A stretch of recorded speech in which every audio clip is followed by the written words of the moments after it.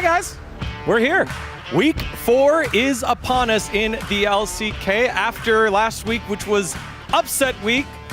I'm sure we'll get a ton of great games here as we get closer to the end of the first round robin. Degon here, alongside Ox and Wadid. I like your brilliant jacket. It is brilliant jacket. It's just green. All right. I think if Wadid wore Not that, even the same color. if Wadid wore that, it'd just be green. But you wearing it, Yeah, it's a bro jacket. it's a bro jacket. I'm just a bro wearing a jacket. As we take a look at the standings here after 3 weeks of play. On top is Gen G, one of the best teams in the world, still undefeated. D+ and Hanwha Life Esports right behind them. And a surprise, DRX making the appearance on the western side after a big upset over T1. Yeah, I think Gen G clearly at the top. They've beaten both D+ and HLE are below them. Still a little bit unsure on D+. A lot of the teams they've faced have been a little bit lower in the standings, so I want to see a bit more. I think HLE have looked in power level a bit higher. But man, do we have a big mess in the middle with 3 teams, 3 and 3. Remember, you need to be in that top 5 if you want to be in the legend group, so one of those teams wouldn't make it at the moment. Yeah, if you are a T1 or KT fan, maybe you panic out, but do not panic. KT It's fan only- panic, really? I mean, it's only round Permanent. 1. I mean, it's only round 1. There's 4 rounds more to go, so I feel like LCK is a long marathon here. So it's pretty interesting to see. Let's take a look at the players of the match standings. That it has been Chovy standing above everyone else. It has been Church time, and Church is in session as Chovy's gotten 4. It was just Easter, so it makes sense. But yeah, Chovy has been insanely good. Zayas has also had some pop-up performances, as has Degon. There we go. He's the MVP of the predictions. Yeah, but he sacrificed bro on that Gen G match though. Yeah, wouldn't have Is it been better. worth? You could have had 8 out of 10. Is it You could've actually been- worth though? Like, I don't think so. You could have been tied highest and double voted for bro. Wouldn't What that a feel fake. better? We just ignored the bro doubters. Look, they're trying to tell me how to believe in bro when they don't even believe in bro, and I even wear the color. Someone said it was blue, not green. Can we get that confirmed? This is green to black. This is not I mean, blue. it's green. This is green to black. Why is it like the second time here it was pink Maybe to purple? maybe it's looking green blue because you voted for Gen G instead. That is true. You know, maybe that's There we that's go. what I'm saying. All right. There we go. Well, one of the things that we got from last week is a way more aggressive bot lane, both from the support role and the AD carry role. Yeah, some teams are trying hyper carries on the bot lane still, but I feel like priors on the bot lane is so important, especially you want to swap first for the first grubs at minute 5. That means that you should have the prior and then swap first to have a tempo. I think that gives a lot of space for your team to have a snowball early game. And I think as well, we're seeing that, you know, with the removal of early lane swaps, those first few levels make such a big difference. And there's a lot of picks that can really dominate them. We're seeing a lot of picks like MF, Ashe, Jhin be prioritized, Varus in particular.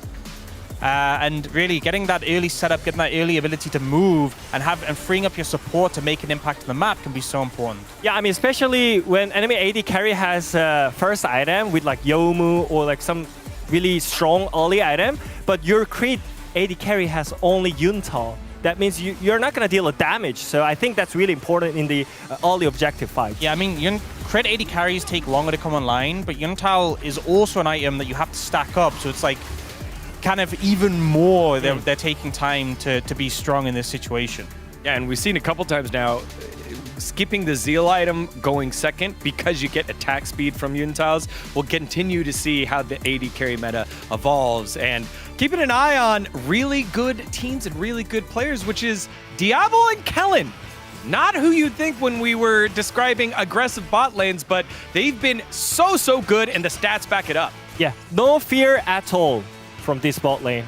And them having most duo kills in the league is actually insane stats. It shows that BNK is also like just working with them really well. Especially we could see it from T1 match. Yeah, I mean, with the removal of lane swaps, I think there's a lot of bot lanes people looking at to really benefit from this. I don't think people had Diablo and Kellen at the top of the list, but they've been there. They've really been challenging. And they're a duo who play with nameplates off. They really don't care who they're going up against. They will constantly look to challenge. If they see a window to find kills or a window to challenge, they will take it. And as a result, it's a big reason why we've had this massive resurgence from DRX. And you know, the teams they've faced have also not really been easy targets. There's a lot of good teams they've found massive opportunities against. Look at the Jukes. I think he's one of the players that have a huge potential in the bot lane, and I think Kalin is helping him out really well. I mean, I think there is many Kalin haters, including me. I'm not gonna lie, but I feel like Kalin nowadays proving himself on the bot lane, and I really like to see him like engaging on the target. I could see him more confident in his play. Yeah, I think he's had some rough times on D+ in the past where he was kind of struggling to make things work, but it feels like, you know, with Dabble aside, they've been really strong. And when you look at the matches they've taken, obviously the win against T1 was huge, but also taking a game of D+ and Gen G in particular, this is kind of what I mean by them playing with nameplates off. You know, going up against Gen G, they still look to challenge, still look to take the fight to them. And I think really the biggest surprise of the season so far has been their glow up. Yeah, a little bit unfortunate with the loss against KT, but those wins kind of show the breadcrumbs of a team that no one really expected, but on the back of their bot lane, they have done great. Speaking of bot lanes, it's time for me, the bot laner, and my fact of the week! I'm joined by a couple of bot laners. Oh, they got a budget back for this. Yeah, we saved it for last week. It's like TFT, right? You save alternate weeks now, or how is it going? You know, you don't have to answer the question. Time for the fact of the week. Let's see. Nice and simple, boys. Who leads in KDA after God. week 3? Very easy. Yeah, this one's not, Really easy. I actually think I know this, so I'll let Wadid answer first. People have been posting stats online. I don't know if you saw them, the little circle stat things. Yeah. So I have a pretty good idea for this one. Oh, Wadid. Oh, no. It's, I think, Chovy or Viper. You got to commit to one. I think it's Chovy or Viper, but I'll say Chovy. It's aiming. No! Go ahead and reveal it. Boom. You know what's great? Like all of D+, like I think it's like aiming, Lucid, and Showmaker are all in like the top 5. Like all the D+ are crazy KDAs. I think because their schedule has been a lot of the weaker teams. Do a quick zoom on Wadid. That is the face of a non-knower here. Someone who doesn't know, doesn't pay attention to these facts where he should be paying a lot more attention. I'm sure all of you at home were knowers. This guy here, not a knower. And also, he should know that generally when we have an opportunity to lead into the UdiBank Gold King, I love to put it together with our fact of the week. And that's right, the return of the king, the Gold King is back. It is aiming, getting it after a huge performance in week number 3. 2 quadra kills gives a lot of gold. Unfortunately, he wasn't the Penta King this week. Could have been, but his teammates had something to say about that. But yeah, I mean, had some pretty monstrous performances, and also, as you can see in these clips, got a lot of kills. I mean, I think it means more than it really are. I mean, aiming is getting Gold King every single time. I think it's becoming a meme for him as well. Like, it's really impressive, you know? It's pretty hard to get most gold in the league every single time. Huh? I mean, it's crazy, like last year, like how far ahead he was of the competition. Been a bit of a slow start this time, but he's starting to rack them up again. Congratulations to Aiming, winning the silver coin from UdiBank, and you all at home have the opportunity to win a Polaroid from this week's UdiBank Gold King. This one was from Chovy because he generally farms a lot, but you can go and do that by signing up at the UdiBank app. Go get that done right now as we take a look at the patch notes for this week. It is patch 25.08. Still getting used to that naming. Lots of changes here to the mid lane mages Wadid. Yeah, I mean, it's not mid lane specifically, because Annie, I feel like it's considered as top lane now, especially with the tanky build on the top lane. I think it's great counter into Gnar, so it's bringing in really great idea on the top lane as well. And also, there are some nerfs on Ahri, but I still think Ahri is a valuable pick. And we could see Syndra and a lot of mages on the mid lane. Yeah, I think the Ahri one, they're trying to, because she's going that rower build, trying to move her away from that. She's still going to be pretty strong as a result. I think the Zoe one is big. You know, you see Chovy talking about the improved wave clear. Wave clear can be such an important barrier for mid lane mages, and the fact they have the full damage on the AoE in the wave means you can really start to burst through waves a lot quicker. And I think that it gives you opportunity. If we're going to see Zoe, this is the sort of change that will push her into the meta. I mean, right now there's only 3 AP champions that is valuable on the mid lane, Victor, Azir, Talia. I think after that, I think maybe you can pick some Aurora games, but after game 2 in the Phillies draft especially, a lot of mages are dropping off. But after this patch, I could see Hui in some games and also Zoe from BDD. I really like to see that. Shout out to Zinni getting the challengers Annie expert. Yeah. Love that. I think one of the big things here is the Renekton change. They've buffed his ult damage so much. Right now with this change at level 16, it does 240 damage per second. Just the base damage. It also scales with bonus AD. So Renekton, we always think of this early game champion. He's got good matchups into like Ambassador. We've seen him have some play. But with this change, especially like his late game, he's actually going to melt anyone who dares to stay in range of him. So I'm interested to see if this does push his priority up. We've already seen him have some play. Yeah. And adding a bit of late game power to Renekton is crazy. I really like to see Shen and Singed buff as well. And you cannot say it's a top champion when there is Lee Hans on the bot lane. He's gonna play Singed and Shen on bot lane. And I really like to see that comment from Ganki. Especially, he counters Gwen, but practicing Singed? That's no. You create a bad habit, you know? Yeah, I can see that. I appreciate you guys breaking down the top lane changes because it'll lead into my predictions in just a little bit as we see some of the nerfs. So bringing in some new champs and saying goodbye to some of the old champs. No more fringe Yoriks here, Ox. Yeah, a little love tap to Gwen and Yone.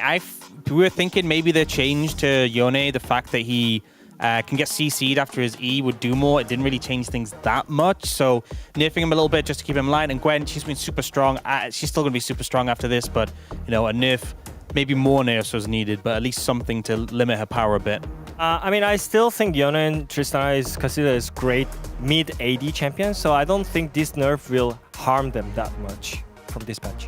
All right, a lot more changes still left here. A couple more to the bottom side of the map as we see Zeri getting a little bit of a buff there. Blitzcrank for, I guess, Kellen in Lehens, and Duro had himself a good Blitzcrank game, and then some nerfs here to some of our enchanters. Yeah, anyone who's like, is there a time when Yumi's going to show up? Not soon, not anytime soon. Just in case you're worried, in case you've been seeing Yumi and Lulu in solo queue, Lulu's been nerfed like 3 times in a row. They really want this champion to be dead, so I do think that hurts things like Jinx that we've seen, or Zeri that we've seen paired with her. Lulu's just been hit again and again and again, but Yumi, we did have those Zeri Yumi games. Don't want to see them again. There we go. Finally, it's time to play some solo queue on the bot lane.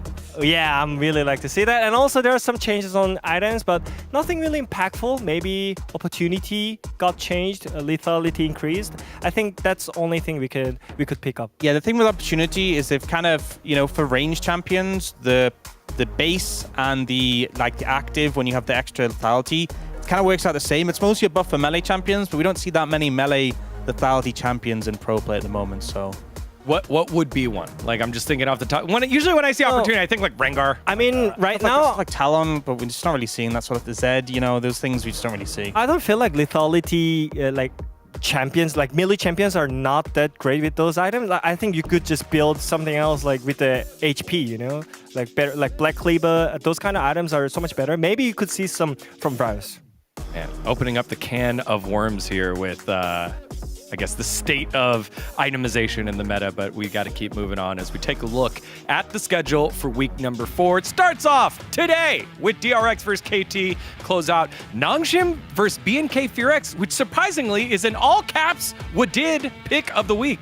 Isn't it banger matchup today? It's lower caps. No, what happened? It was all caps in rehearsal. I got you baited. Yeah, I guess. But anyways, I really like to see those matchups. I think Nongshim and BNK, they're fighting for the last spot of Legend. And I think that's going to be really interesting because BNK right now, it looks really, really strong. I think the week for D+ is really interesting. I said before how the only really strong team they faced is Gen G. T1 are slumping a bit at the moment, but HLE is a big challenge. And I think for D+, this is really a week for them to establish whether they are able to hang out with the big dogs like HLE and Gen G, or whether they're going to be more middle of the pack in that sort of top side of Legend.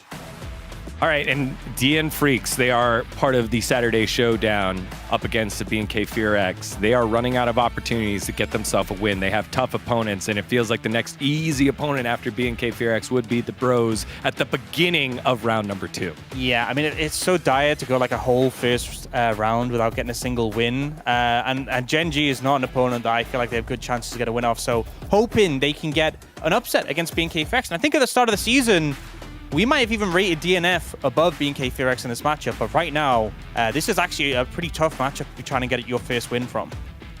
Yeah, I mean, especially when they're... Oh, there we go. What? Where's your predictions?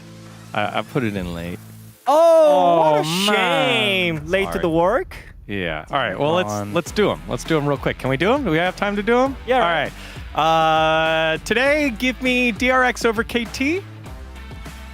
We'll go Nongshim over BNK Fear X. We'll go Gen G over the DN Freaks. Bros, not this, not in get like these sports. Give me Take off the jacket. Nongshim over KT. I'll go T1 over D+. Whoa. Yeah, I know. I'll go BNK Fear X over DN Freaks. Okay. I'll go Gen G. And the surprise pick here, because Renekton got buffed, and what do the Bros like to do? They like to brew. A bro and brew in a late game croc with a buff where he's a walking equalizer? That's at least one game they can win against T1. And I don't know, they'll figure out the second one. I respect it. You know, Digon, you're at least half a Bro fan, you know? One of your 2 predictions a week gets it. And that's why my jacket starts green and it's black, or starts black. And So then are you like green. half Bro, half D+, or is it BNK Fear X? Half bro, half. I guess it's definitely D+. This is definitely D+. Sorry, BNK Fear X. Cheers, everyone. This is week 4. Let's get into it. DRX versus KT.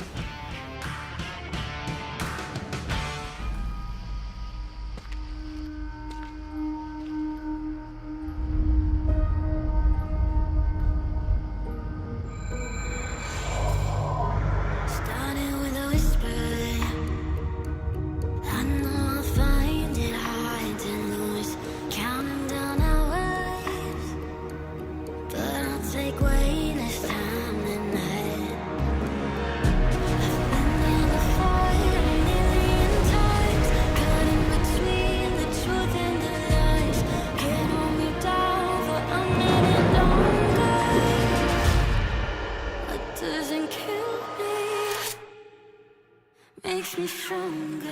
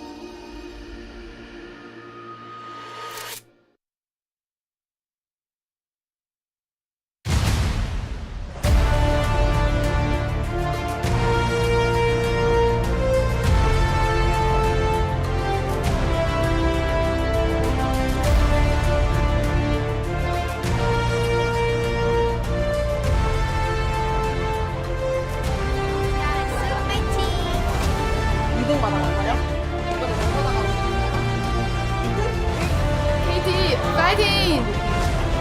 KT 화이팅! Spain and DRX. Welcome, ladies and gentlemen, to LCK 2025. I'm Atlas, joined by Wolf here as we bring you day one of week 4. And I'm here to tell you first off that Degon's jacket was blue into black. These cameras' colorway might be really wacky though, because I've disagreed with everything he's claimed. Well, they've got a lot of white balance going on. There's a lot of really bright lighting. I thought it was green. Really? Yeah, it looked green to me. Ooh.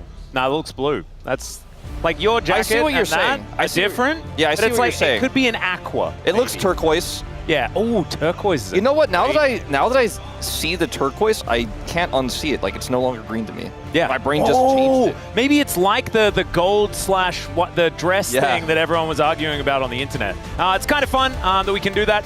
This is also fun. In honor of World Immunization Week, the LCK and UNICEF Korea have come together for the LCK Saves Lives package, now available for donation. So you can visit UNICEF Korea website for more details. And that's absolutely fantastic. A couple of the teams, it was like we've got Zeker and Pyoshik coming back together for one of them. It's some cool stuff. Anyway, the 2025 season's first matchup with a new roster. Yeah, DRX versus KT.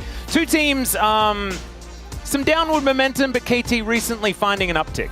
Yeah, I mean, after, DRX did go through them to win the World Championship in 2022, it has been downhill since then, as KT had a very dominant year in 2023, if you guys remember, first in regular season. Yeah. But then, moving into 2024 and 2025, into 2024 and LCK Cup, they look like the stronger team. Right now, yes, UCal 5-17 BDD, but KT Rolster have really slumped pretty hard in their last few matches, narrowly defeating the DN Freaks in that first game at the end of the week last week, and it definitely does not feel like the momentum is on KT's side right now.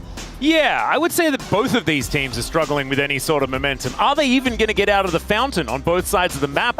Is there enough inertia to get them off the ground at all? We'll just have to find out as we welcome both DRX and KT into LoL Park for our first match of the day.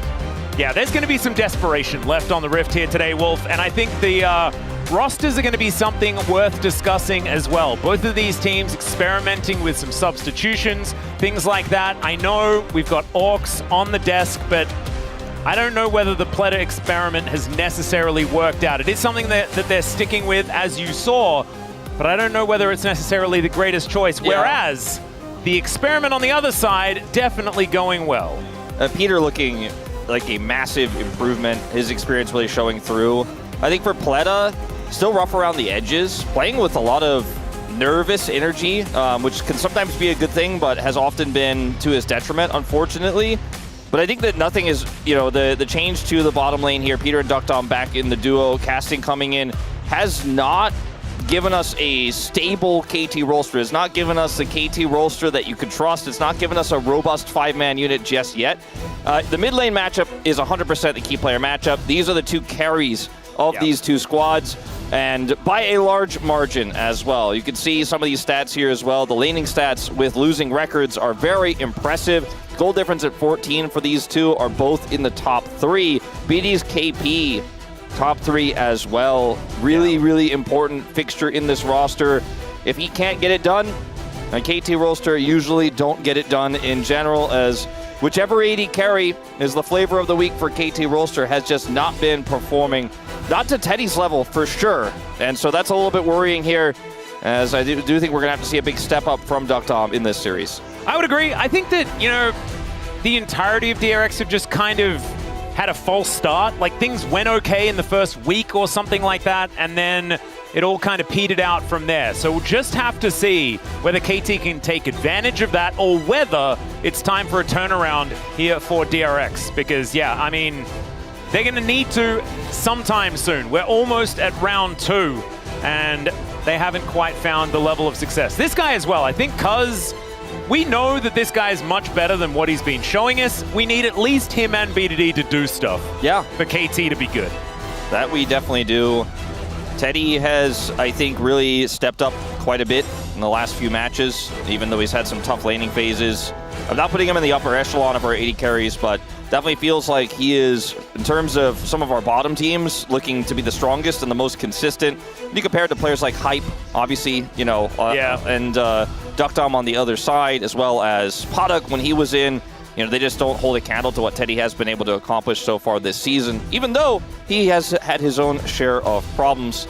So I think coming into this series, momentum is going to be so important. It is going to be such a huge factor, especially on the KT roster side. If you end up taking a tough, heartbreaking loss in game one, you've got all these players who don't have as much stage experience with each other. It is hard to dig out of that hole. Yeah, I do love that they rested the camera on Score for a little while. I love this matchup between DRX and KT purely because it was Yukal that got Score his first domestic title in 2018, and now he's off on the other side. This is Cho Sumin. She is from K-Drama, Penthouse. Haven't actually seen it myself, and she is going to be leading the fan chant for DRX. It's a very famous drama, which I haven't also seen, sadly. Oh, thank goodness. I was going to feel like at least we could share the burden of responsibility of not actually watching the show. Yeah, definitely an iconic show that I know very little about, but I know that it's very, very famous. I know that it's famous, however, I know nothing about it. Famous in its mystery. I only budget myself so much TV watching time, and I have not spent that much time watching that one. I just finished Severance, you know, season 2. Like when that one debuted, the finale was very good. I've been struggling to get my wife to watch that with me, so I haven't been able to finish season 1 yet. It's not great. All right, I've been watching Slow Horses though. That is amazing. I've heard good things. Yeah, really, really good. Just finished the first season. Anyway, let's dive into the draft here for game number 1. Yone already taken away.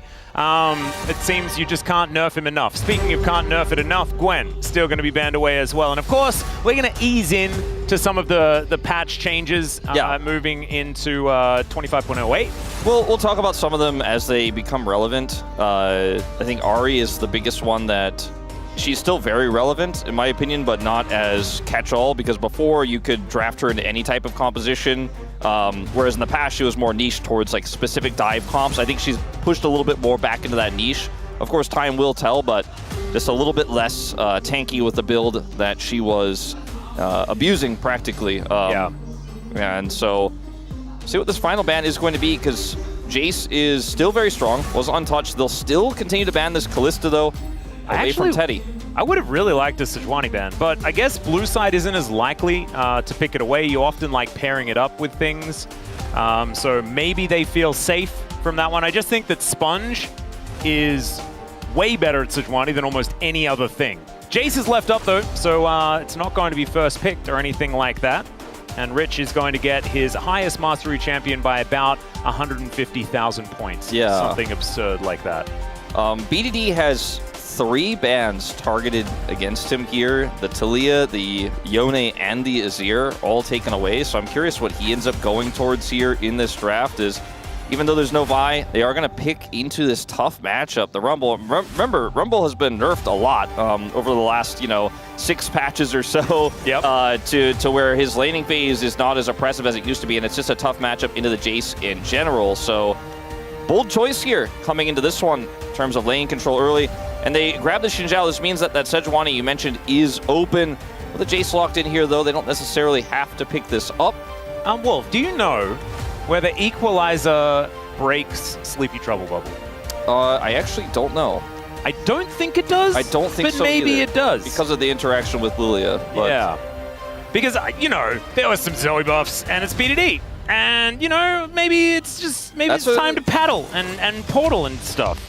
So this is kind of pseudo what I was talking about, where you have a dive composition with the Ahri. When you have the Nefiri to come through with it, it's not as strong as the Vi, but it does have a lot of synergy. Now that's a counter pick and a half. That is a blast from the past right there. And Equalizer doesn't break Frozen Tomb, by the way. Okay. I know that, as we're experimenting with a few different choices. Rise Xin Zhao is a tale as old as time. Not a lot of range, but definitely a lot of consistent damage, especially in the mid-game. And a lot of wave clear as well. So gonna feel pretty good about this one. I feel like the Lissandra wasn't gonna offer you as much value in team fights and in side lanes, even though she's very safe inside. I do like this Rise a lot more in this draft. So Kai'Sa gonna get taken away. I think maybe that'll be a trade of bans with the Ezreal. For Duckdom, I think it makes a lot of sense here to try to take that one away. Super safe into the Ahri, into the Nefiri as well. Oh no, this is looking so much like a Misfortune draft and it bothers me. Yeah. Not a huge fan, as Peter's Alistair getting the respect it deserves. Is it Alistair Nico bans in the second round every time against KT now? It might be, but I wonder now if you just ban the Misfortune here as KT Rolster and say, well, you can't have that. They obviously have pick priority, so they could pick it themselves. Ezreal will be banned by KT, so banning both the Kai'Sa and the Ezreal. Big pivot once that Alistair was taken away. That's actually Doctom's only champion that he's played more than once. Kind of crazy that they're going to self-deny it. Yeah, I'm a little bit surprised, especially considering how well it does into DRX's draft. Yeah, I wouldn't mind it. I mean, you do have, you know, the targetability from Sponge on this Nefiri, things like that, of course. Forest. Poke doesn't work very well into Nefiri either. No. So maybe that's a kind of line of thinking that Score's going for there as the Varus, like you say, is going to be banned. Can grab Misfortune here, but they can deny you the Rel pick if you do opt for that.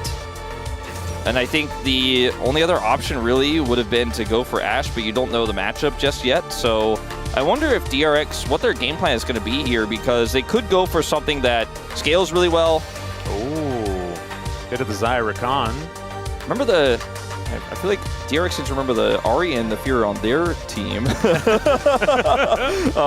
We'll go ahead and lock this one in, as it is relatively safe, but one of Pletter's better champions as well. We know that his Rel win rate's really, really high, but Pletter in the past was a fantastic Rakan player. This makes Rakan's life kind of terrible if Peter does decide to lock this in. A lot of the champions not feel so great here on DRX's side. I think ultimately Rel would have made this composition a little bit easier to pilot, but I think given the lock-in of the Rakan, it's just such an easy choice here to put Peter on this. And so many of our support players have upped their game in terms of Poppy this year. I feel like in the past there were only a few players we'd trust to play the Poppy. You know, Barrow pulls it out occasionally, you know, Carrier can play it. Now everyone has just kind of mastered it. And it's no longer this rare pick. It's just extremely common, super consistent. And Peter is on the list of players, which is basically everyone in the LCK who can utilize this to shut down a Rakan incredibly well. The draft here for DRX needs to control the map early to late. Like if they lose control, if they are stopped, if there's brakes pumped at any point, I feel like it is just not going to work. Doesn't have a lot of range, doesn't have necessarily a lot of scaling here either. The Xayah can scale well, but with her low range, it's a very risky scaling option. Yeah. With the Jace, it does give me a little bit of pause, right? Like there's some opportunities to play around neutral with empowered shock blasts and things like that. And so if DRX can play this out well, and if the Nefiri and Ahri get off the ground running, we'll get, a bit of a look into the changes of Ahri as well, see whether the build has gone back the way of the Malignants, things like this, less of the Rod of Ages, or whether it's just going to be the same thing. I think that there is sort of like a smorgasbord of different stuff that DRX can do with this draft, whereas KT are definitely, we want to brawl, we want to scrap, and we want to set up for these huge bullet times. We'll see whether they can get there as we jump onto the Rift for game number 1. 소환사의 협곡에 오신 것을 환영합니다.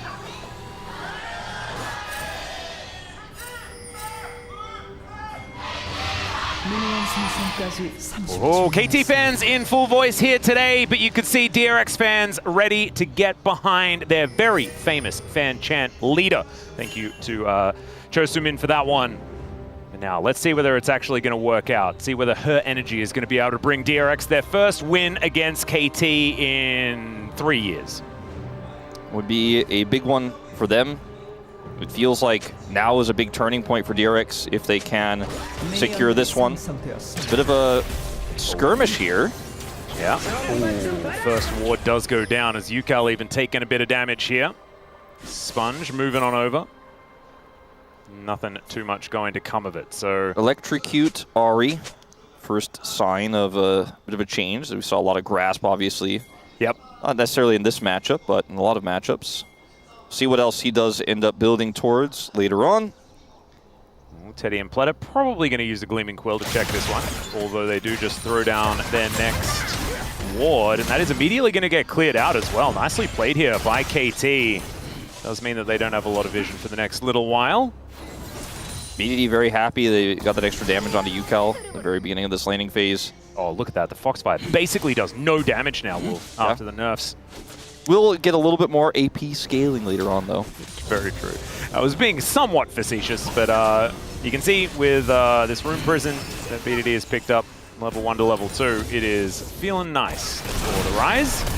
This is how this matchup goes, which was why I wasn't 100% sold on the Rumble lock-in here. Last week we did see one game where Rumble just kind of popped off, even in this matchup.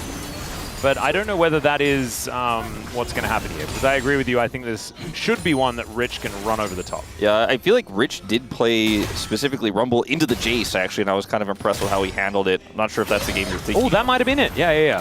There were a lot of games last week, and a lot of 3-gamers. Indeed. But see this lane here, whenever you get a root, you feel pretty great, because everything else is not as fun to play out into the Poppy. Jin Zhao is the tier list champion, I feel like, of the year, or at least of this season. He is, you can put him in any draft. He's super stable. His ability to control objectives and absorb pressure, tank damage is just kind of, it's unnerving sometimes, where you look at a draft like KT's, and part of the reason why I give them an edge on objective fights later on is because Nefiri, she's not snowballing the game, isn't going to have anywhere near the same sort of utility as that Xin Zhao is later on. I would agree. I also think that the 1-2 punch of the Rise in Zhao is just really strong. Ari and Nefiri can certainly get that done as well, but I do think that KT, as far as having an archetype that's pretty clearly stated here with the draft, that's certainly going to help give them some direction moving further forward in the game. And that is something that both of these teams have been struggling to find here in the LCK thus far. Trying to work out exactly when their compositions are supposed to fight and things like that. I feel like KT's plan is just fight as often as they can all the time, especially if you've got Peter leading the charge. And it has been working out in some of the matches, and honestly, KT have looked a whole lot better over their last few games in comparison to the start of the season. I think this is the KT roster of players that you want. I don't know whether it's going to be enough to get them even a win today, but I think so far, it's these players that have looked the best. 100%. And I'd say of the 3 in rotation, Peter is the one that's non-negotiable. Oh yes. It has to be him who stays. And I think a few rough games here or there for Duckdom, maybe you swap it up moving into round 2. But I do think that when you consider Duckdom's experience, he's the one I would choose based on what we've seen so far from Product. Peter roaming. Yeah, Rich going to get interrupted there, so not going to be able to make it down towards the bottom lane in order to get that crash too comfortably, unless he does blow a teleport or something like that. But looks like, in fact, it's not even going to be a thing. Nope. Wave is just going to be slow pushing in, and Casting going to have a pretty happy time as he does get in position to teleport. So he's going to be able to go for a buy. Does grab that burn urn, as you like to call it. Yeah, down toward the bottom side of the map. Shouldn't lose too much farm here, if any at all. Yeah, Rich isn't quite able to crash this wave, so this ends up being a trade of teleports. The wave not in a great spot for Duckdom. Peter took a lot of damage on that last exchange, so was late to return to the lane, so very awkward here for the Misfortune. In fact, up in that top lane by himself. You can see a little pressure being put on by Pled on the minimap. As over here, yeah, this matchup is still not, feeling great for the Rumble.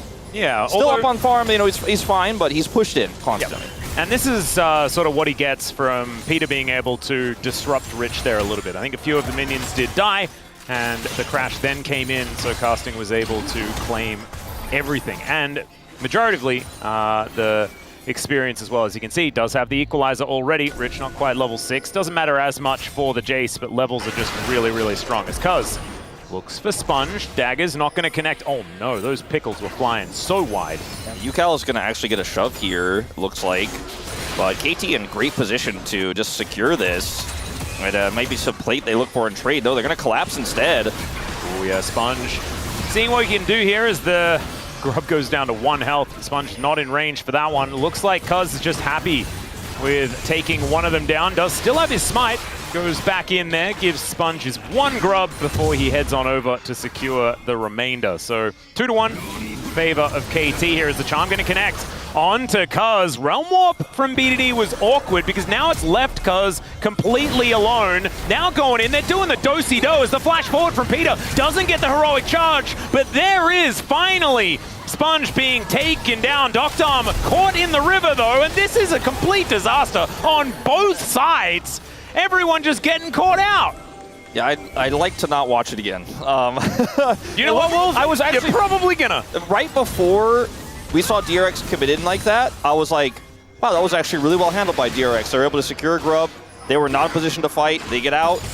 They see Cuz and they're like, oh, maybe this is an angle. Maybe this is an opportunity. Get his flash, but then we go deep. I want to watch Duckdom in this fight. By the way, 3 flashes down, critical flashes down for KT after this exchange. So that's a big problem here. So that's not a trade up. Let's see how Duckdom ended up getting caught. As we go all the way back to the beginning of this, the Realm Warp attempt here, the Charm pulls Cuz out of it. And they want to force this. They get the flash, and from here you could just stop. You could be like, no. Duckdom wants to come in and push in with his teammates as well. And this is just not the right call. Like, not even at all. Unfortunately, there's several members blocking you from joining that fight. Don't even have level 6, I don't believe it had at that moment in time, so just a pretty peculiar decision there, but does help salvage the play for DRX as we end up with a kill for the Rise, a kill for the Xayah. Yeah, Teddy getting that kill is a huge deal as Pleta on a flank angle here as Doctom with no flash, just going to get Feather Stormed. Pullback comes on through and Doctom is just deleted once again. Oh, that is not what he wants to have happen.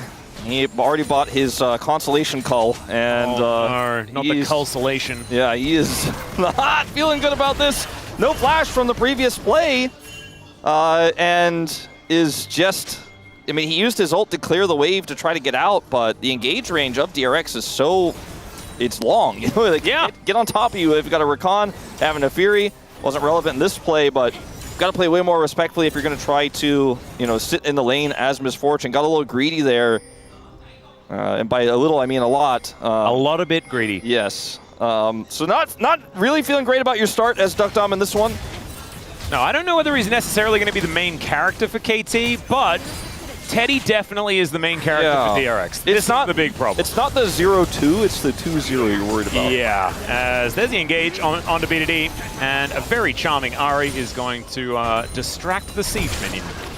That is going to mean the Rise is absolutely fine. 87 to 87 as far as the CS is concerned.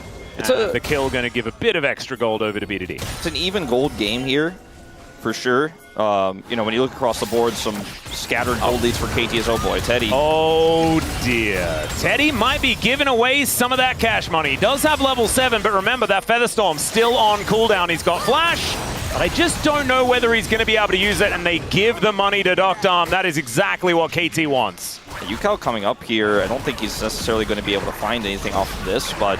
Oh god, look at that. The gold lead is just gone. It was 700 gold. It's massive, bit of swing. Yeah, just in the bottom lane is what I'm talking about. Yeah, and now DRX down here trying to stick onto this dragon, but actually denied by Cuz, who was bottom side that whole passage of play. So this game it's action-packed, let's say. A lot of action, not necessarily leading to significant game-losing advantages, but see if Sponge can find an angle here. Yeah, Pleta wanting to try and get in there as well as Yukal's come round from the side. Blast Cone's over as Pleta finds the quickness and they just blow up the Xin Zhao immediately. That will be the Drake secured here by Sponge as well. And man, the pendulum just continues going back and forth, doesn't it? It certainly does. Pretty volatile how this game has turned out here in its early game. And I think KT are cutting a lot of corners, to be honest. Like, their comp has so many elements of its strength later on, and if it has the proper setup for this MF, it can do so much. But when you set up like this, by the way, not really at all. Yukao gets the teleport flank angle. It's really clean here. Pleta's engaged. Yukao follows up, and KT just were not ready for that. They did not have the Drake secured. They did not have Prio really locked down. They were on it, sure, but did not do their due diligence, and as a result, ends up being a really nice play there from Yukao. Yeah, Cuz just kind of throwing his life away as well. Audacious charge on top of a quicknessing Rakan was not really the way. As KT back at it again in the grub pit here, seeing whether they can lock this one down. First one goes over to Cuz. That's going to get at least 3 for KT. Pleta goes in, and PDD now in trouble. The charm's fantastic because trying to get rid of them. That Blade Caller was brilliant from Teddy, though, as now Peter looking to try and protect Doctom. PDD in the back of the pit, and they just get murdered. The Doggo going to lock that one down, as that is not a great charm, and casting out of there with the Blast Cone. KT still on the ropes, though, is now casting able to flash his way out. Flash from Doctom there as well. Yukal goes in, and there's the charm. It looks like Peter is going to be the sacrifice as Rich is able to flash his way out. There are a lot of flashes now on cooldown, but DRX finding a great team fight. A huge win for them again, back-to-back here, and Yukal doesn't pick up any of the kills, but actually now evens out the gold and picks up a lot of Dark Seal stacks here. As the beginning of this fight is once again, Doctom is on an angle here, wants to get a nice bullet time, but the fight has actually kind of taken this awkward angle where he can do nothing. Like, he literally isn't involved in the fight. Rich gets on top of him here. BDD just at the back of this pit, trying to do what damage he can. The equalizer comes in so late from casting that it's irrelevant here, and when the bullet time is finally channeled, it just doesn't matter. Casting's forced to flash. Rich and Yukal playing in this fight out fantastically. Yukal gets that rogue charm there at the end. Yes, Rich does ultimately have to flash for his life there. It's too risky to try to walk it off, but it's a swing of gold here, and then the pendulum, I feel like, has finally firmly swung for DRX. It really has. It is over 1,000 gold now in the lead for DRX.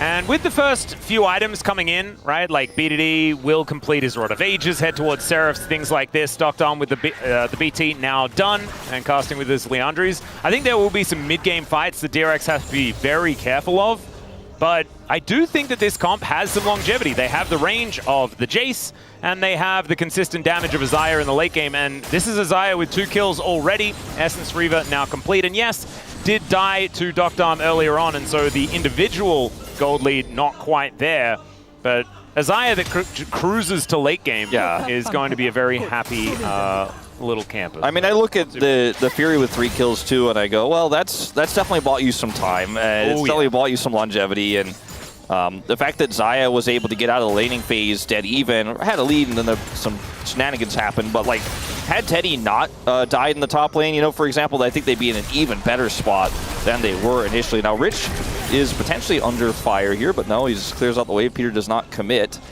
Yeah, Peter is being very patient, though, as we can see.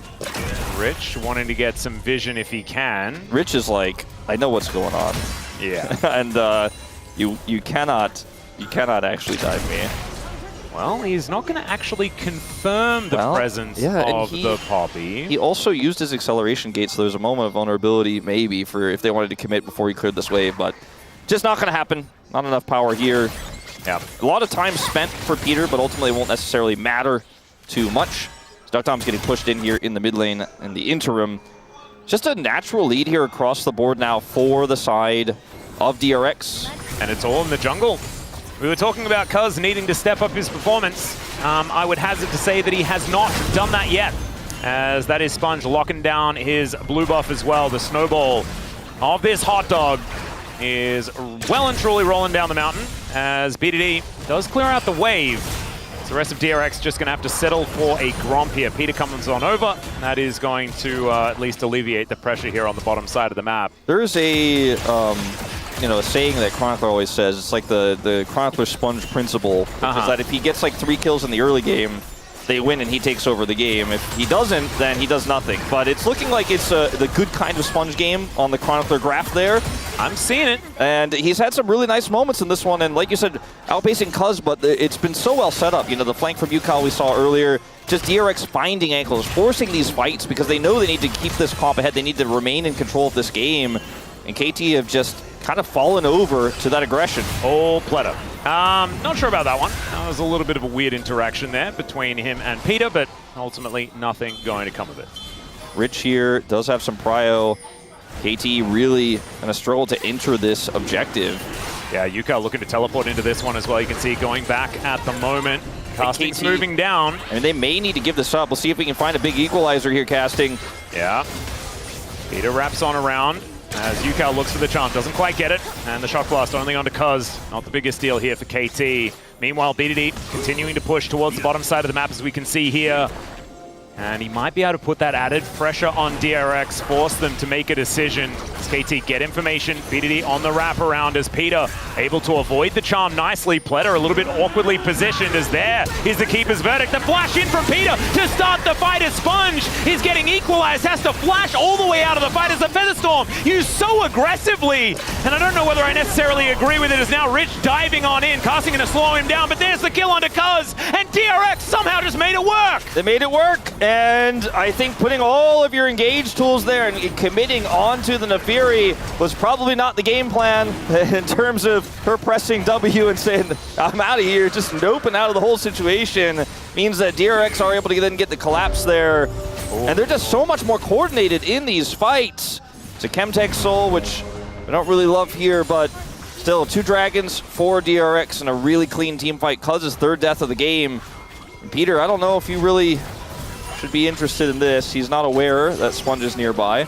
Yeah, it looks like BDD just going to back away and wanted to keep his mid laners safe. So now we're going to have a look at this once again. And I thought when you got rid of the Rakan and allowed yourself to play in a man advantage, and so many buttons missed, then it was going to be a good thing. Then the Featherstorm does nothing. Well, KT are operating around the backside of the wall here after they end up going in on a single target that just presses W, you know? Like, they ended up getting the Rakan out, but he can rejoin pretty quickly.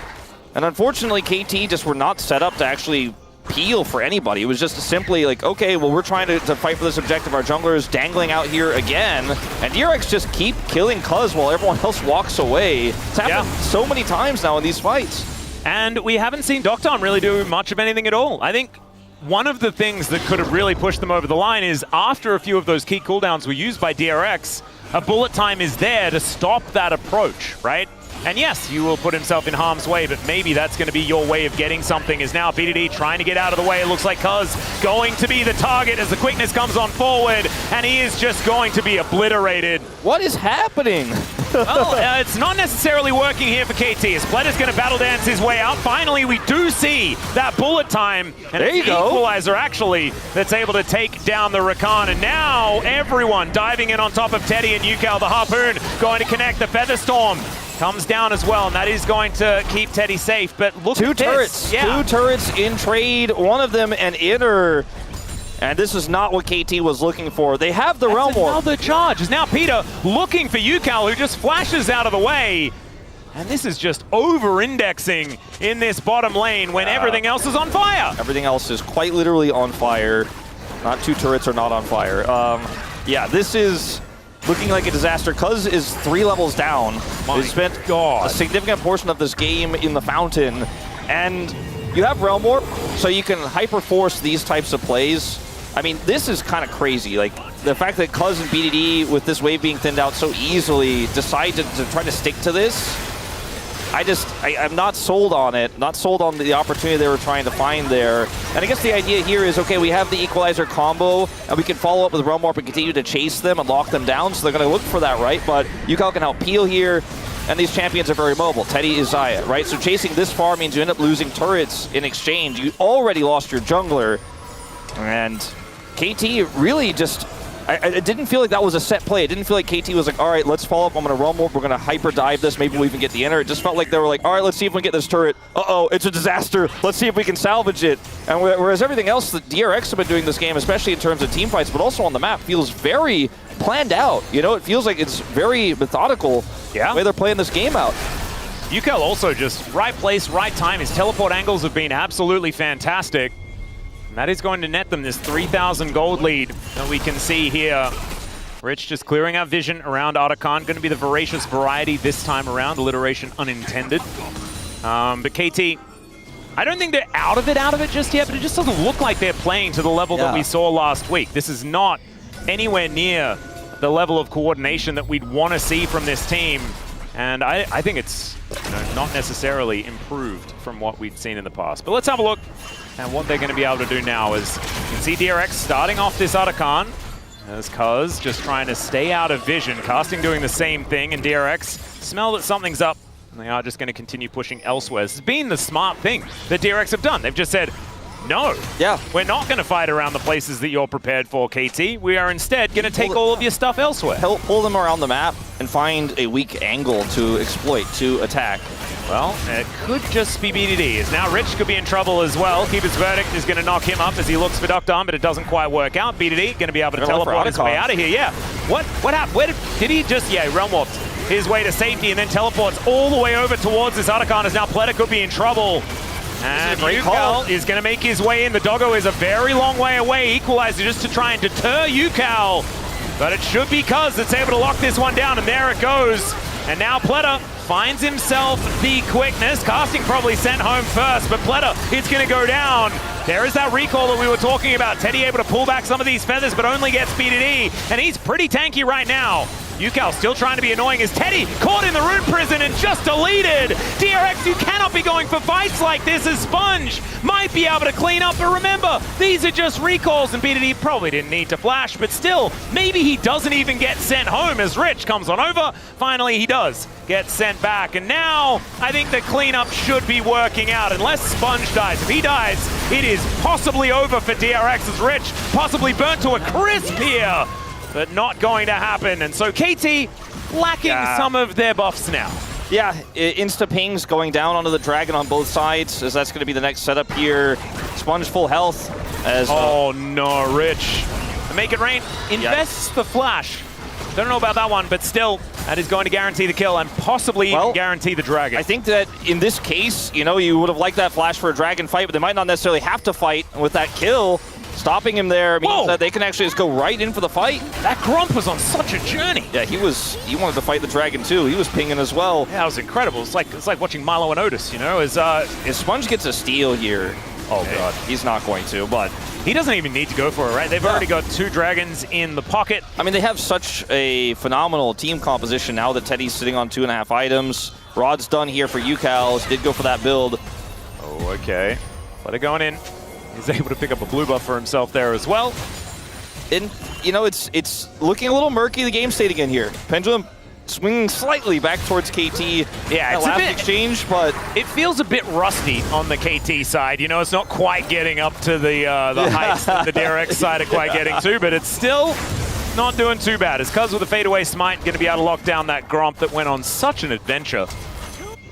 And DRX just looking to try and put this game back together for themselves. I think that they need to realize that they still need to play well if they're going to finish this one off. I would love to have a stat on flash uptime for KT this game, because I feel like they have all had their flashes down, with the exception of casting, weirdly enough, for a majority of this game. And that means that dive, you know, like Ari and Nefiri can do a lot for you. If the enemy champions can't flash away, that's one of your best things, that's one of your best defensive options against that type of engage, even I mean, if you know about it, but if you don't know about it, it's like your only vestige of hope. But AD carry not having it, mid laner not having it, jungler not having it, more deaths on Cuz. It can be very difficult to escape from a good flank angle from Yucal. Will be seen here. Yeah. Well, Sponge moving on in. And we're starting to see some of the difficulties here for KT, right? The untargetability of the Nefiri means that the bullet time and the equalizer are more difficult to utilize, and you put that on top of the fact that Teddy has his Featherstorm.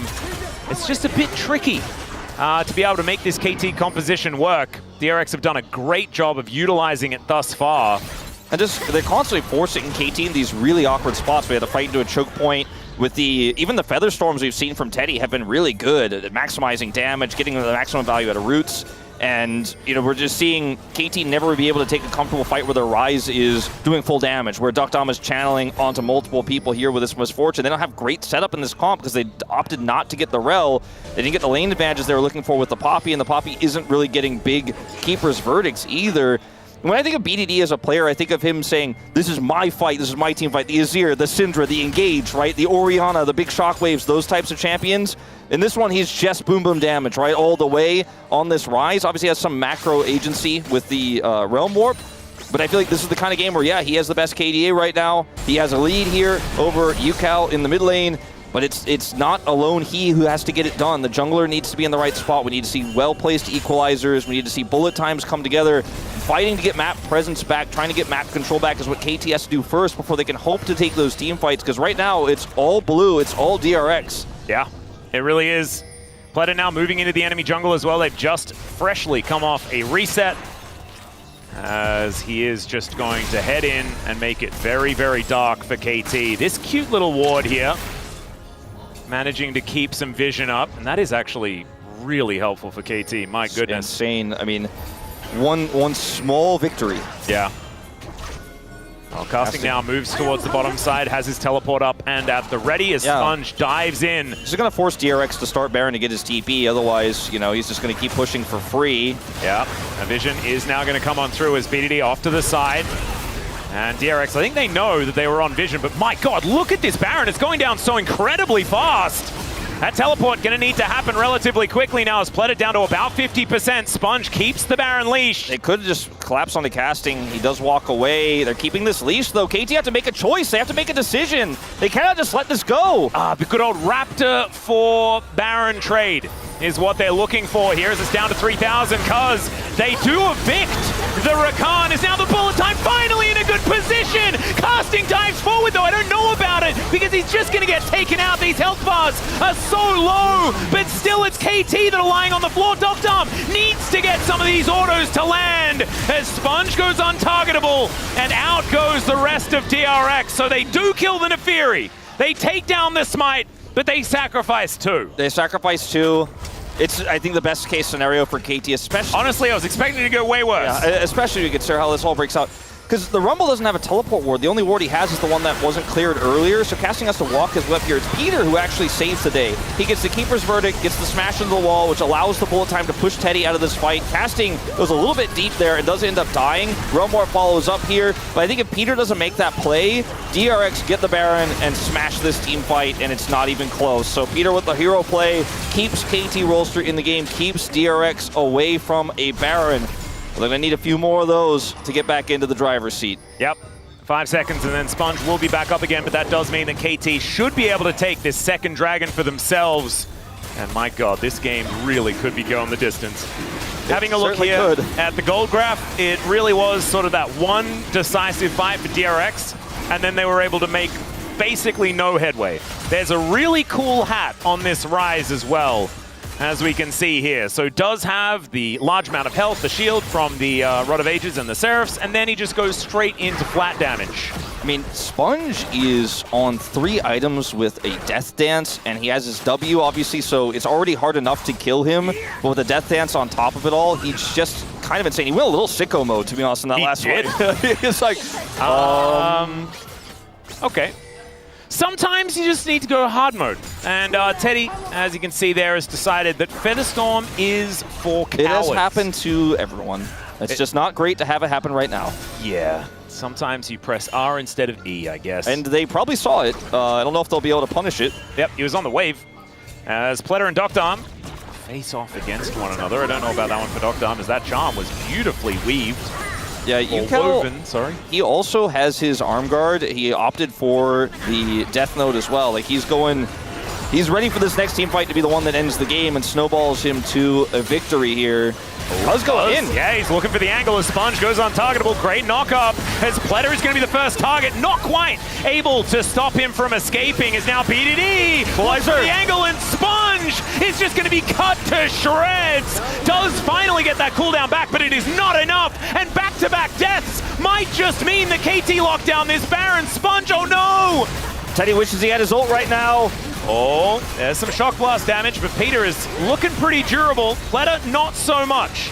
As Casting with some harpoons doing some work here. As Peter just gets rid of the Ahri. Now it's 5 versus 3 around this Baron pit, and KT will be able to lock it down. Cuz with the smite picks that one up, and now Casting is just going to die as they all take the Realm Warp out of there. Rich tries to go in and interrupt that one and stop them from getting out, but he's unsuccessful.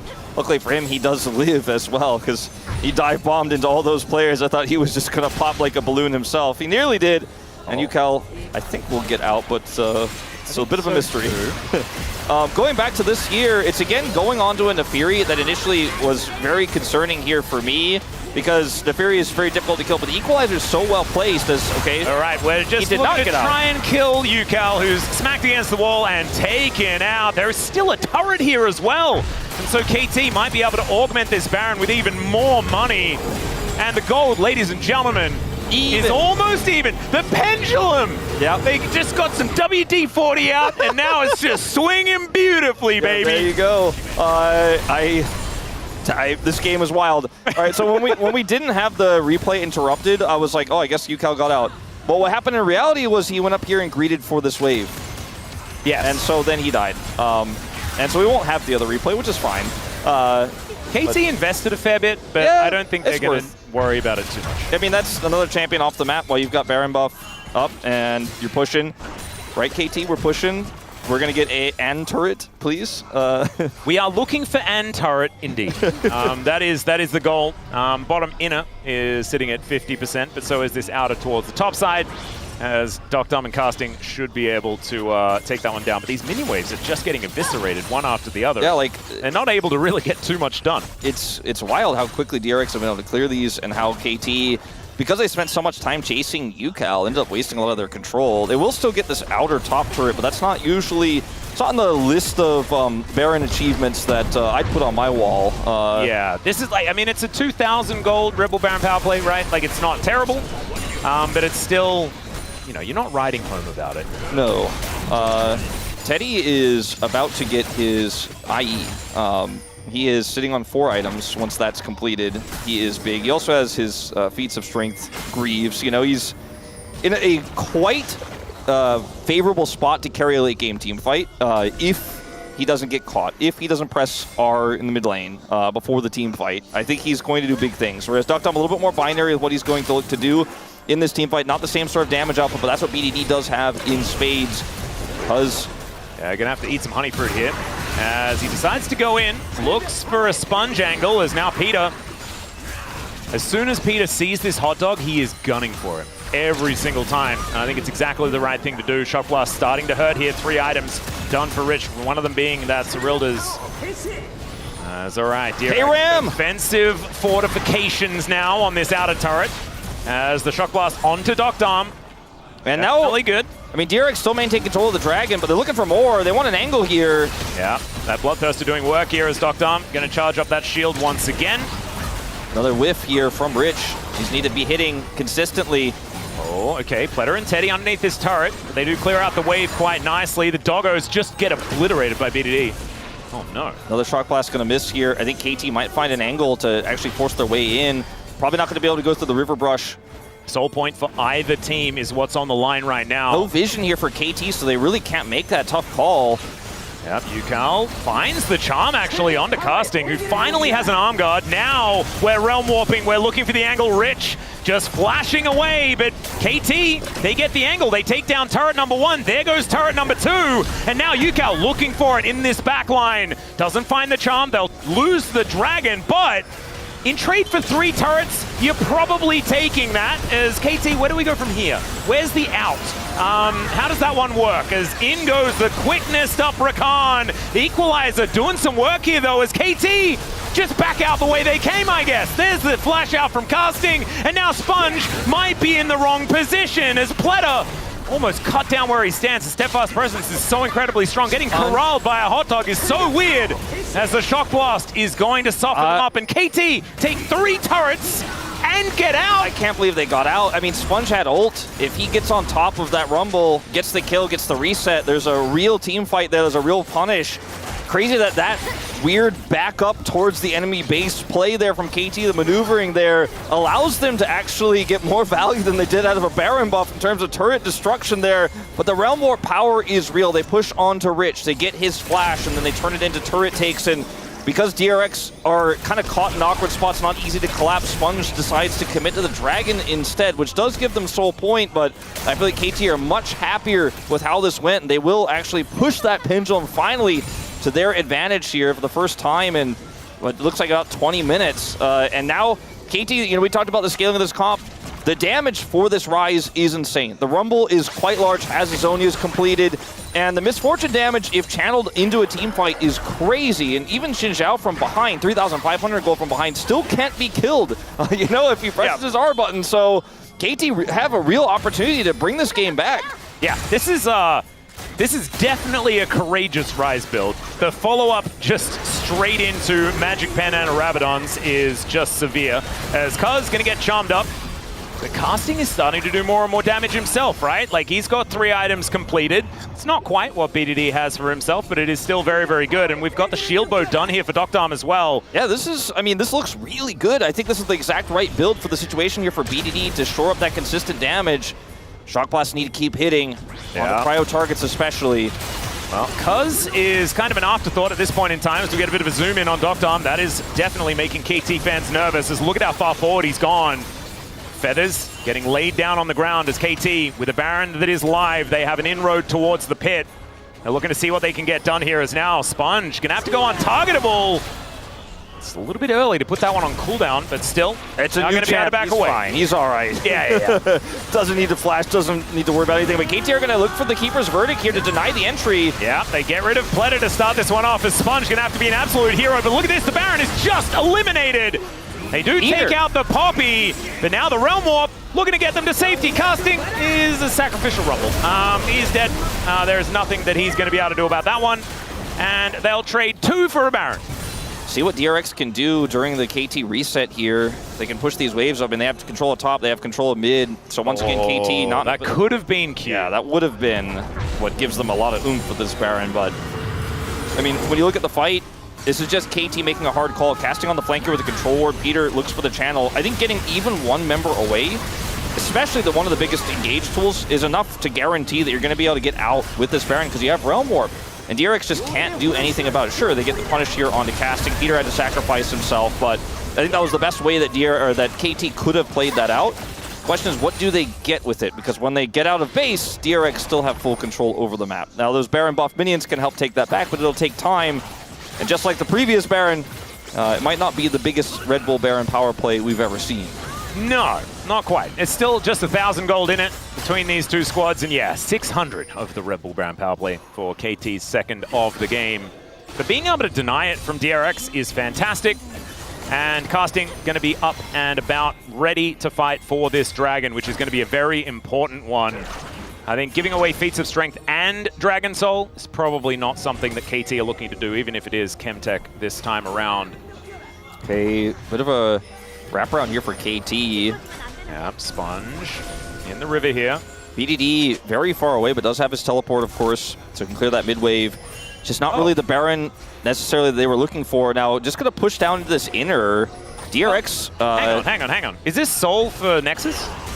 Because remember, if they just keep taking turrets, they've got buffed up minions, and that could just be 2 inhibitors to be taken. The Dragon wasn't even up. DRX really dropped the ball here. KT just 10 walked seconds around them, and DRX, bit of a late punish here. Now, can they get the punish is the question. The inhibitors got on that. That's no question, but how many do DRX kill? Yeah, Dom runs really quickly. And this is something that they've already done. They've just given them the runaround as there is the flash charm from Yukal. BDD pushing mid at the same time. He didn't commit his TP, he didn't commit his Realm Warp. He can join at a moment's notice, but nearly gets on top of that inhibitor. And DRX is not making a call. It's some yakety sax, you know? It's like some Charlie Chaplin physical comedy wolf. It's just everyone not really knowing quite where to be on the map. Like, how is BDD able to just walk up? He just walks up. Well, I think it's utilizing the right-click function of his mouse wolf. That's what he's doing. And they're not stopping him. They're going to try to look for Chemtech Soul instead as BD is looking to end the game. Yeah, he's pinging on the Nexus turrets. It's all right. Sponge is going to be... No! It's Cuz denying the Dragon Soul as well, and BDD takes down the first Nexus turret. Now the Equalizer is down. That one was gorgeous. DRX are just falling apart. KT, it's just one after the other. Better decisions. The flash is gorgeous from BDD, and he walks out of his own Realm Warp because he just does not need it, ladies and gentlemen. Rich running real quick, but I just don't think he's going to be able to catch up to this Rise. And DRX, that is a cavalcade of poor decisions, one after the other. Yeah, real lack of a unified shot calling voice here. Oh, watch them just win. Okay, Peter is just going to look to walk this one off. It does not quite work. Now, BDD did not use his teleport, so he can't just teleport right back in here. The good old naked Nexus situation here. Dom only needs about 4 shots onto that one as Rich is going to boot Cuz away. And BDD, look at that. He's just walking towards this Nexus. Dom just needs a few autos, flashes out of the way, and KT will get the comeback victory here in Game 1, but it was not clean. We are not even putting it in the Reddit thread, ladies and gentlemen. If it's a 2-0, right now I'm saying it's illegal. It's too much. I did myself also just recently watch this series between KT Rolster and DN Freaks. Game 1 of that series. Failed Nexus execution from DNF where KT were basically dead to rights, but were fortunately able to take it. I don't know which KT win I prefer. I don't know which one KT prefers either, but it's a little bit annoying that it happened twice, isn't it? And it definitely is. At least the bros actually punished. The bros actually did it. I look at the early mid-game, I feel like everything that DRX did there was better than what KT did. KT cut a lot of corners, they made a lot of mistakes on objective setup. When it came to late game macro, with this Rise and the Realm Warp, I mean, KT quite literally ran like 3 circles around DRX and just won the game. KT very aware of how to kill structures and kill Nexus and win game. DRX not sure how to stop that strategy. Really split calls. I think the coaching staff is definitely going to be taking a very close look at what happened in the comms while KT pushed to end. Yep.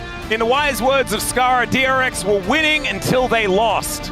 And that is going to work out in favor of KT. This is still a best of 3 series though, ladies and gentlemen. So we might just get another one of those experiences right after this. KT currently leading 1-0, but we are going to go to a short break. When we get back, the Space has the pleasure of breaking down that beautiful game, and then we'll have game number 2. We'll see you soon.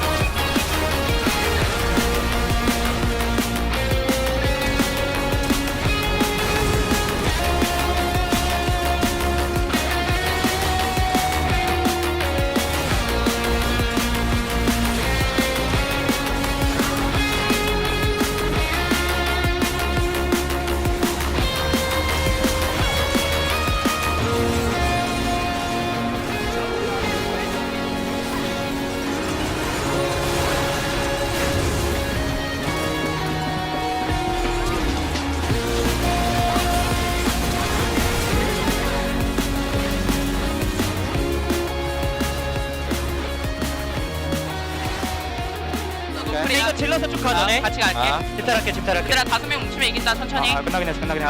아리가 천천히 해. 천천히. 아직 안 끝났어. 오케이. 소리. 내가 먼저 할게. 얘들아 이거 그냥 가서 타워 치면 될 것 같거든. 나 찍어줄게. 그냥 나가자. 이거 싸움 볼 생각으로. 나 스크램 빨게. 그냥 잡고 잡자. 잡고 하자. 잡고. 데이스 볼게. 데이스. 오케이. 그냥 타워 치는 거 어때? 타워 치자. 타워 치자. 매력 뺐어.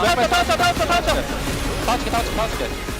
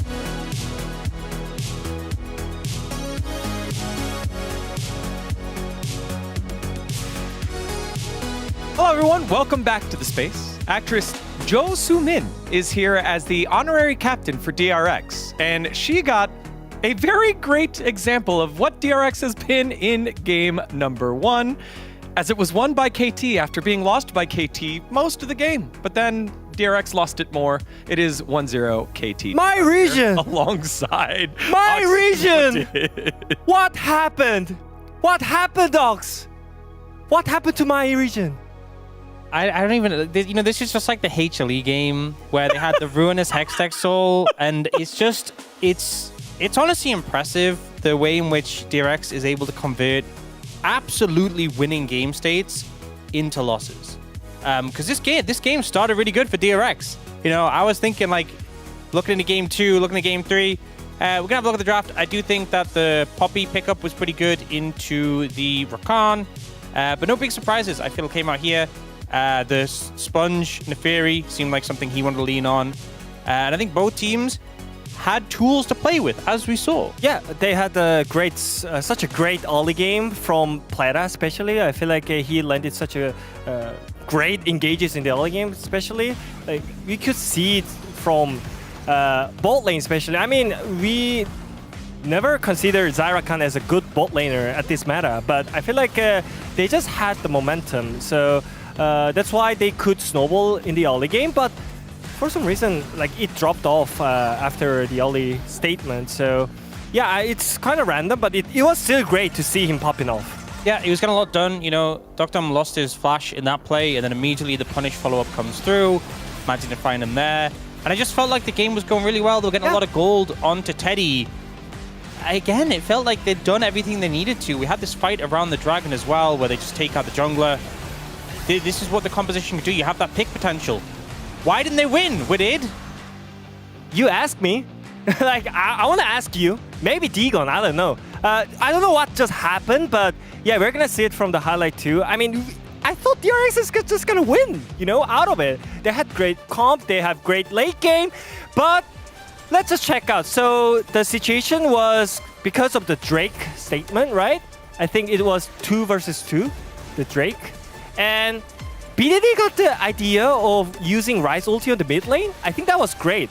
And I think after seeing that, you can actually react to it, right? Yeah, you can react to it. Yeah?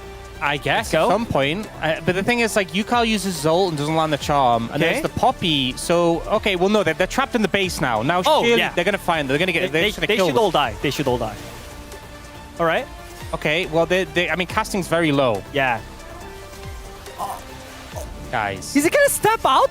Guys. Just like that? Guys. When you have Ahri. Guys, that's 3 towers. That's 3... Rakan. That's 3 towers. And you know what? You know what's the worst part? It's a Chemtech Soul. You know, it was not even Soul, by the way. But it was third rate. But it's like it's still like it's a count. It's one of the weaker souls, you know. I can understand being this like driven if it's like, oh, it's Hextech Soul, it's really strong, but it's a Chemtech Soul, you know. But at least okay, they learned their lesson, right? Don't give up your base for a dragon. It's not worth it, Guys, it can happen. That's the last highlight, right, Dagon? Yeah. Guys, I've been preparing my whole career for this moment, watching lots of LCS and LEC where we do this thing. It's called trade fill-in objective for Nexus. And DRX was really, really good at it this time. All right. You need to apologize, Ox, for not paying attention and making this one a Chemtech Soul. That's your fault. Otherwise, DRX would have won. Oh my god, this is actually That's one. amazing. 1 tower. So 4 towers total traded. The dragon has it. They can't even trade because the dragon's not even up yet. Yeah, well, we're trading for positioning for the thing that we might get. Oh no, we need to run over. They forgot they have Nash or what? Okay, 2 towers. That's 5 total. Okay, don't worry. They're not gonna. At least, hey, they're not giving over the Nexus. Let's engage here. Such a great positioning with the Ahri and Rakan. Neferi. Come on, guys. Invoke the spirit of Dignitas. No! Invoke the spirit of IEM Fnatic.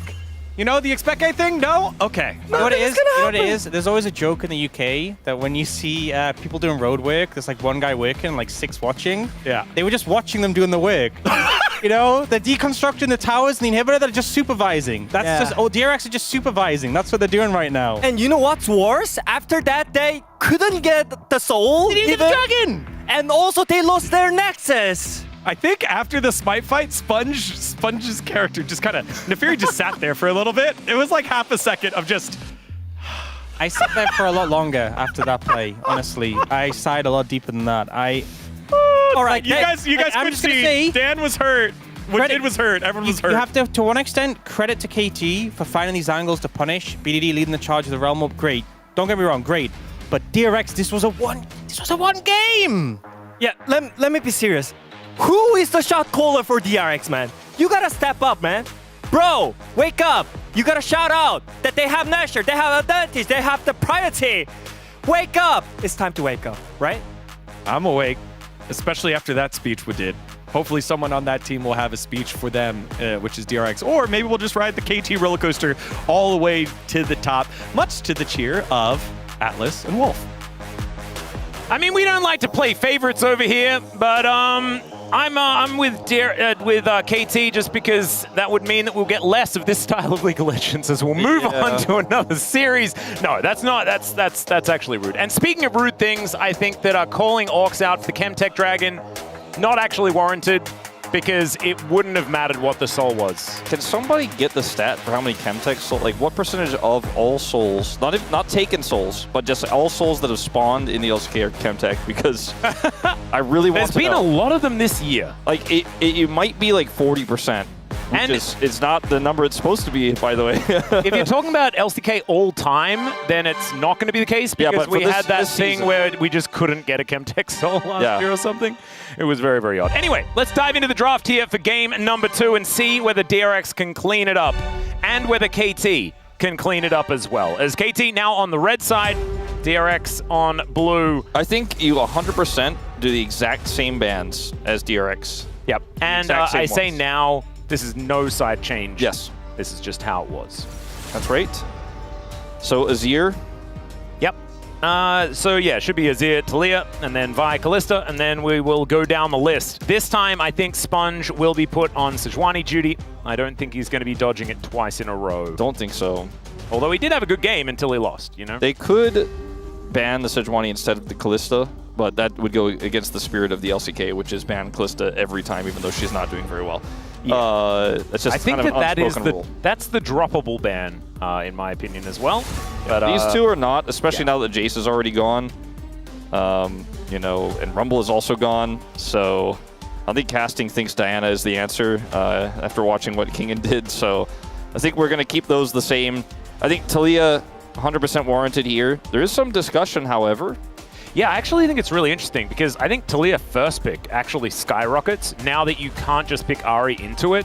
Yeah. Given the fact that it is Fearless banned already. That's a good point, and they're going to agree with you. They'll ban the Sylas instead here. Yeah, and that's another decent matchup into the Taliyah. Yeah, let's see what this final ban will be. It's probably going to be Kalista. It's actually not. I mean, Sylas into Taliyah doesn't feel fantastic. Well, I mean, there's power with the pick, though, for BDD, just in general. It's been a big playmaking champion. So, Kalista or a Sejuani? Kalista it is. So I think that the Taliyah first pick is likely to come in. Yeah, I think they either go for that or they go for the Sejuani. On blue side, first picking Sejuani doesn't feel great, though, like you mentioned in the Game 1 draft, just because you want to have something that can pair with it, and a lot of that will be denied. The Yone's banned, of course. You don't want to go Jax this early in a draft, and they might deny it from you anyways, so Taliyah feels like a great denial. Skarner wasn't really what I was expecting, but it does seem like there's a lot of different picks you can line up with this one. But there's no Misfortune, which has been one of the strongest pairing picks. There's no Rumble, which has been one of the strongest pairing picks with this. So I'm a little bit puzzled by it when now BDD gets Taliyah. Yeah, I would just lock in the Taliyah and say thanks for the bans. And then see what Cuz is going to feel the most comfortable on. Varus is also up. Yeah. Wow. Okay, well, that's going to be a fair bit of power going over to Dr. Arm here, who had a rough start to the game, and then did manage to power through in what was a difficult draft to play out, to be perfectly honest. Yeah, it really was. And there's the Taliyah. Like this is so easy because you can save the jungle pick for third. You don't even have to necessarily lock it in, but it feels very safe here. These are two power picks that DRX would like to pick up, and now they don't have them. And you have two of the strongest picks per their lane in terms of tier list. You know, you weaken the Ezreal pick this way. You know, if Teddy wants to play Ezreal here, he's going to be a little bit apprehensive about playing into the Varus. Maybe Ashe is what they go for instead, but even that's a tough one. So they're still going to opt into the Ezreal. This is the amount of Ezreals I've seen picked into Varus is kind of mind-boggling this year. Yep. Teddy has been very good at the Ezreal, even in games that they haven't necessarily won. So I don't mind it just from a player perspective. But like you're saying, Varus has been top of the tier list for the entirety of the LCK so far. It's crazy you ban the Yone and the Azir, and yet still they get Talia, and then now they get Varus because they're on red side. And then your answer was to pick Ezreal. It's not like it's impossible to play out here, but doesn't fill you with a lot of joy as UCal will pick an old favorite here in the Aurora. This is definitely a matchup where you can get some advantages in if you play it well. Ooh, Cuz gone for a bit of a Lilia angle. Like you were saying, there's a whole list of champions that aren't available that work well with Lilia, but that's not going to be what they're concerned about this time around. He could even go for Viego, but I think into the Ezreal you feel pretty not good about it. It's hard to get on top of that champion. Is that a smirk? Okay, he's going to lock it in, so we're fine. I thought maybe there was a fiddlestick. Oh no, I was also on the same page. I was worried. Yep.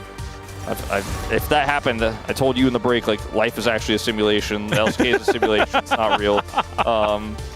Thankfully, life is real, and we just have a Lilia, and it's nothing too crazy.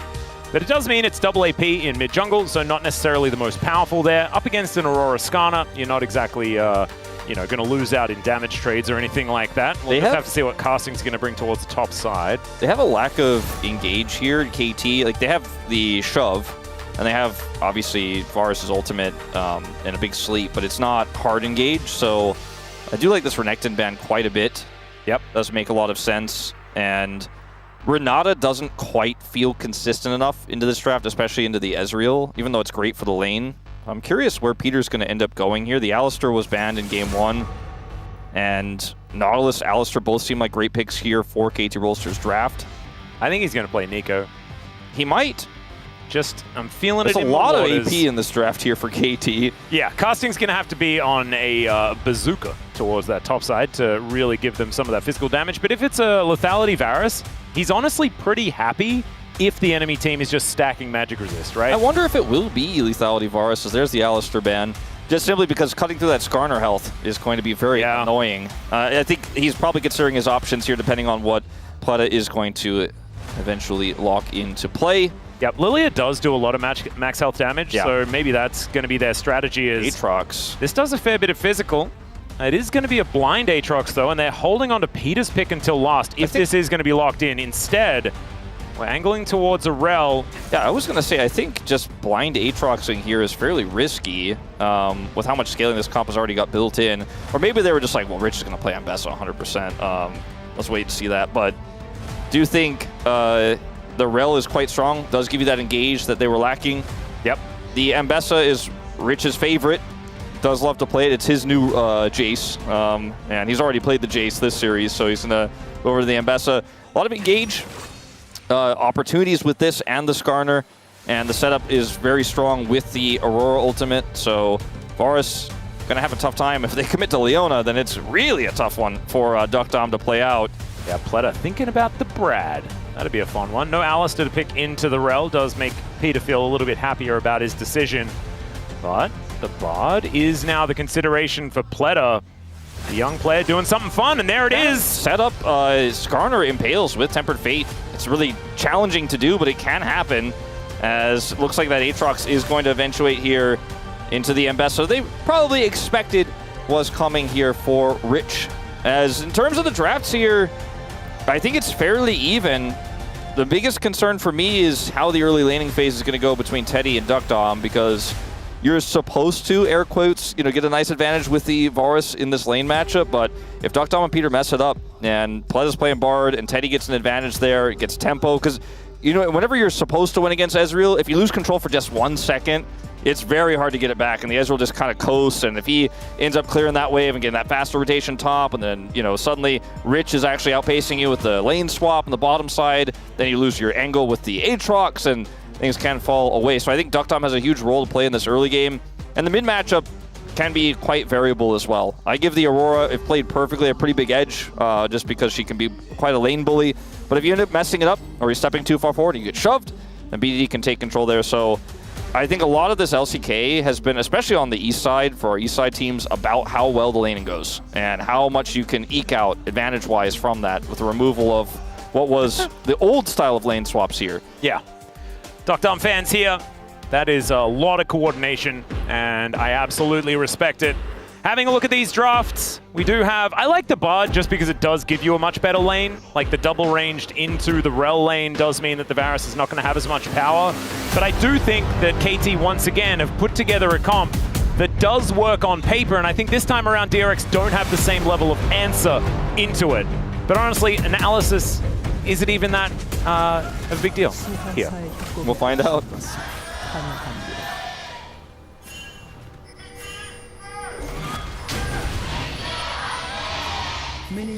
All right, here we are, ladies and gentlemen, onto the Rift for another walk down whatever's going to happen here. Pleta going to get engaged on, but the Cosmic Binding is going to be there for the Brad.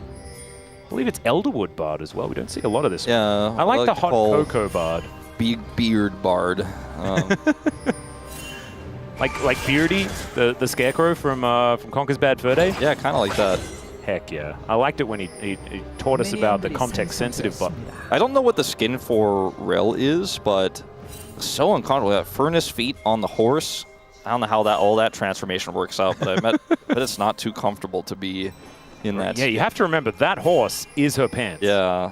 And so that does complicate things quite a bit. But Sponge is actually a lawnmower. So, I mean, there are a lot of things that bend reality a little bit here. Certainly. As UCal and BDD, we'll see how they're going to go. I think that UCal in the early game was fantastic in game number 1. I think, honestly, this game has been pretty decided based on how these mid laners have been playing, outside of the fact that Sponge got a huge lead in game 1 and then lost. I think BDD and UCal have been absolute linchpins for both of these squads, not only in this series, but throughout the LCK thus far, and that's going to remain the case. This is coming over here and starting at the top side of Sponge's jungle here. They had vision. Oh, no. And so this is a potential free buff situation here. Speaking of oh no. Yeah, Casting finding some great angles with his Q. Yeah, I do feel like Peter had a big role to play in some of those fights that kept KT in the game, to then be able to actually have that out rotation where DRX did just kind of turn into sand and fall down. And I think Peter on this Rel will have a lot of agency. We talked about the potential lethality Varus versus lethal tempo. He did go Hail of Blades, so looking like lethality is going to be on the cards in this case, which means he won't be doing a lot of hurting of Sponge, but will offer a lot of poke. Ooh, looks like it is actually going to be some vertical jungling. Is Cast very close to getting that Infernal Chains pull back. So, yeah, Sponge, with that ward on the Raptor camp, actually spotted the fact that Cuz walked into his jungle. So that is going to mean that it is just some vertical stuff. So, shouldn't be too much of an issue here for Sponge. May not get the Grump, as you can see, Peter was over there just spotting that one out, and Pleta is on full vision. But nicely band-aided here by DRX. I do agree, and you mentioned the Bard having range into this Rel. Going to give him a little bit of prio here to guarantee that Gromp goes over. Don't see any way they can turn this into anything more, but Sponge is going to feel happy about how this all eventuated. Yep. End of the day, small lead, and we're going to go straight to Scuttle. Yeah, and actually, Sponge got an extra camp. Yeah. Because he actually cleared the Wolves, and Cuz did not. So I think Cuz should be able to get into the enemy jungle and take that one away, but you can see it's level 4 already here for Sponge. As Casting finding himself another nice Infernal Chain.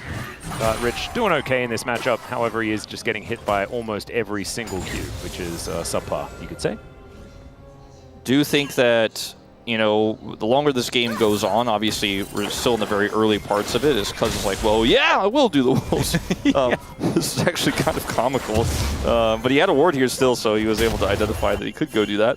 The longer this game goes on, the more interesting the discussion about how the comp scale becomes, because it's not very black and white. I do think that KT have a lot of pick power and a lot of combo power with the Rel. But at the same time, the Skarner is kind of that same sort of thing here for DRX, and the Ezreal is so difficult to lock down, whereas the Varus, who went teleport, by the way, is not as safe, and will always be constantly watching how Duck Down positions in this game. Well, that is cannon value over to Pleta, and BDD missed his. So huge lead for DRX. Big swing. That's, you know, the pendulum. If it wasn't moving before, it most certainly is now. So he used the TP just to go straight to lane to try to push out this Ezreal as Peter rejoins. Really creative. All right, seismic shove. Going to land onto Yukal, but him and BDD just trading health bars pretty effectively, and in fact, everything is very even. Rich just doing his best to stay alive here as casting staying in the brush. Not going to turn into anything with this TP either. Just going to be pushing that in. Peter comes up. We'll just try to maintain river vision control, but not much they can do. Identifying where Skarner is with that ward feels pretty nice, and now they'll just back away. Full vision actually here for KT. They've been doing a great job tracking exactly where Sponge is throughout this game. They also have a ward on the dragon right now, as well as Grubs. Like there's no mystery here for KT whatsoever about what DRX are doing in this early game. However, they still might give over a kill here, although Sponge is just going to be a little bit too far ahead of his team, and none of the buttons are going to land. Peter tries to catch a lawnmower, but a little mistimed. Yeah. Sometimes you just don't quite know which part of the wall he has entered in, and you don't really know where he's at. So not going to blame him too much for that one. It's just going to be a trade of objectives here. KT getting a very valuable individual dragon. Grubs, though, feel really nice to get the full set. Oh, casting, finding some great combos. This guy's Aatrox looking pretty nice in this early stage of the game. And he almost blinded it, but they decided to go for the Rel instead. I think that was definitely the right choice. A bit of a fight here.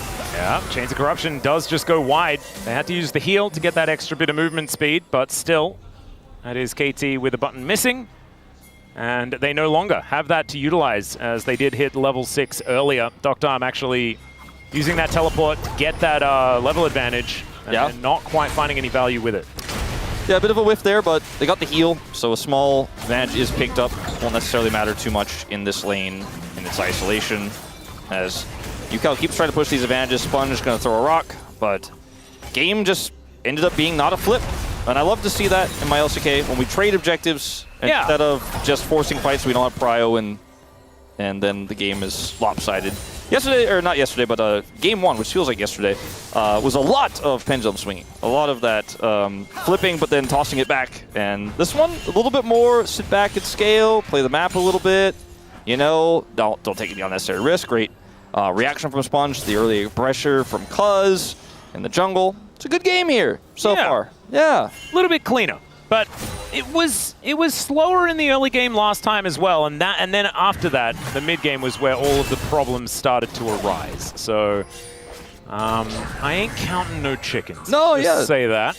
It's not an edge really for either team, although small lane advantages across the board here for DRX gives them a 300 gold lead.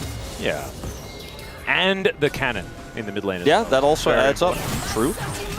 All right. Casting does find another good trade here against Rich, as Pleta is over here, only level 5, no Tempered Fate available. But Peter is going to turn up as well, and this crash might spell some doom Weaver's here. wall ready too for BDD. Yep, some extra health coming on through there, but there is the wall like you were talking about. Pleta is going to get separated. No public execution to escape for Rich, but the seismic shove goes wide, and in fact, everything does. So Rich is going to be absolutely fine. Just threw down his ultimate, but he traded it for BDD's. And in the end, no one really getting a lead. Yeah, Rich not even having to flash there. Really good movement. The ult misses, but I don't think he's too worried about it. Yukao's going to come over for a punish. Yeah, Magical Journey coming on through there as Peter only level 4. BDD comes on over, and Peter is actually going to survive. His casting is just going completely ballistic. There's the Infernal Chains, and Yukao is going to get taken down. First blood picked up by his opposite number in the mid lane. Casting. Rich, you don't want that. No, you do not. I mean, he wants it, but he can't have it. Cannot have it. Oh man, this could even be worse.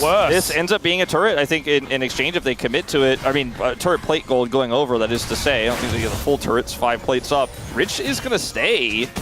Yeah, and even, I think Doctarm was actually playing really far back because he was expecting DRX to be going for a cross-map play instead of trying to match the aggression on the bottom side. Is able to now move back towards that top side, and Satedi, who is pushing up there. So, you know, you said you weren't ready to trust that this game was just going to be a clean one. And you were right. As shenanigans do ensue here, big chase comes through for DRX. Peter's able to flash away, though, and Rich has to step back because there's a beautifully placed shove there from BDD, and then they're way too far up. Casting forces a flash here out of Rich, but not enough to stop him. So UCal doesn't have the ability to get out there either. BDD is super hyped about it. Yeah, it's a very happy BDD. The Aatrox so far here is working a treat for casting. You know, he's crushing the lane, ends up getting that grab there. A lot of help from his friends, but DRX just overcommitting ever so slightly and end up getting punished for it. Ooh, this could be some danger, as I can feel the pendulum reaching its apex on the KT side, and that does mean gravity dictates that it's supposed to come back down again. It's not happening just yet, as Sponge was looking for an angle, but now a fight around the grubs. That could be the opportunity that DRX are looking for. As Cuz comes in, spotted on a ward. X Flash being charged, as per usual here for Peter whenever it's available. And BDD able to roam his way back up again, and I don't think Sponge is going to be able to get in here to really challenge too much for the first one, as Cuz does lock that one down. Committed the smite, so maybe he will be able to trade. As if you commit that one, that's kind of your saying, I'm not holding grubs. I'm smiting and I'm getting out. And you only get one, so Sponge can secure this one without smiting, and then secure the last one, as long as his teammates stay relatively nearby. Yeah. And they are not. Cuz going to move on over, as Sponge now not going to get flicked back, but he's not going to be getting this grub either. So DRX going to have to settle for 4. They're going to be pretty happy about that one, though, as they do have Void Mites available. Piercing arrow to come through there from Doctarm, who has indeed gone for the lethality variant of the Varus. A little tough without lethal tempo to play Varus out the way you'd like to otherwise. And also, you don't really play it without having a combat summoner and taking the teleport. Yeah. It's more like you're pretending to play Ziggs, but you're Varus. It's pretty much what he's doing. Pretty much. Looks like another plate won't go over to casting there. It was very close. Ooh, casting's jousting. He is jousting. The sky is about to get sundered. UCal is going to push this wave in. Still finds himself slightly behind, but it's a relatively even game state just again. Yeah, the grubs here, I mean, the grubs will matter if you end up getting side lane control, which with Aurora, you should be able to get relatively, you know, later on into the game pretty comfortably. Yeah, the Ambessa also is going to get better and better, as now BDD forced to flash. As Sponge going to get thrown back into the rocks. Peter finds the Shattering Strike, as there's the Magnet Storm. Connects onto a couple, but there is a gorgeous use of the Impale. And now Casting is looking to try and turn it all around. Doctarm turns up as well. One after the other. He's knocking him down. And Teddy's pulled back. Casting just does a drive-by. Leaves that one up to his mid laner, as this guy is a man possessed this Aatrox. He is looking very good on this pick. I mentioned briefly before we had a fight that he was willing to blind it. I think he expected Rich to play the Ambessa. He was like, I want this edge. They went for the Rel instead, which gave him a lot more power in team fights, a lot more consistent engage. But the Aatrox he's still got, and he is still making work.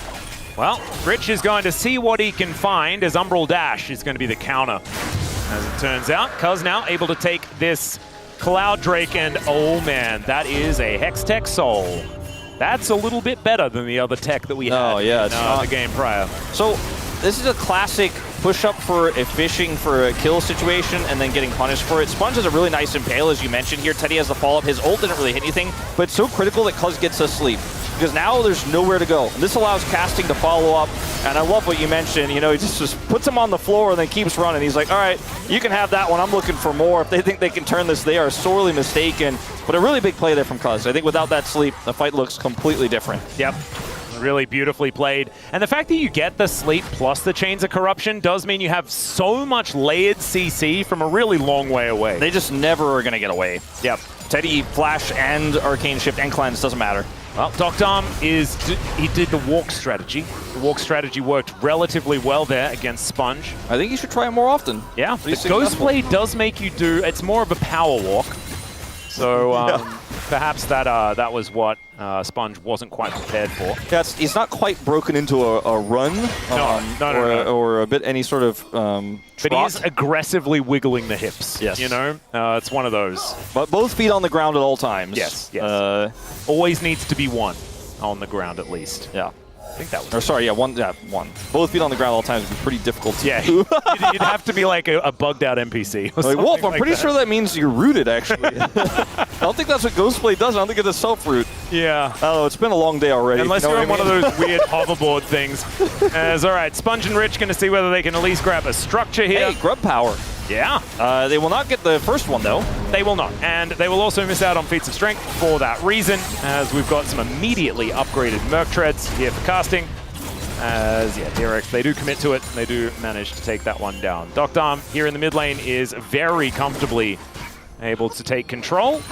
And man, he's been a bit of a success story. I know that there have been some rougher times in Challenger and things like that for Doctarm, as he did spend some time out of the main roster in favor of Puddock, but I think this is a better look. I don't want to go too overboard before, he's proven himself here in the LCK, but it's definitely closer to what the positive people were saying about Doctarm. The one thing that we knew 100% he had that was factual was his experience, right? And I do think that some of his inconsistencies aren't showing up as much in this game as he TPs to grab blue buff and will head back to mid lane. I think there's still a few team fights left in DRX here, and Teddy is going to get a lot stronger once he hits his 2-item spike, whereas the Varus is pretty relevant already.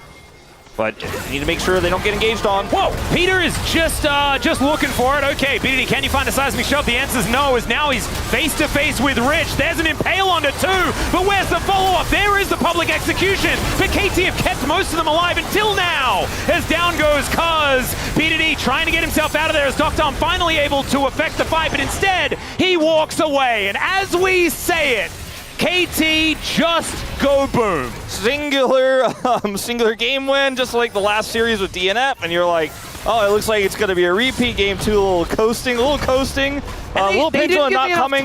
They didn't give me enough time, Wolf, because I was about to say it was DRX that got the first real advantage. That's right. true. And then KT, were able to get it back with some weird shenanigans. As maybe we're going to see some weird shenanigans here as 63 health, and it's Ezreal that locks down the Rift Herald. Eye picked up there by Sponge. And it looks like we are not going to have any weird stuff unless Peter decides to die, which is perhaps what he's going to do. No, he puts down the control ward. That means that he wins. Teddy has True Shot in a second. He's probably going to look for it. You have to imagine. In 1 second here, the observers are on it. Nope, just going to clear the wave. Yeah, throws it down mid. All right, so this fight ends up looking very disjointed here for KT. Peter goes in by himself. BD Weaver's walls in, but he's in a relatively vulnerable spot. This Tempered Fate attempts here to set up a really sick combo. Imagine if Doctarm doesn't perfectly get out there. I'm not sure if the flash was I think it was necessary. mistimed. It was mistimed by Sponge, unfortunately. Yeah, but I think, imagine if he actually hits that, how even more decisive this fight actually looks. Like, that's what I mentioned earlier. It's rare, it's hard, but you can actually set up the Impale with the Tempered Fate, and he's still able to get a 2-man Impale, even though he's hit the Varus. The Varus flashes away, he doesn't offer any more damage, and it was a game-warping set of ultimates there from Sponge. It was exactly the right deaths for KT, though, because I think if you lose BDD or Doctarm, then it's a whole lot of extra money. You can see it's about 250 per as far as the bounties are concerned. So DRX a little bit upset about that, but you know, beggars can't be choosers, right? They weren't in a great spot in this game. As now KT looking for Soul Point. Positioning around this dragon is decent, but there's that control ward you can see for DRX inside the pit. They just did find themselves a team fight win. I am concerned about Peter looking for another engage here with a good split of DRX right now. Oh, shove going to be used onto Platter, and he's just dead. He does manage to temper Fate himself, but unfortunately, Fate, once it's tempered, it just comes out of the tempering, and then you're still dead. As True Shot Barrage is going to soften up Doctarm just a little bit, but now 4 versus 5. This is going to be a difficulty as Peter was thinking about trying to find an angle, but it looks like it's just going to be Soul Point. They have the Herald. For maybe this outer turret. Yeah, the Rift Herald going to be used. Gets a nice charge. But now DRX, can they actually finish it off? And Sponge looking to try and drive his way out. Does manage to do so. It's now Teddy. Oh my god, casting! Flashing on top of him! The Infernal Chain setup is gorgeous! And he just executes the Ezreal. Now he's looking for a little bit more. Doesn't get the Q knock-up as the Impale is going to be there. But it's casting that's dictating the end of the world here. It is not you, DRX. And Sponge is going to get brought back to reality. In goes casting once again as the magical journey is taken. And Platter is able to get out. You don't have your Ezreal. You can't keep fighting those. They are going to have to leave. But man, what a disaster here for DRX. Pleta dies. They try to push the mid turret. They will get it here. Yeah, well, will they? Is okay. In goes Rich. BDD makes it out via the Death Chamber, and that's the Ambessa grabbing a kill. This turret is almost dead. It's like Duckdom got that Voidling. I think that Voidling might, with just one hit, have taken it out. Yeah, I think the bleed. Watch Pleta here, because he actually just walks straight into this, and that's kind of disastrous. He buys a little bit of time. But I think if he doesn't die there, if he doesn't get hit by that, this fight is actually playable. They then decide to go in, and the second Teddy hits this W here on the turret, he has a decision to make. Do we just leave, or do we commit to kill the turret? He commits to kill the turret, then commits the flash, which at least gets the flash out of casting. They don't get the turret, they lose their Ezreal. So really two awkward moments here for DRX. A mistake from Pleta and then an overextension there from Teddy to try to hold the turret. Ends up backfiring in a big way, but committing into choke points like this can be very risky. Yeah. But I do think that without the Ezreal here, DRX just need to hightail it out of there. They do end up, though, coming over here and doing a ton of burst as BDD ends up getting caught. Rich with a really nice angle here for the ultimate. Barely able to get that one binding as well from Pleta. Fantastic. Just maximum range basically there, setting it up. Still, though, it feels like a drop in the bucket compared to what they lost and what they have already lost this game. Teddy now has 2 items. No flash, of course, but he's online. We'll see if he can make something happen in these upcoming team fights. We're a ways away from them with that dragon going over just moments before, but KT have soul point for Hextech Soul. Rich, you still don't win these, I don't think. Not yet. Yeah, we're going to see that is, in fact, the truth. Yeah. Duckdom 3-0-1 now on this Varus, looking very good. Wanting to get that transformation on the Mirror Mana. And we do have, once again, the Voracious Otacon this time towards the bottom side is now casting the World Ender and the teleport to try and bring in Yukal. But now Rich is going to have to flash away as BDD also committing his teleport button as well. If there was something they could get on the top side for this, I'd feel really good about this attempt to force a TP out of BDD and look for something, but it was just BDD commits a teleport ultimately there, but I don't know if they even necessarily had to if they just walked away, but it ended up working out the way that DRX wanted it to. Bit of a miscalculation, but still got BDD's teleport. Yep, and there's no, Otacon opportunity here towards the bottom side anyway, so should be all right. And there's nothing they could have really forced on the top side with that. There's no turret to take, there's no Baron, there's no Herald, so kind of a aggressive attempt, let's say, to snatch casting. Man, that is a lot of vision moving down towards the bottom side. Yeah, and a lot here for remnant. KT. Because casting doesn't know. Okay, casting is just going to go back home as Rich will stop it. But that is, it's not really going to change the outcome of this one as Cuz watch out Eep on that crab. It's now Yukal goes into stealth, but I think gave away his position there before he came in. Yeah, neither of them are able to find anything here, and casting still has TP, still doesn't carry, can catch this wave and come over to the dragon. Fighting for vision on the dragon is challenging, but I think really important. This is Hextech Soul, and KT, they know where their bread is buttered. They're like, this is the more important objective. You can chase that Aatrox with both of your Soul Laners all you want. You're not going to get our inner turret, and you're not going to get Dragon Prio when 2 of your players are up on the top side. KT feeling very happy, I think, about how that last exchange went, because if they get this Hextech Soul, that might just be the game, might be the final nail in the coffin. Yep. And that is going to be Sterix now completed here as Teddy taking a lot of damage. There's the Flash Magnet Storm after the Arcane Shift, and Teddy gets sleepy. He does manage to cleanse it away, but now Duckdom comes on over. Tempered Fate comes down, and it is just over for DRX. They lose their jungler, they lose their AD carry. They're going to lose the Dragon and maybe Otacon and this outer turret. Yeah, and I mean, that's, I think, the final last straw here that broke the camel's back. DRX back broken. Now going to come over here and look for some sort of entry into this Dragon Pit, but I just do not see it. No jungler. And it's Otacon, it's Hextech Soul. Teddy did not have Flash's positioning so suspect, to be totally frank, in that last setup to try to push their way into Dragon. Yeah, it feels a little bit like game 1 is wearing on DRX as we look here towards game number 2. That would have been a difficult time in the coach's booth and also a difficult time walking away from your PC after losing what should have been your game 1. I think we're seeing the results of that one right here as Hextech Soul on the board. Sponge looking to make his way in as Peter just trying to be a hero as they try and burst it down, and they do manage to do that. Cuz now in a bit of trouble here as the circle does go down, but remember, they have the Voracious Otacon. Rich is still going to die as Duckdom puts an arrow in him as, what was that? Why are we taking that magical journey? That's so strange. Yukal might still be dead here as Casting's just having a great time. And Sponge going to be the consolation Scorpion here for the Aatrox to slurp up. All right, so they end up losing a few of those Otacon buffs, but I think they're very happy about like what the guarantee of the Drake. They were willing to sacrifice those, as this is Teddy being just way too far forward. They have no vision here. There's Skarner is so far away. Like there's no, Teddy can't be the one who's that close. Like you can't be engaged on when you have no flashes. Ezreal by a Rel. That just shouldn't be allowed to happen. As KT will get Baron also. That's what they're looking for. And remember, they have a Weaver's Wall, so that is going to be able to block any sort of approach. Yeah, Yukal's on vision, and Peter is just going to play guard man. Again. Yeah, just gets them out of there. That is going to be the Baron over to KT. They have already got Hextech Soul. I mean, honestly, that feels like game over. Just because they've got Lethality Varus with Hextech Soul, and so that means Dr. is just going to take pot shots forever. He flashed again somewhere as well, so he still doesn't have his flash up.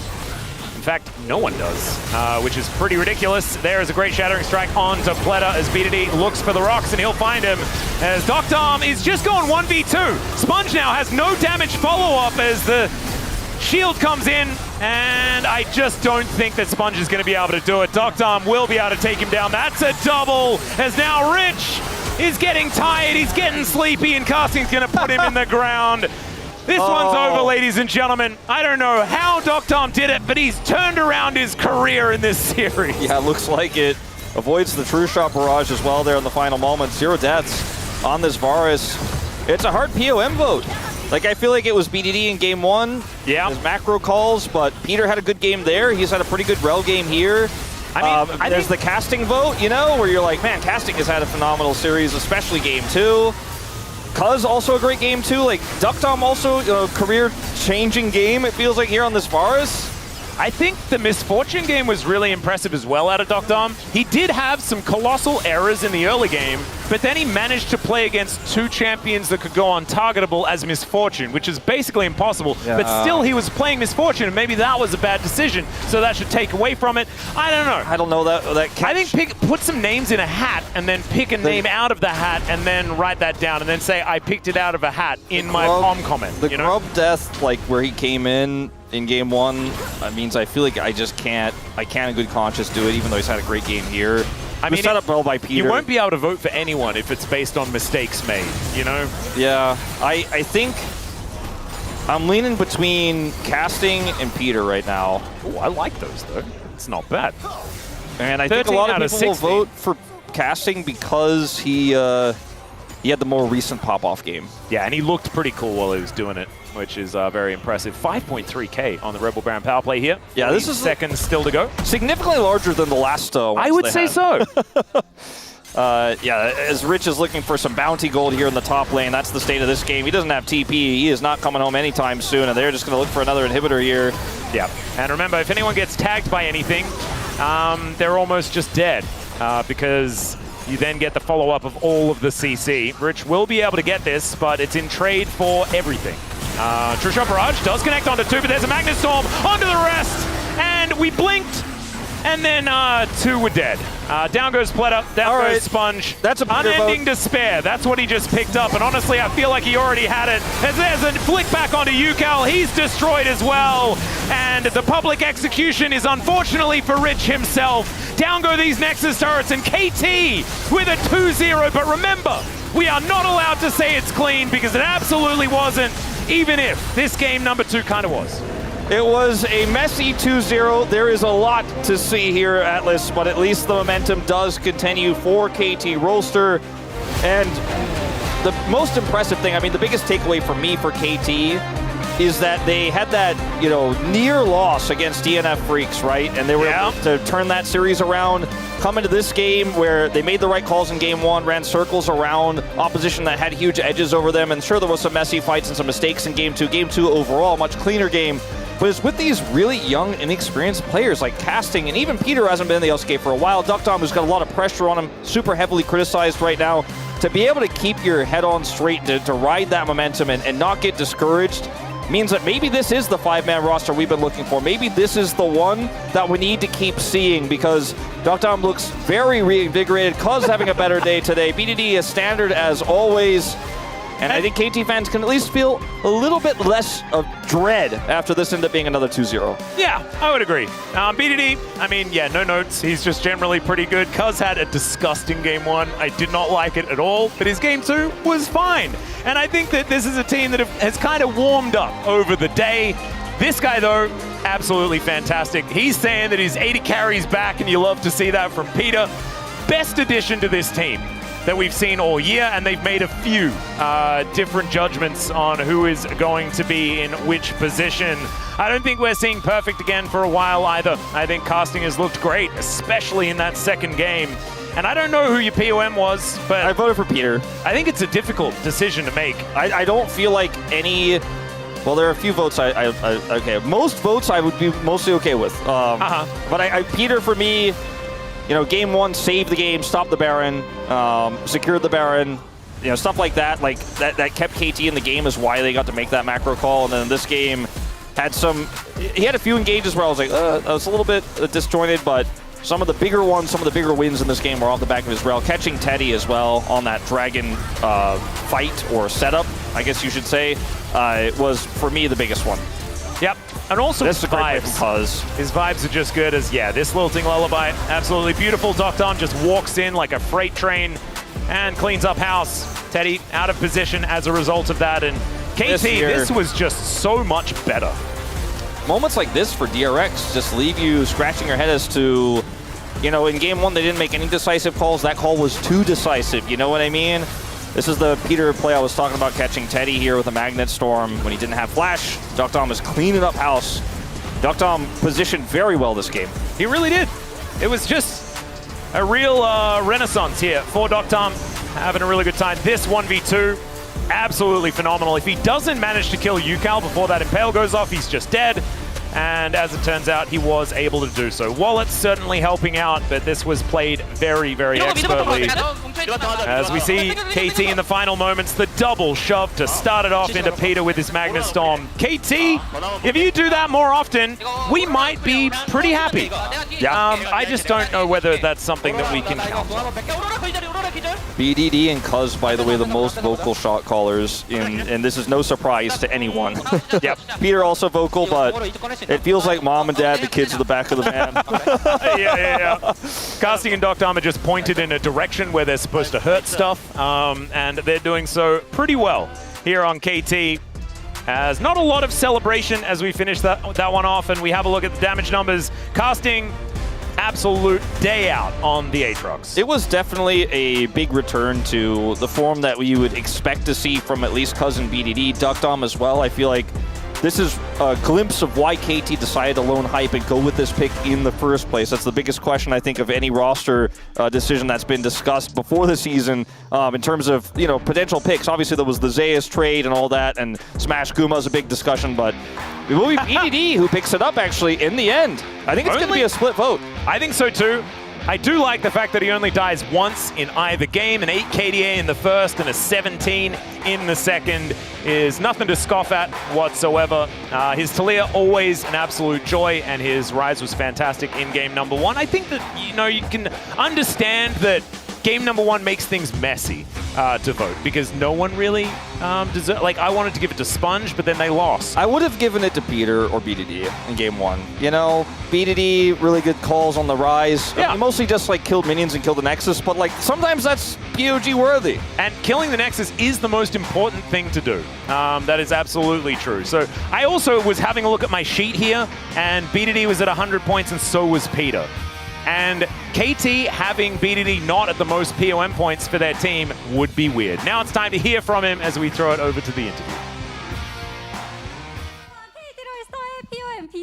Thank you very much, guys. This is Dear for the POM interview translation, joined by BDD on the side of KT roster.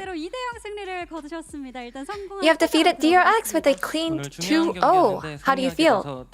Today was such an important match, and I'm just relieved that we were able to win today. You know, we saw you on the camera beaming, and you were just complimenting casting while laughing. So what made you so happy? Now casting puts a lot of effort into practicing and just playing, and just that reflecting on stage made me so proud of him today.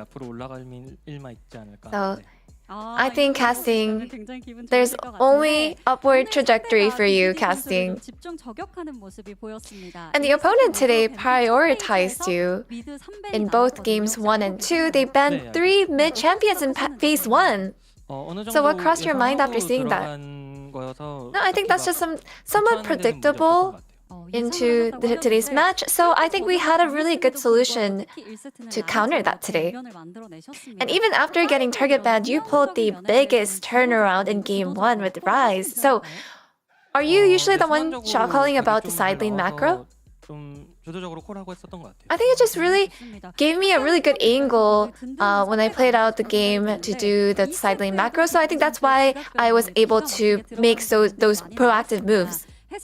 And in game 2, your seismic shove was incredible, and you led the team to victory from the early game. So what do you think contributed to the improved performance lately?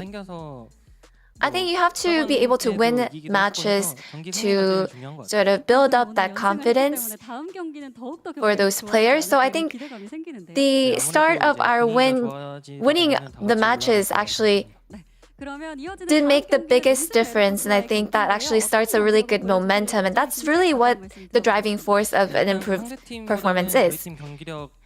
And your next opponent is Yongshin Red Force. So what is your resolution? I think instead of considering who our opponent is, we just have to focus on improving our performance. And that's the end of the interview with BDD, and back to the space. Thank you. Thank you very much, dear Yaya, as it is a victory here for KT. 2-0. Nothing again to see here. 2-0 again. Nothing to see here. Maybe a little bit of Okay, a little bit to see here. But better than before, I would say. I would say it's better than before. Who was better than before? Just whole team, you know. I need points of reference here. Yeah, I mean, the last time, you know, I was really shocked. You know, I was panicking out. But this time around, at least the game 2 was fine, you know. I think game 1, it was a collaborative effort between DRX and KT so that KT could win. Game 2 was more KT winning on their own right. You know, I think there was a lot of throws game 1. Obviously, KT did well to punish those. But this was just a game where KT were the better team and convincingly managed to find the advantages and push it. I think we had conversations about the POM vote on the broadcast. Let's take a look on how we voted here. Yeah, media. All over the place. Oh, support there for Ian Wolf. Oh. There we go. Big dogs. Let's take a look at what your comments were here. I appreciate it, yeah. What'd you have? Okay. Now I can see the reason why you picked Peter there. Because he blocked Plata, that's why, I guess. And because you are going to pick Plata if DRX won, right? I don't know who I was going to pick. You know, after game 1, you know, no, I think his Poppy in game 1 was really instrumental in denying a lot of the plays that came out. Got some good ults to knock Platter away on the Rakan so they couldn't engage. And in game 2, the Rel was really solid, you know. I did a little bit of alliteration, but... Can you read it once? Peter's Poppy prevented Platter's plays. I'll say that 5 times fast. 3 times fast. Peter's Poppy prevented Platter's plays. Peter's Poppy prevented Platter's plays. Peter's Poppy prevented Platter's plays. There it is. That is talent, everybody. We did. Your turn. Speak for a living. Well, I mean, that's true. I mean, from me, I feel like... Me? Yes. Try this? Yeah, G-Sun is now putting Wadid on the spot. Go, Wadid. Pierce Poppy prevented Platter's play. Pierce Whatever, man. It's my second language. I can't do it. That was messed up. All right. I'm glad to see Happy BDD finally, because after game 1, I think DRX kind of like demolished in mentally. So his gameplay on Rise, out macroing DRX was pretty impressive. Even though, yeah, we could see that DRX was kind of messing around, but still, you know, we could hear from BDD strong shot calling, a great leader, being so proactive in game 1 was so crucial, and also in game 2, I think he landed so many great engages on the enemy support. I think that denied everything from DRX. I feel like the Ryze play, like taking over the game completely on that sort of pick, kind of reminiscent of like Faker or Doinby on some of their signature Ryze matches, really just saying, this game is mine. And also with this team just in flux, a little bit on fire, it was good of him to be able to just say, hey, I'm going to farm and be the rock, on top of the fact that we got to hear in the post-game call. Playing Ryze, no Malphite. Let's take a look at Wolf's acronym here. The Friendly Neighborhood Engage Support, also known as Finesse. I'm not sure that's how you spell finesse, Finesse. But yeah. No, I think it's a good comment. But I'm not sure that's how you spell it, Digon. Ox has ruined this segment. Let's see what the Korean broadcast. It'd be FNES, finesse. Is that how you spell finesse? You know what? The American spelling? Americans spell different. There is a us in the Isles. High-level pro Valorant player named Finesse, and he spells it FNS. Incorrectly. Yeah, well, FNS. There's no E there. Shout-outs to Finesse. All right, let's take a look at a couple more comments here from the Korean side. If KT, this segment is just like KT's games. We're going up and down. I really like the reading, and we're all over the place. If KT keeps up the good work, BDD will not end up evolving into Skullgray I don't get the reference. I didn't watch enough Digimon. Okay, sorry. Pony with the deeper cuts. Please rest well today. That's the last one. Prince just wishing well for the hard carry of KT. All right, we had the one fight that decided this match here a little bit more decisively in game number 2. 12 minutes on the bottom side of the map. DRX get turned on. Yeah, trying to find this engage. BDD flashes away, and then it looks like Cuz almost ends up going a little bit over aggressive and nearly gets punished because of the Skarner. But look at this massive ult he gets, and then also Casting, who had a pretty amazing game. Huge follow-up on this, and this isn't the first time. There's so many times he got the tether, and it got the yank back and resulted in kills. There's like 3 or 4 times where he got super high value, so just good team play all around. I don't think you can rely on Skarner to engage on any team as alone, you know. I don't think any other team can get engaged by Skarner solo engaged, to be honest. I think if BDD didn't have flash and also his monitor turned off, I think he would have died there, so...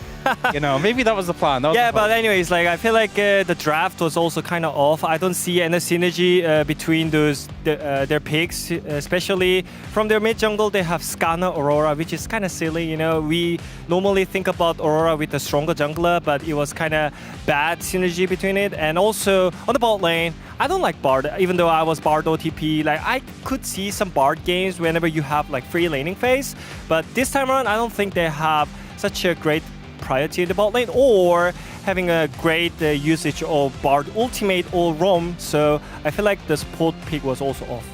Do you know you're a bit of a range support hater at the moment? I mean, I was Bard OTP. I played Bard 6k games, by the way, so... 6,000? Yeah.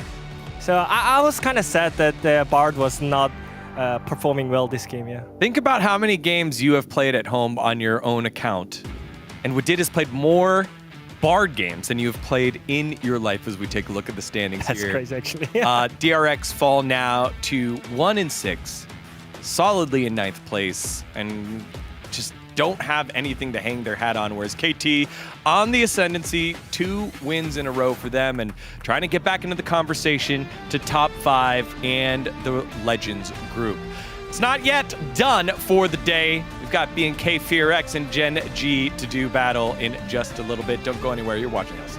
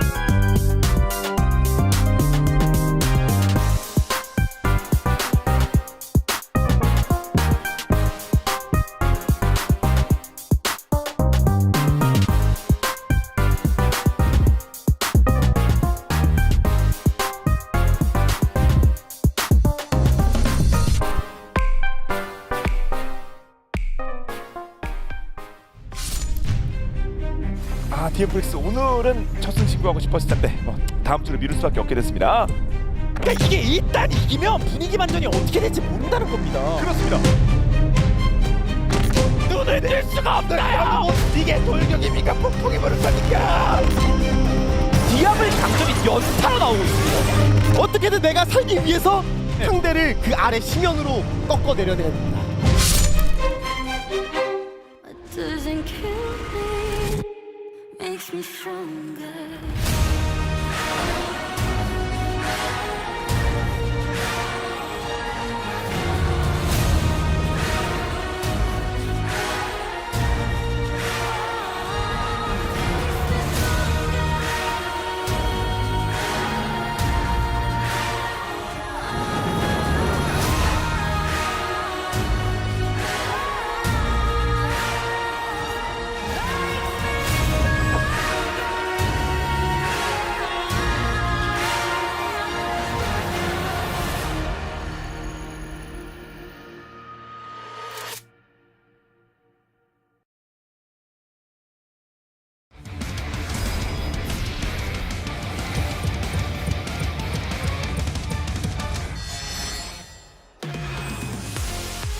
Guaranteed. Viper's so far away though. Yeah, as his ult at least. Well, Zeus is going to find Calyx up 2 levels, and the rest of the team is just getting in onto Calyx so quickly. King and also getting incredibly low. Calyx is just out of the fight. He's not even part of this game.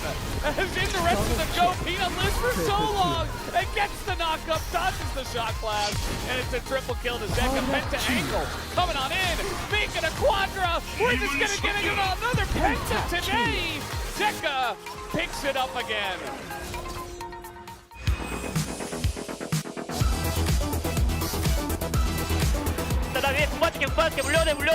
As alright, there are a lot of flowers to be picked here, and oh, the DRX, their strategy was to just grab all the flowers as never mind. Oh my god, the KT blender! Just nothing DNF could do. Can't wait to see how DNF is going to fight their way back into this one because they are really. I got nothing. Yeah. 오케이, 나이스. 나 어그로맨이야. 나 어그로맨이야. 오케이, 어그로맨 좋아. 앞에 미드 보자. 다운 받아. As Kellen's going to come on over, he finds Owner, the headbutt brings him out, but it's Gumushi that's the target, and they come in from every angle. Faker teleports into his death, and now T1 are scattering. They have nowhere to go. The charm lands from Vikla. Owner's trying to safeguard his way out, but it's more like dangerous guard.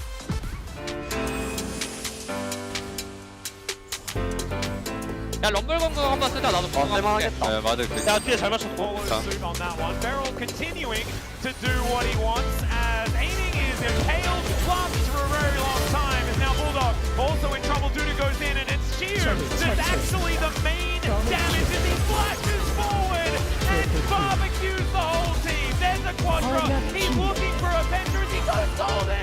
바로 딱 펜타.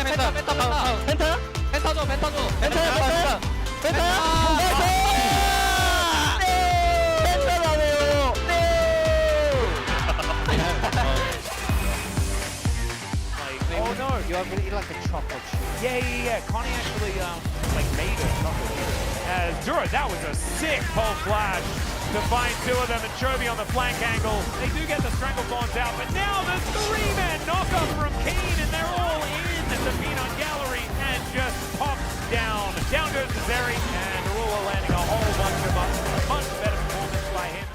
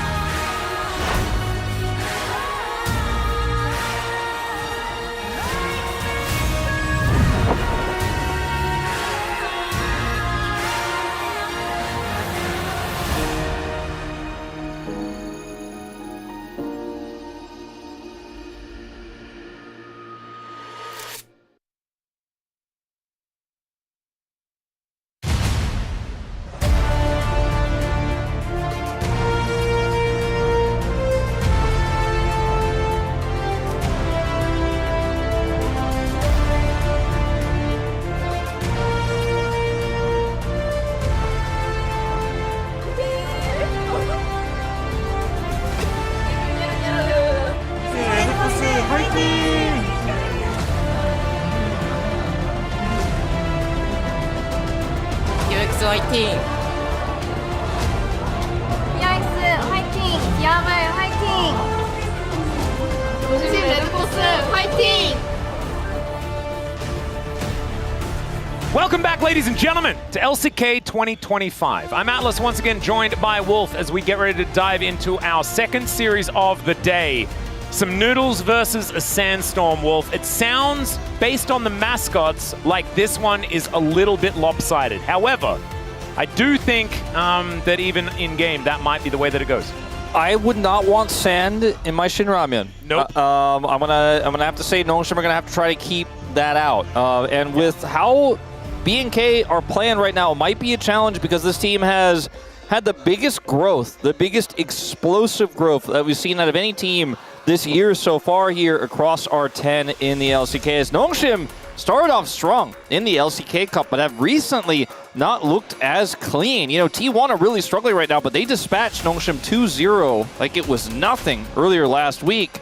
So we'll see what Nongshim has in store for us today. Because if you asked me a week ago, maybe a week and a half ago, I would have said, easy Nongshim Pred. But I predicted B&K today. I did too. I feel like this team is definitely looking like they are up to snuff in this one, but we'll just have to see because honestly, consistency is something that our bottom 7 teams just have not found here in the LCK. And I feel like we have seen such a clear divide between the top 3 in DK, HLE, and Gen G, and then the rest. Because honestly, even the scorelines fall off a cliff at that point. And we'll see whether B&K can actually stretch this out because this is really important. These are 2 3-3 teams going up against one another, and putting yourself that extra match in the lead over one of your direct competition is going to be really, really good for either of these squads moving into this one. As Jiu versus Diablo is going to be a huge one as, yeah, still Diablo and Kellen on a ridiculous tear when it comes to duo kills. These are the 2 most killing bottom lanes. And we've seen them both played out very aggressively. I would say Kellen has looked a little bit shakier outside of lane, but looking a little bit better in that T1 series just overall. Finally really getting back to where he was, I think, in peak form on D+.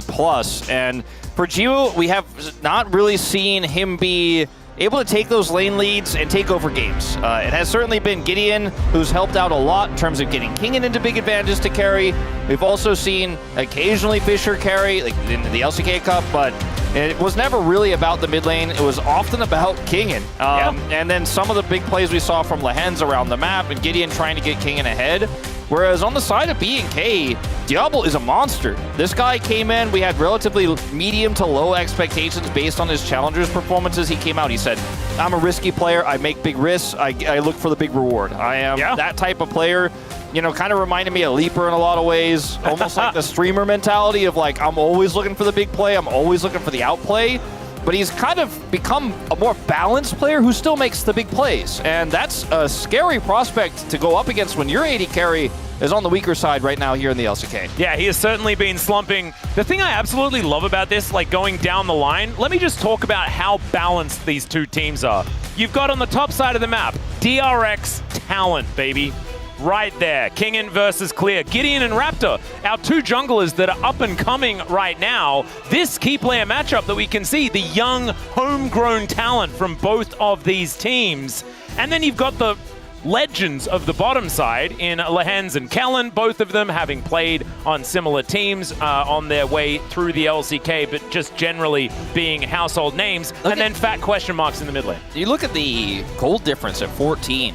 Despite being second most killing dual lane in the LCK, Gio is actually at the bottom in terms of CS and gold stats. Yeah. So despite Lehen setting him up for success and them getting a lot of kills, they're not able to translate it well. They're not really able to translate into team fights. When you see those stats, it usually means you're winning lane, but then you messed it up on the grub fight. You messed up that exchange on Dragon. Or you tried to push your advantage too far into the jungle, and then you got caught. Then you ended up dying, and then the AD carry on the other side ended up getting a bigger lead anyways and taking plates out. So we need to see duo kills lead to Gio pop-off performances like we did last year, and not the whatever version of him that we're seeing right now is, because it's not like he's getting caught all the time. He has got caught a few times, has lost games off of getting caught, but he just isn't able to output consistent damage, and he's got a quite unique playstyle. It's not like he's the scaling AD carry guy He just has weird pick saves really good, like Smolder, like Neela, anything that's a little bit off meta. And I always thought when you pair this guy with Lehens,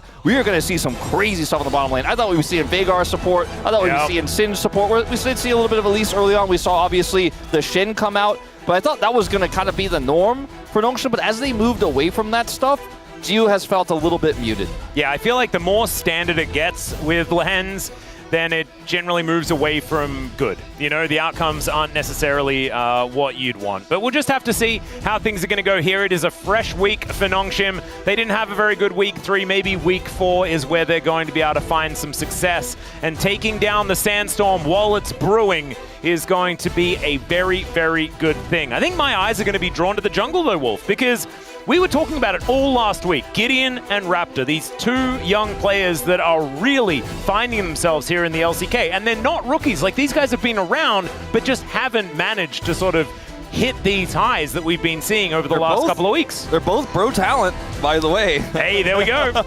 Obviously, Gideon spent some time in the LPL. Raptor was a bro player who was kind of an emergency call-up for them during the COVID times, but did end up moving away. Now, as a BNK player, is finding a lot more success as a mainstay player for this roster, as a starting player. Gideon as well has been benched at times, and now is the starting player here for Nongshim, and it feels like that consistency for both of them has been found based on the fact that they're playing the roster non-stop. As I love that transition. Yeah. Yep. Ryu, of course, here coaching for BNK. See how he's going to go up against Shelly and the gang of Nongshim. Man, Noodles versus Sandstorms. I mean, it's a tough one, but we'll just have to see how it goes. We dive into the draft here. Nongshim on the blue side to start us off. We'll see whether the bans are going to be exactly the same as what we saw in our previous series, or whether these teams are going to mix things up a little bit based on some differing priorities, as the Nefiri is going to be the first thing that changes.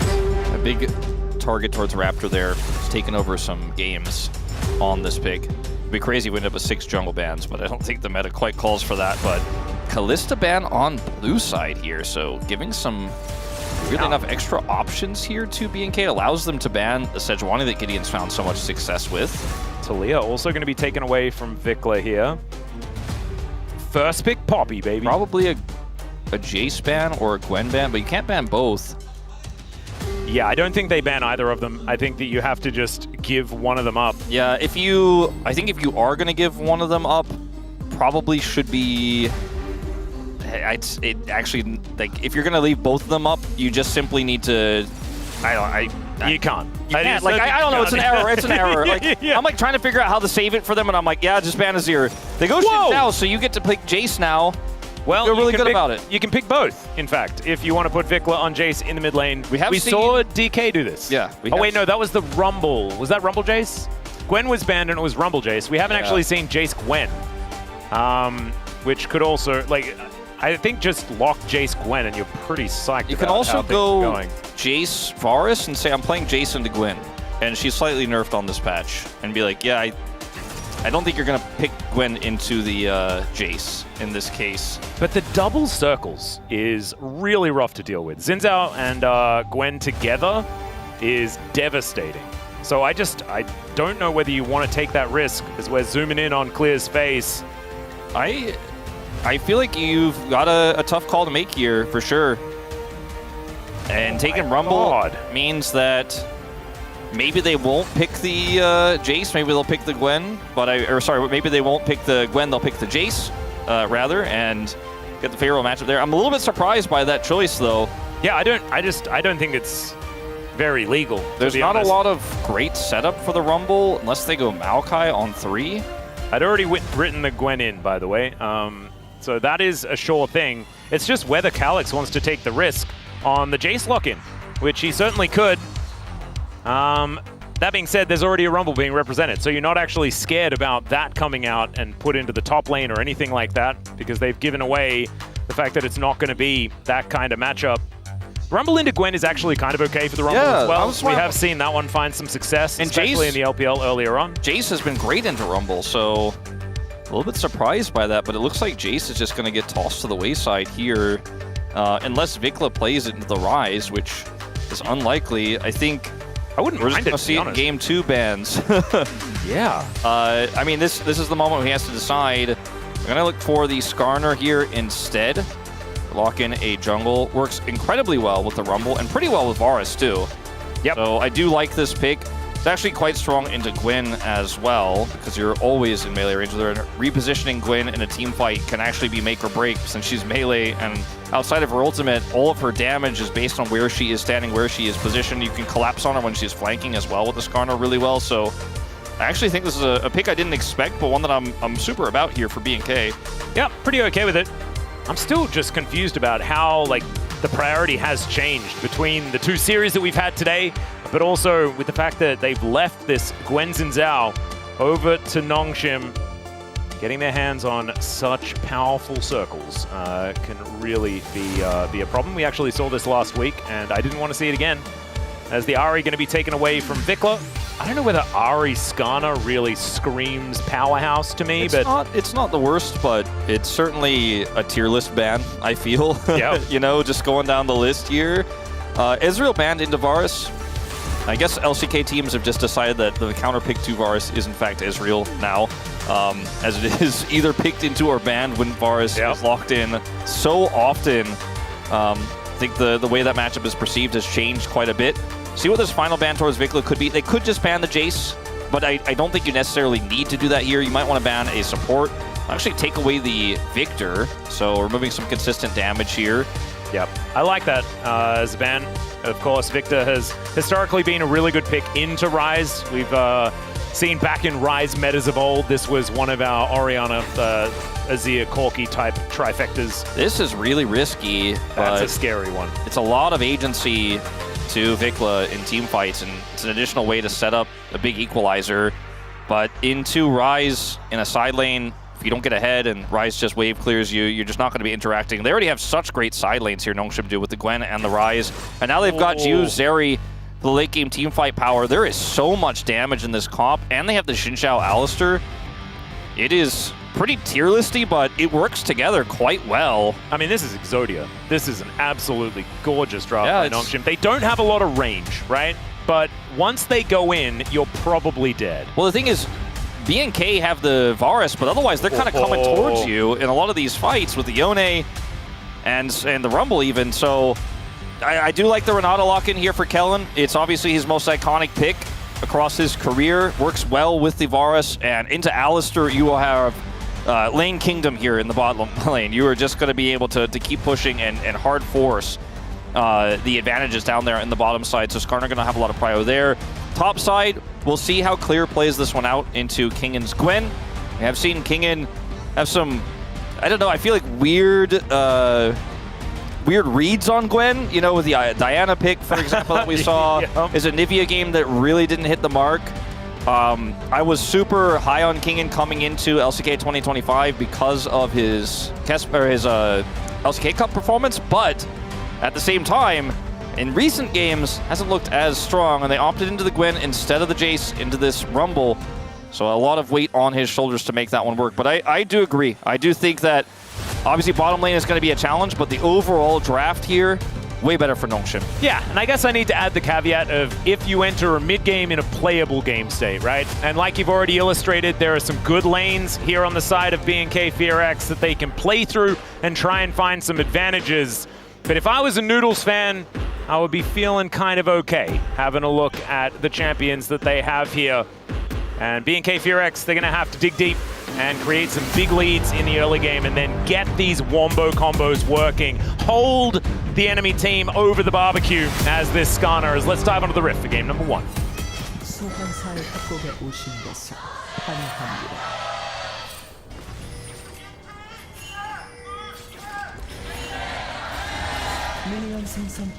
All right, here we are, ladies and gentlemen, onto the Rift for game number 1 in our second series of the day. Calix, I heard a weird question in Twitch chat earlier on. They were asking if Fisher had changed his name to Calix. The answer is no. This is indeed just Calix. He is a guy, and he was playing in Challenger. He's had a few games here and there in the LCK prior to this. Fisher just never, he never found consistency. You know, he had some really high highs. And I think the long-term plan, this is my opinion, of course, but the long-term plan seems to be for Nongshim that they think that Calyx has a lot more talent. Obviously, he's younger, less experienced. Maybe he'll grow into what they expected Fisher to be. And if he doesn't live up to expectations again, because they played him last year and it didn't work out, didn't actually find that consistency and really just had a lot of really rough games, then I guess Fisher could always come back in. But have a small little pause here. I hope it's small anyways. Yeah, let's try and guess what that pause is about, as there is a capital letters LOL in our teleprompter right now. So it's related to League of Legends. Yeah, so it's either League of Legends or something very weird just happened. And as it turns out, it's just a King and audio issue. So that's not funny at all. No. But it is simple, at least, to solve in most cases. Yep. We're just getting that one sorted out. It's been a minute and a half in the game, and as you can see, there is absolutely nothing decided as of yet. Looks like it's not necessarily a hardware issue, since we saw the ref looking at software there. Might have been a turn it off and on again type scenario as well. Maybe cycling that one through. The mixer crashed. Yeah. But yeah, nothing has really eventuated in this game. I think the crux of the comp here for BNK is this Skarner. You know, he can warp all of the team fights into a winnable state, even with some of the other weaknesses this comp has. But if he doesn't hit the mark, if he misses a lot of impales, you know, he just is otherwise not going to give the Rumble the setup he needs to do big damage. They went for Renata, you know, so there's not a Rel here that's going to come in and engage and set it up. So I think so much pressure on this Skarner to actually make the team fights playable. And from behind, he will have to be the hero, you know, if they end up falling super far behind. But Zeri's super mobile, hard to lock down. So, yeah, I do think, though, that if they ever get it into a position where they can layer their CC, the equalizer value you could get in this composition is disgusting. Because you manage to get like a big impale, right? Then you've got hostile takeover immediately. You've got chains of corruption, and then you've got Yone ulti to come through as well. And all the while, they are just being cooked by this Rumble. I do think that, like, as far as a team fighting comp is going to work, especially in the mid game, it's a very scary one. But they're going to require some level 6s. Yeah, the late game for Nongshim with double side lane power and late game scaling Zeri here is pretty insane. Yeah.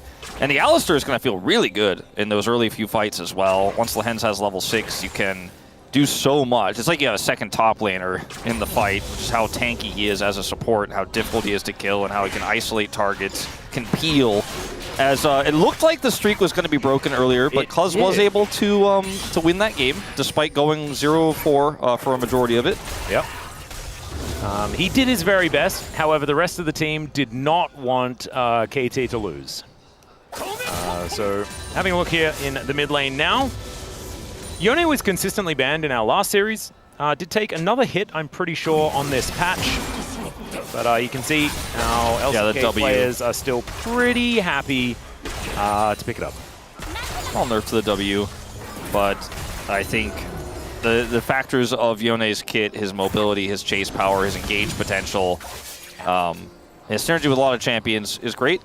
Into ranged champions, though, he's not hurting the enemy ranged champion when he's close to them. He will eat a lot of damage. Yeah, does eat a potion as well, so he will be at least alive for the next little while. That's better than eating dicey. Yeah, better than eating damage, eating a potion. I like that. Yeah, yeah. He's eating a Doran shield now as well. Ooh, he might get eaten, though. As Gideon looking to come in here, as there is the flash. It's the slow, and that's going to be enough. Gideon going to take first blood here on the Xin Zhao, and it's a brilliant start for Nongshim. Huge win here, and just no hesitation whatsoever. 2 flashes committed for 1, but the result is well worth it here.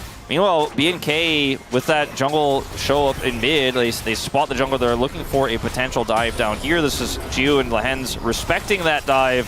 But as a result, Gio losing a significant amount of farm in this already terrible matchup for Zeri and Alistar.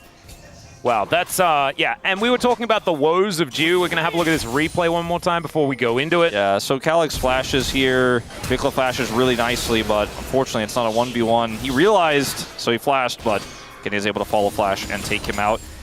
It's press the attack Varus, by the way. That's a new one. Yeah. New archetype unlocked.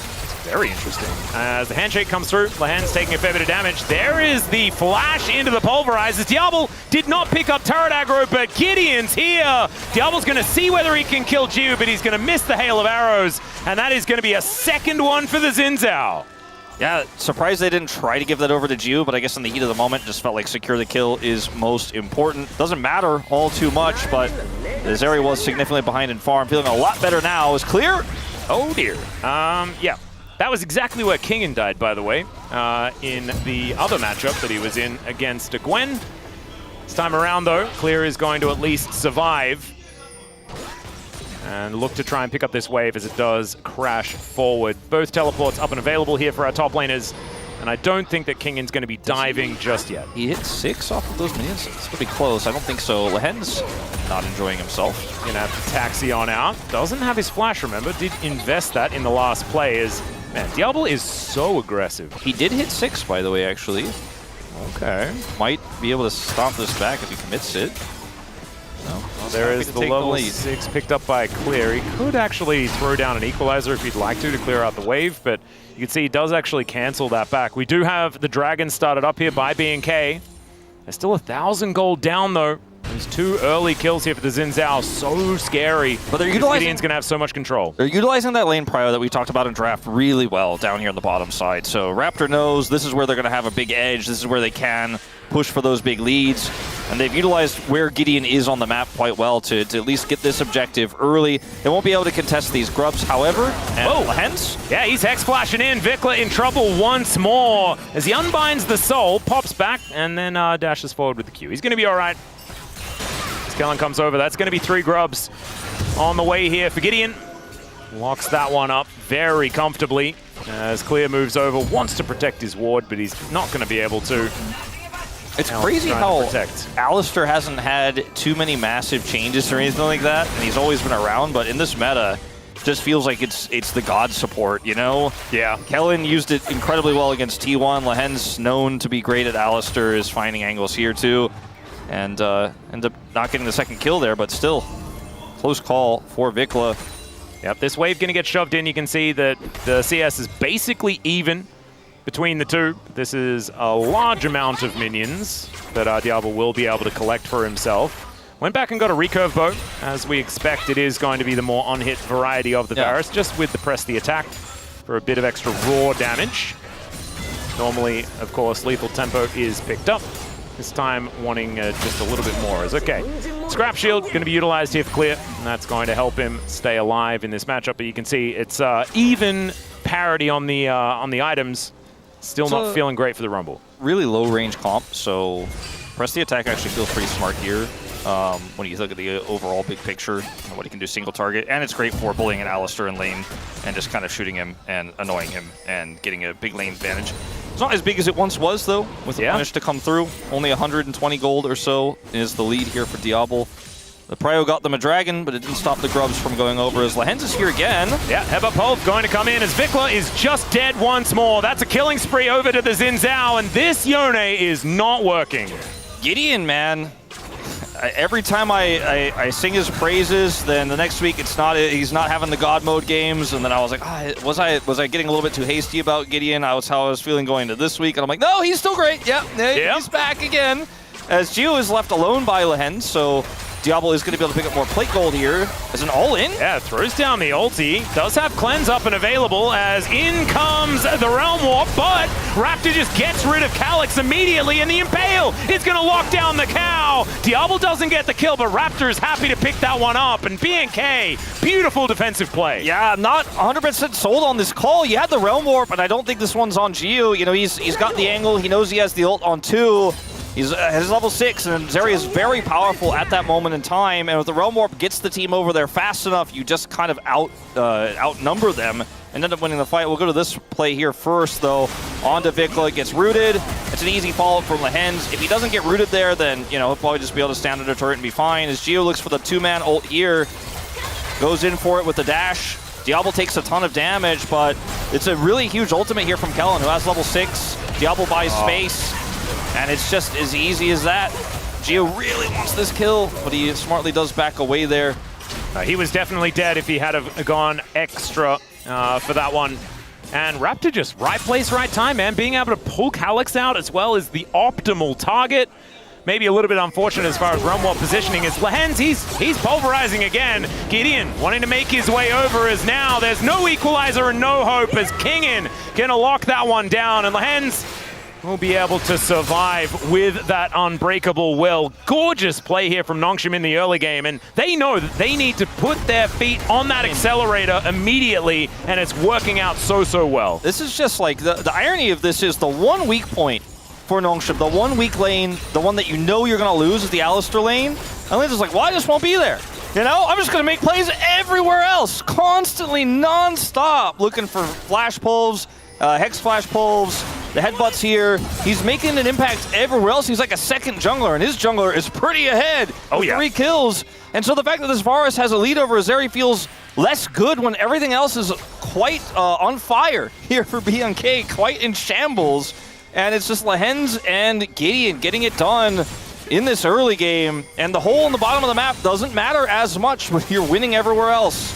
Yeah, this, remember, this is BNK, right? This is the team that's very good at going to 3 games. They do not get 2-0'd, but sometimes they have whoopsies. This is going to be another example of said whoopsie, as Gideon is a lot further ahead than Raptor.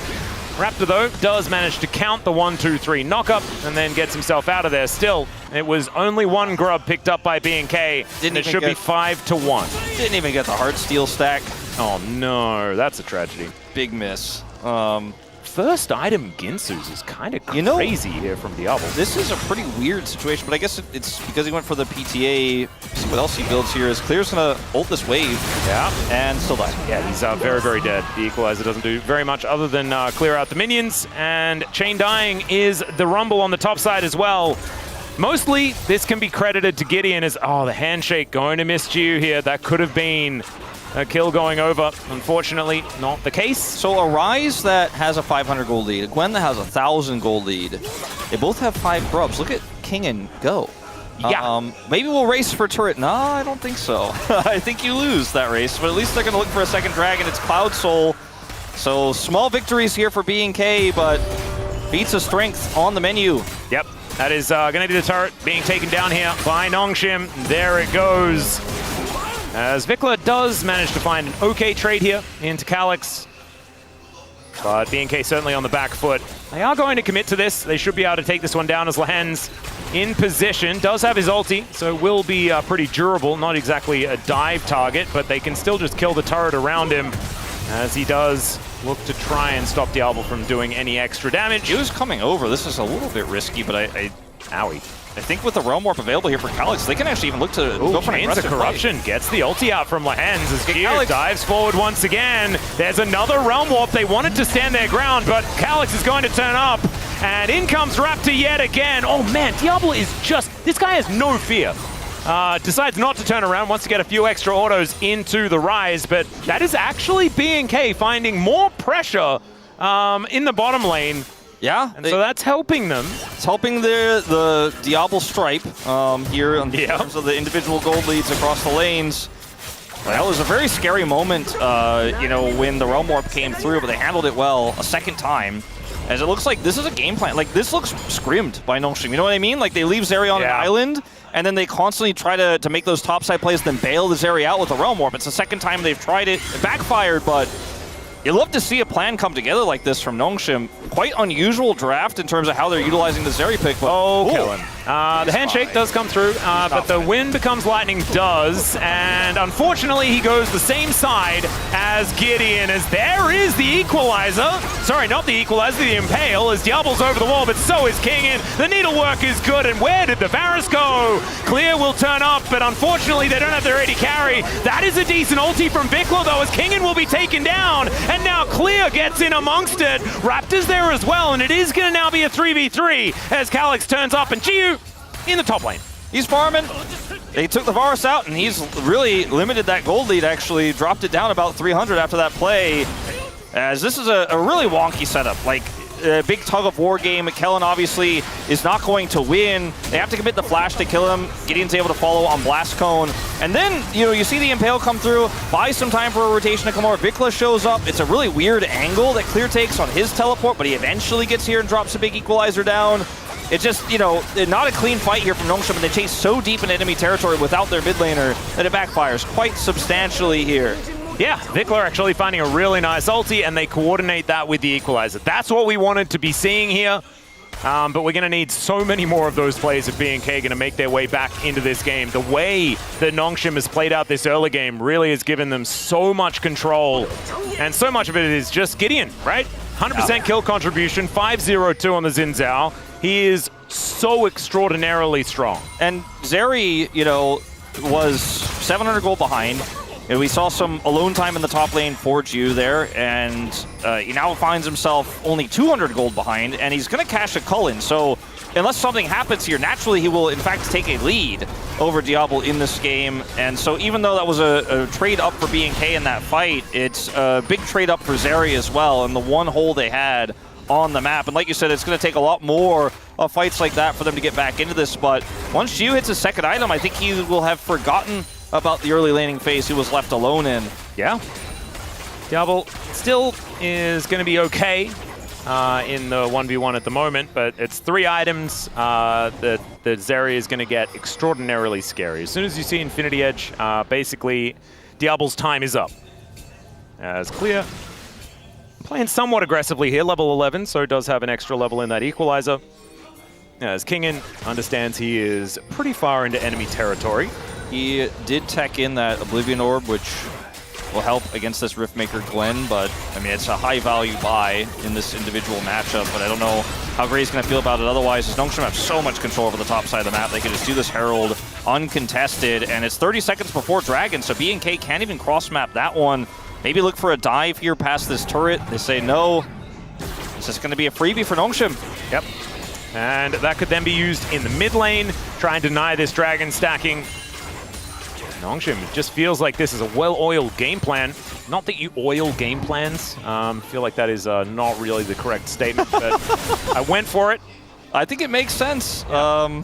It's a well-oiled machine is what I meant. I mean, the Xin Zhao actually uses gold really well. So Xin Zhao has 5 kills, 2 items. Yeah. And, I mean, they're still winning everywhere else, by the way, but sometimes when your jungler has the 5 kills, you're like, ooh, are we winning, actually? But in this game, I think there's no question. Oh, handshake does come on through with some chain CC thrown down onto an Alistar, who doesn't even have to press ulti, just presses the heal instead. Understands that having Unbreakable Will for a dragon fight is going to be the most important. As Kingen now going for a back, and Clear will turn up towards the top side. Teleport in hand for the Rumble. And I swear, Clear is the most important part of BNK at this stage of the game. Yeah, and he has teleport. Will need to join his team if they are going to fight for Soul Point here. It's like you said, the Herald going to be utilized to get Dragon Prio, and it just doesn't look like BNK can break in. There's no angle here. Raptor doesn't have flash. Everyone just going for a reset, though, as we can see, or at least the bottom lane. Gio and the Hens go back home. Yeah, just picks up some crit, though. Isn't actually going to be able to finish his second item. Gets the Zeal. Yeah, Kingen actually taking a bit of damage from Vikla, who does have his Blade of the Ruined King done. I think it's just the fact that there's very little vision. There's vision on the Raptor camp and then past the Dragon, like near the Krugs, but BNK just don't have enough information to try to punish that reset. Nongshim know it, so they get away with it. Get a better, more secure Dragon take, and look like they're going to get mid-turret as well. As Gio is just going to take it out. Yep, so there is turret number 2 going on over the Drake at the same time. They get a crash on the top side, and this bottom lane outer turret is very, very low, but it looks like BNK unable to actually trade anything other than that. And so just sort of the standing gold that was kind of prepared earlier. And that Cole finished. So now even Gio has the lead in the AD carry matchup. And, I mean, who do you collapse on here? You're going to try to catch a Rise. Calyx is aware of this. He's just going to hightail it out of here. They don't even commit. And it's another turret that's going to go down on the bottom side. Nongshim are just running them around the map. This macro play is gorgeous as Gio not going to get caught because he can skate through walls. And let this guy get on Zeri more often. Yeah, and there's been a lot of teams that have been banning this one away from Gio. It's by far his best champion, at least right now. I would agree. And Nongshim are playing around it gorgeously, even though they kind of left him out to dry in the early game. It's like, you'll find your money. They also had like a plan as to how to leave him out to dry. You know, Hens makes plays everywhere, and then they realm warp to try to keep him safe and make sure that they can't get fully dove on. Again, the realm warps didn't work out as well as Nongshim planned, but they had even an insurance plan for it, and it's just cool to see how this draft has played out here from Nongshim. We don't see LCK teams, especially kind of our middle-of-the-pack teams. I would put Nongshim towards the top now, but, you know, really bring drafts in like this in a really important series like this. It's often, you know, just more standard, more tier list. They got the tier list, but they also have the plan. Yeah. And I'm happy with how this has played out for them. For BNK, you're a little bit less happy if you're watching this one because things are looking very dire. Yeah, they've also gone for Crazy Man build on the Varus. Yeah. More of the AP variety. Of course, the Blighted Quiver is going to do a lot of work, but it is an odd build, to say the least. Yeah, Crazy Man, I like. Yeah, that's a good apt way to describe. Now, Nongshim just have so much control they can start this Otacon up. They can look for a turn here. Clear. It's basically find gone. a teleport angle. Let's see, because Kellen, if he gets on this with a really good ulti, that could be a whole lot of value. As this Ruinous Otacon, remember, that's going to go down. It's now BNK looking for it. There is a decent angle on the ulti from Vikler as they lock down Lehens. There's 2 kills already here for BNK. The knock up onto Gideon is good as Vikler dives on forward. Clear and Diablo are getting low though, and Jiu pops off. The answer is there. It's a Quadra as Calyx, the last man standing. Quadra, now Calyx will get these plants as well. They got some of the ones earlier and the Otacon. And it's Raptor who ends up having a really nice impale here. The setup is decent, and Lehens is really aggressively positioning here to try to get the punish. He actually doesn't set up Diablo to get punished at all. In fact, just kind of gives his life here. Raptor's impale helps them win helps them keep this fight even. But unfortunately, this Varus build isn't going to let you pop off at the end of this. And Zeri, on the other hand, absolutely will. Does end up getting taken out here by Diablo with those blight stacks at the end. Oh my god, yeah. Warp there as well. It looked like Calyx flanked himself in the team fight, so Atlas got very confused. But it is fine, and he was able to keep himself alive in the end. Runen's being done for that fight was huge, and you know that's the Zeri 2-item spike that you're looking for to clean up house and pick up a Quadra kill. Yeah, he's no longer the bullied; he does the bullying. Yeah, this is a moment that I think Jiu is very used to in the game, where he gets his certification and is pretty psyched about it, as Clear is going to chase down Calyx. Raptor going to join in as well, as I think the Rise is just dead. There he goes. No assist going over to Diablo, unfortunately, but there is something back here for BNK. As, all right, we look for a bit of an angle on Vikler's side. Kingan's in so much trouble, actually. Another knock-up, and he's almost just straight up dead.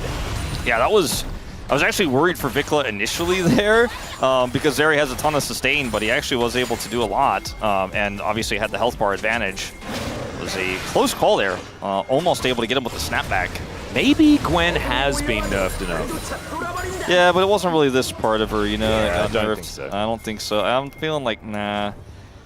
I actually thought, you know, initially if you asked me, like, does he kill her? I'd be like, never in any world, but it was much closer than I thought. And Vikler was having a really rough start to the game, as we know, so now trying to find some value here. He's got his Immortal Shield Bow now. See if that helps. Oh dear, there's a knockup. They think they've got a bit of a catch here as they deliver Gideon to the team. Not sure about that one as the bailout doesn't quite work, but down goes the Varus. Kellen is barely surviving as Vikler looks for an ulti on a Jiu, but doesn't get it. It's a big shield, but not big enough as the ram into the wall under the cow. It's clear he's going to be able to barbecue him, but now the rest of them, they need to get the hell out and the hell out fast. They are so doomed if they do not get out, and they will. At least 2 of them survive, Raptor and Kellen. Nongshim are just going to turn this into their second Cloud Drake of the game. There's so many moments here, so much about this game has just been about the control over the map that Nongshim have, and the ability for Kingan to just walk at people with impunity. And yeah, you got the bailout reset, but who cares? You're a Varus with 5 Nongshim players on top of you. Oh, man. And yeah, nice split there against the ult to come through. And I mean, it's just as simple as big gold lead, and Zeri runs at you. When you have this much map control, you can just kind of force fights on your terms anywhere you want. And now the Zeri is so huge to follow up. You've got big Ryze damage, you've got big Zeri damage, and Gwen is so difficult to kill while she's also doing big damage. And then you have the Xin Zhao for frontline and an Alistar. This comp really just has it all. And it has also now a 5,000 gold lead. Yeah, I mean, the lead isn't actually that much bigger than it was before, but it was already really big. That's kind of why. As now Raptor just making his way in. Jiu is kind of by himself, but he is Zeri, so he just goes over walls and all that sort of stuff. Feels like he teleports around and he's totally fine. Zeri's so close to IE. Yep. And that's lights out. Don't think there's any way that BNK could stop it or slow it down or try to take one more fight before it's ready. Can't do Baron at this game state. And this really unique build here from Diablo is cool and all, but from behind, it just simply doesn't give you the same power as the Lethality Varus would have to be able to poke and contest objectives. It certainly does more DPS in a team fight, I guess, if you can layer your spells through and all that sort of stuff. It's and if so much attack speed. And if there's not a Gwen and Xin Zhao on top of you, it's going to be great. Yep. That being said, what we saw in the last fight was an example of why it's really, really hard to play Varus into this composition. And you can understand why he's elected not to go for the lethality, because there are too many circles that stop damage from happening to the enemy team. Yeah, it's a tricky Varus angle for sure. Yeah. Great in lane, though. Well, Calyx has found Callan, who just explodes. And now Wind becomes lightning. There's the extendo beam as well. Decent impale as they do look to try and take down Gideon, but he goes into that circle. In goes Vikla as well, though. And down goes the cow as now Diablo wants to find it. He flashes, but it's not going to be enough to take down Calyx, and they are too far behind, ladies and gentlemen. It's a double kill over to this Ryze, and now I think Nongshim can just grab themselves a Baron. Diablo, man, he's one man against the world in this game. He's trying his best. His positioning is good. His Clear wants to come over here and look for a denied, but he does not have his ultimate. He does not have flash, and he is likely dead. Yes. He's very dead. Man, this game is really off the rails here for BNK. Maybe stop the Baron. They did stop the Baron for now. Yeah, there's that's sort of a something.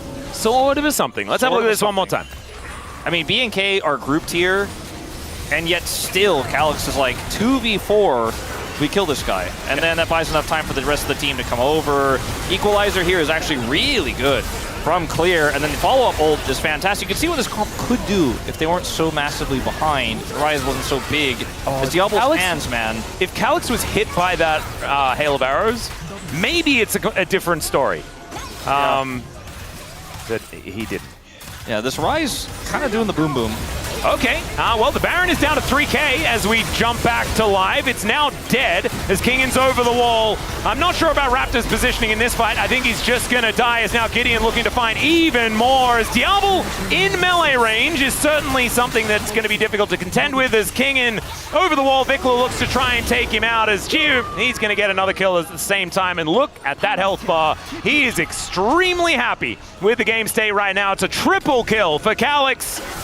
And yeah, BNK, I think they are not going to be in this game for very much longer, as there's a nice little knock-up. He's still out ulti, that's kind of crazy.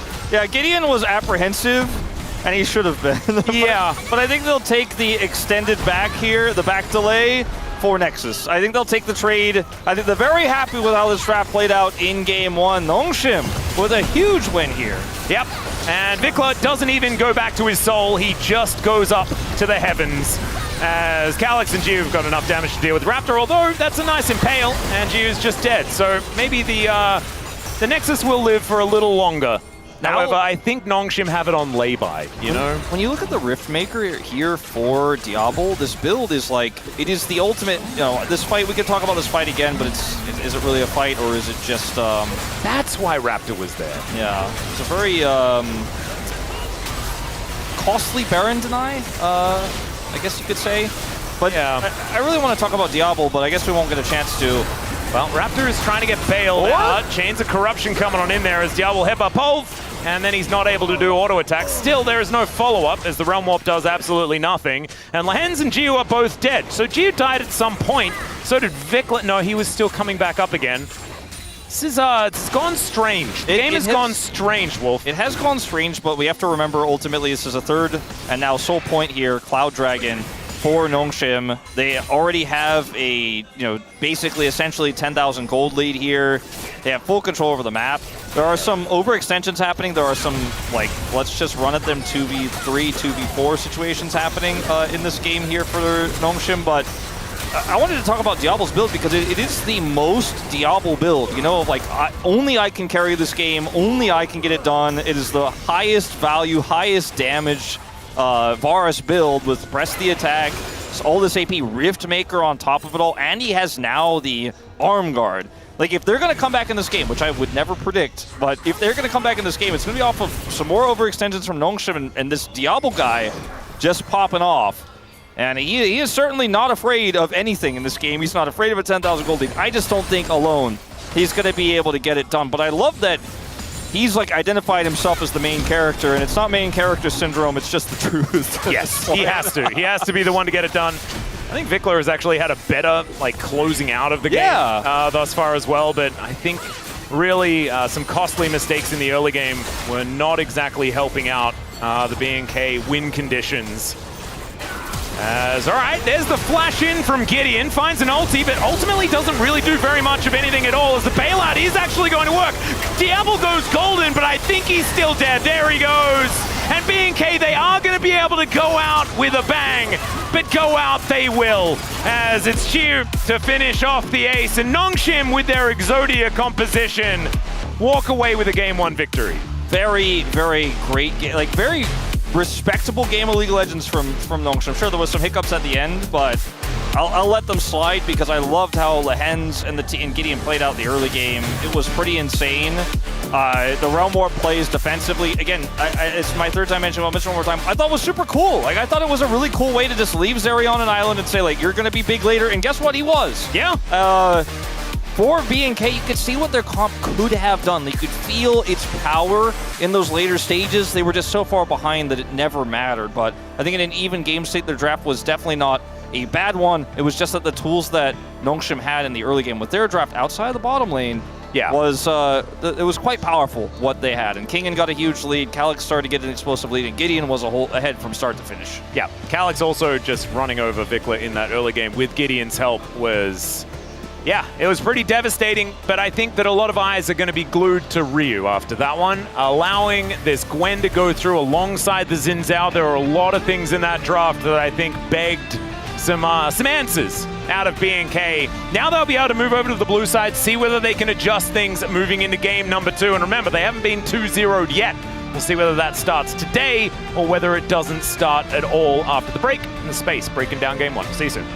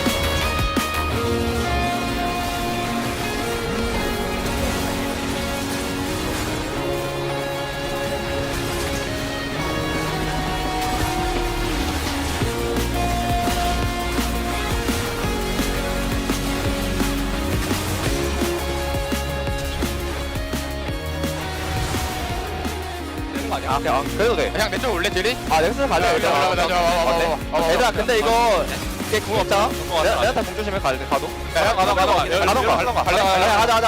정면에서 할게 난. 오케이. 야 파우스 오픈. 파우스 오픈. 야 끝내.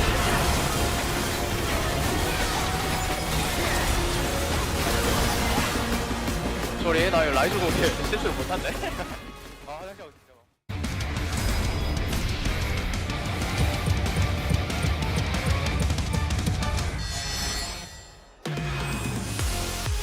guaranteed. Viper's so far away, though. Yeah, as his ult at least. Jose is going to find Calyx up 2 levels, and the rest of the team is just getting in onto Calyx so quickly. King and also getting incredibly low. Calyx is just out of the fight. He's not even part of this game.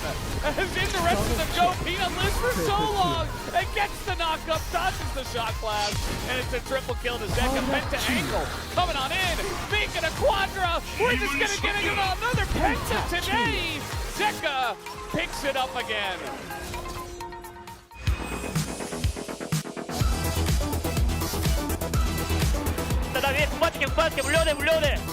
That's alright, there are a lot of flowers to be picked here, and oh, the DRX, their strategy was to just grab all the flowers as never mind. Oh my god, the KT blender! Just nothing DNF could do. I'll wait to see how DNF is going to fight their way back into this one because they are really. I got nothing. Yeah. 오케이, 나이스. 나 어그로맨이야. 나 어그로맨이야. 오케이, 어그로맨 좋아. 앞에 미드 보자. 다운 받아. As Kellen's going to come on over, he finds Owner, the headbutt brings him out, but it's Domushi that's the target, and they come in from every angle. Faker teleports into his dad, and now T1 are scattering. They have nowhere to go. The charm lands from Vikla. Owner's trying to safeguard his way out, but it's more like dangerous guard.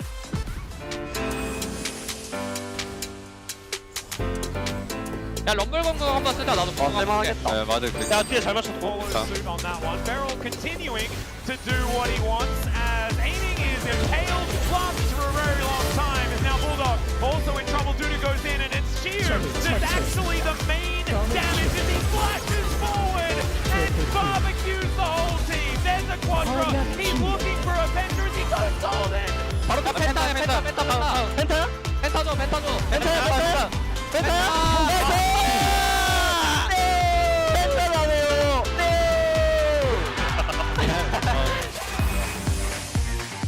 Oh no! You have really like a chocolate chip. Yeah. Connie actually like made a chocolate chip. As Dura, that was a sick pulse flash to find 2 of them, and Chovy on the flank angle. They do get the Stranglethorns out, but now the 3-man knockup from Keen, and they're all in at the Peanut Gallery and just pops down. Down goes Zeri, and Rula landing a whole bunch of them. Much better performance by him.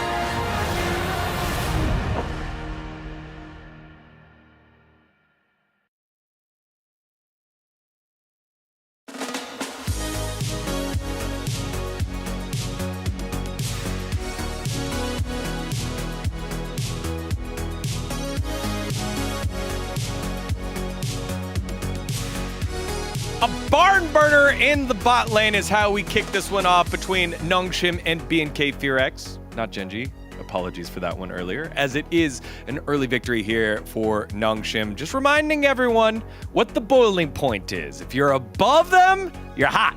If you're below them, you're just lukewarm. 1-0 is the score. Will BNK FearX be hot or not? DNF for like the freezing point? Is that what we're getting at with this one? Well, they're do not freeze, hopefully. That they're just letting everyone know. They're just on ice. They're chilling. They're chilling.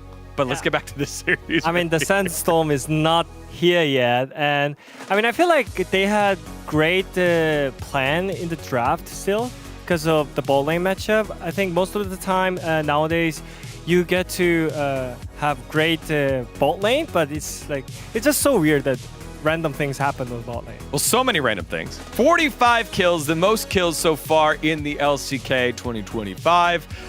Just fight after fight, and despite the early gold lead, they weren't decisive wins here for Nongshim. Yeah, it felt like even though there were fights where Nongshim definitely did win them, and you could see like the carries from Nongshim being the last members standing, a lot of members traded back, I think was the telling point for me. I think this Renata pick was really good that came out from Kellen. I felt like the draft was looking a little rough until this point, but Nongshim went for this Zeri Alistar, really weak early lane, into Varus Renata, and I'm like, that is the win con for BNK FearX. They finally have a win con. You play through bot, you're going to have priority there, you're going to be able to challenge, and if they'd been able to consistently apply that pressure and keep it up, I think this game could have been a lot more favorable, because a lot of the fights, as I said, were close, but they were just at such a deficit. And about the draft, the first phase of the pick is kind of boring. You know, you can't predict whatever, because it's just basic on trading good picks, right? But I think the most important part of the draft is the second phase, which is the bot lane.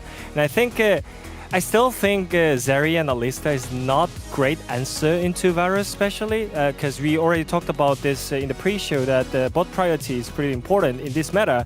But I don't feel like those champions are helping out the early game. But yeah, BNK tried to punish that, but they failed. And also, if you fail once into that bot lane, then Zeri Alistar is scary bot lane. Yeah, and a lot of the reason was Gideon. He was everywhere early on.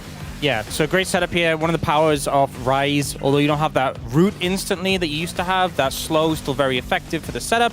And here, we saw the bot lane getting huge advantages, getting a plate, but this play from the Hens, and then unfortunately, Diablo ends up walking towards Gideon, doesn't know he's there, and that was the beginning and the end for the pressure the bot lane had. Yeah, I mean, they were winning CS, like 30 CS on the bot lane, but it didn't mean anything, you know. And also, the reason why bot lane priority is so important is that the mid lane matchup was melee versus range, which is that it's really versatile on the mid lane. There's so many fights because melee champion has to fight into the range champions, but I feel like after Alistar having a free tempo on range support, yeah, that means your game is doomed. Yeah, you know, Lahan's just free to go everywhere. You have Gideon who set up all these ganks, and I think it really ended up costing them. And I think that's one of the issues, though, if you are playing, like, we've seen it so many times with Zeri, it's where the whole Zeri moment's been coined, because you do make that mistake, and she can easily come back in the game. And if you're playing like this Varus Renata, you can't afford to end up dying in lane in that situation. Well, I think a lot of mid-table teams struggle a little bit with their macro, a lot of decision making. But everyone's micro in the LCK, so good. We talked about the deficit that BNK FearX were in, and maybe it would be different here, but just watch this team fight as every single member dies in this fight except one. Yeah, so unfortunate things like the Renata ult not getting huge value got dodged away from, but you see Diablo's able to pump out a lot of consistent damage in this situation. He's the one actually shredding through targets. We do see at the final end, the root comes in, the Zeri tries to take down Diablo and fails, but a Realm Warp from Calyx ends up saving him. And yeah, it's just a bit of a scrappy fight. And again, this was favored towards towards KT in the end. They're the ones who end up towards Nongshim. Sorry, I'm completely off. Yeah, favored towards Nongshim in the end, but it's like not as one-sided as you thought it would be, considering like the Zeri got a quadra kill in that situation. It's still really close there. And now the more I think about Zeri Alistar, it's kind of similar to Kai'Sa Rakan back in the day, you know? It has really weak lane, but after level 6, it's really strong team fight, really strong skirmishes. So even though you have kind of weak early game, you still pick the Kai'Sa Rakan for the reason. And I think Zeri Alistar can work like that, you know? It has weak lane, but after the laning phase, it has great team fight, great late game value as well. So I can see the reason why the more we see those duos on the bot lane. Yeah, I appreciated that BNK FearX continued to look for angles for fights. Even in that last one, clear with a huge Rumble ult just separating the fight. The hands are there, but early on, they just got to lock it down. A lot of their successes come from Kellen and Diablo smashing lane. We highlighted it earlier. They are first place in so many of those bot lane stats. But now we got to see what happens when it's equal or they fall behind? Is there a way back on in for them as they are down 1-0 against Nongshim? Or will Nongshim continue to reign supreme as the best of the rest? Let's find out as we send it over to Atlas and Wolf. Thank you so much, Digon. And I have to admit, I wasn't actually able to listen to the last bit of the space because I was too distracted by the tattoo that was on Joker's arm. It looked like it said Obliviate, which is kind of like that forgetting spell from Harry Potter, which would be super cool if it was. But maybe it absolutely just isn't. Someone says that they thought it was Obliterate. Yeah, like from Exodia, from Yu-Gi-Oh! Yeah, or like the Death Knight ability from World of Warcraft, but I just don't know whether that is, like, that would be less fun. I don't know. Maybe it's like a never forget thing, but it's ironic. I don't know. It was kind of cool. Anyway, all distractions aside, it's now make or break for B&K because they need to win here so that they can remain the team that can never get 2-0'd, you know? That is certainly what is the first step. At least they'll keep that record, but getting the reverse sweep would be ideal. Now, they're on blue side this time around. We'll see where the priority lies because Jace is still available, was left available and not picked in the last draft, so might see that in that final Nongshim ban as we see B&K taking away the Sejuani, the Pantheon is kind of an unusual one, and the Nocturne. That is some weird jungles. Yeah, that's some, like the Sejuani, I'm like, yeah, and then the other ones, I'm like, Well, now I think the Jace stock is kind of high. Very high. That's what I'm going to go with. But you know what? They still have an extra ban spot for it. True. So I think they probably will lock it in. I would like to see a Jace ban. Then you can go first pick Talia for Vikla. I think that's what they're considering banning instead, or potentially even the Azir. So do see the Jace ban. Might just be Talia Azir as our mid matchup here. No, surely not. Clear is just going to lock Azir, right? I mean, that I feel should be. I hope so. What's going to happen? Maybe he's like trying to tell Gideon that he wants to play this. Is Neferi is another thing? I guess it's Neferi Ahri. Aha. Unless they take it away, but I don't think they will. It does mean that Talia is harder to pick. Calyx could still go towards the Azir like you're talking about, but Ahri isn't a bad matchup into the Azir either. So I don't mind the Neferi first pick, just given the fact that you can predict down the tier list what's coming. Yeah, I wonder what jungle Gideon's going to lock in here, as there's still a few picks available. The Pantheon and Nocturne are gone, but which is also technically a flex pick. But I wonder what his game plan is here, because you locked the Azir. We've seen like Azir Lee Sin and Azir Viego be a strong duo in the past, but not sure what he's going to be looking for. It could be Poppy jungle. That's true. Actually, wouldn't mind it. High tier pick in general is great into the Fury. Yep. You can stop that one sort of ultra engage option with your steadfast presence. Kind of cool. Opting for the Talia, which I think is safer, instead of the Ahri for Vikla. He's played both picks quite extensively. Let's be frank, everybody has this season. The mid pool is pretty thin for LCK 2025, especially with Fearless. It gets thinner, as we'll see Ezreal locked in here as well. So a lot of mobility, a lot of follow-up. I mean, Ezreal follows up really well on Neferi, and Talia engages because he can ult, he can follow up from far away. Kai'Sa has felt less of a hard counter to Ezreal. I mean, it was never a hard counter, but it feels less strong at the moment than it was earlier on this year, where it was like, oh, if you're going to play Ezreal, you better ban Kai'Sa, but still is strong in isolation in the matchup, has great backline access. Not 100% sure how I feel about it, though, into this composition. Yeah, Gio has found some success on the Kai'Sa in the past, but I 100% agree with you. I think that it's kind of like the Kai'Sa-Xayah situation. It's more like you're just trying to get out of the matchup even really being a thing. As speaking of Xayah, her boyfriend going to be banned away here. No more Rakan to be seen from Kellen. He's a very good Rakan player, so understandable. They are going to ban that one away, especially with the Nautilus hitting the bench as well.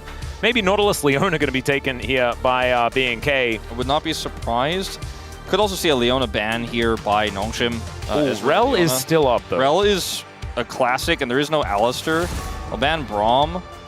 I do think that Rel is going to be played, if not banned here, 100% by one of these teams. The question is who ends up playing it, because obviously the Poppy is still a flex. Yep. It's looking like the jungle pick in this draft, which makes a lot of sense. Very tanky, very strong into the Nefiri. I think a Rel ban is more important than Leona at this point. I would agree. And I also think that, you know, you may want to play Leona yourself if given the opportunity here. Oh, never mind. They're going to trade. Okay, they'll take away the Aatrox. And the Leona does come through snap locked. So what do they play into this? Top lane question. Yeah, top lane counter pick as well available for Kingin. Does mean that Clear needs to go for a blind. It's probably going to be a Gnar or something like that. But you could go Gnar, but you could also go Aatrox or Renekton here. And be like, I love Renekton actually. Renekton's so great for the single target lockdown. You already have the Talia. And Renekton's buffed on this patch as well, mind you. Yep. Stronger at level 16. So they'll take the Rel, which makes a lot of sense. I feel like if you take Gnar, as safe as he is, it's kind of risky into this composition. And I'd rather see something that has a little bit more oomph to it in mid-game team fights with the Talia pick that they have. So I feel Renekton or Aatrox, but Gnar is arguably the safest blind pick champion in the meta. Yeah, it feels like the LCK choices. This is a not safe. It's not safe. It's not really a safe pick. It's hard to kill, but it's a guaranteed lost lane. Well, yeah, but you do have a lot of damage coming out of the jungle, so it gives you some team fighting, but it means that Kingin can play anything, as he's going to play the top lane Nidalee. Yeah. That Zeus kind of terrorized us with. Kingin is like, I will literally play anything. He has shown us that, for better or for worse this season. And the Nidalee ends up being one of those stronger picks in the top side to punish the Scion.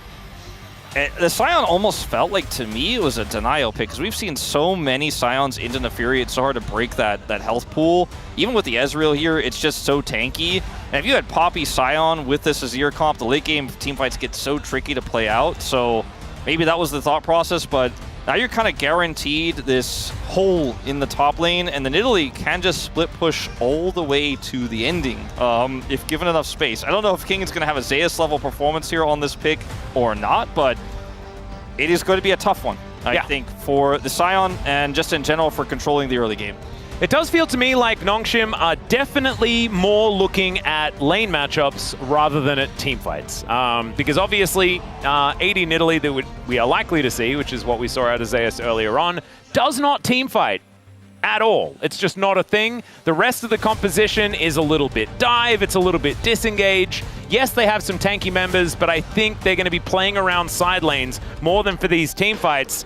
And a Scion doesn't care about a Poppy. This comp, though, when does it fight? You know, it doesn't have a strong mid-game team fighting comp. You know, it needs 2 items for the Ezreal. It could potentially get picks with the Talia, but it's very risky. I feel like this comp, pretty robust start to finish, especially with the Nidalee in the top lane, pushing super hard. Well, we'll see how it goes as we dive onto the Rift for game number 2.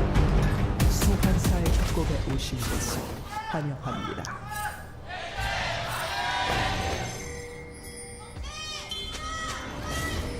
미니언 생성까지 30초 남았습니다. All right, here we are. Onto the Rift for the second game, and already we've got some thumbs up being thrown out, some things being discovered. Lane swap detected. Yeah, something like that. As we've got Kitty Cat versus Doggo, which is kind of cute, with the Nefiri versus the Nidalee. Although, you know, Nidalee is sometimes a lady, but still, it's kind of cool. Nongshim now just trying to see where everything is at. And going down the line, let's have a look at some of these lanes and what we expect for the early stages of the game. Because I think one of the big deals is Raptor getting ahead. If he doesn't get ahead, B&K, I think, are going to have a very tough time. He's going to have to, I think, play through the top side quite heavily post-6 and try to punish this Nidalee before she gets a hull breaker, because when Nidalee gets a hull breaker, she breaks the hull. And you can't really kill her, and even if multiple people come up to try to stop her, then that's when the cross-map Azir just kills turrets, and like you always have problems in sides that entire time. There's Grasp Nidalee. She started Doran's Blade. We know what we're in for here. We've seen it before. And Clear also, I'm sure, has seen it, but he's going to live it now. And it's not going to be pleasant for him. I look at the Ezreal in the team fights and I go, okay, well, yeah, he's got great follow-up for the Nefiri and the Talia. You know, he can follow up at range. His ult is great, but doesn't do enough damage to really carry team fights for you until he gets that second item. Man, Scion is just He's not going to have a good time, is he? No, it's not really a happiness type moment. As speaking of Ezreal, he is going to get engaged on here by Lehens on the bottom side of the map. Voidseeker does not quite find the mark, as Vikla continuing to push up, but I think he's probably got Gideon in the back of his mind. Gideon, I think, if memory serves, is the one that had one of the greatest Poppy jungle performances so far this season. And so looking forward to seeing what we're going to get out of him in this game as well. A Poppy with Prio is a scary thing. And top side, you're going to have that permanently. Bottom side. Okay, Diablo able to get himself out of there as now Jiu in trouble. Shattering Strike comes in, barrier has to be employed. Diablo does have Cleanse, remember, so doesn't have that extra battle capability with a barrier of his own.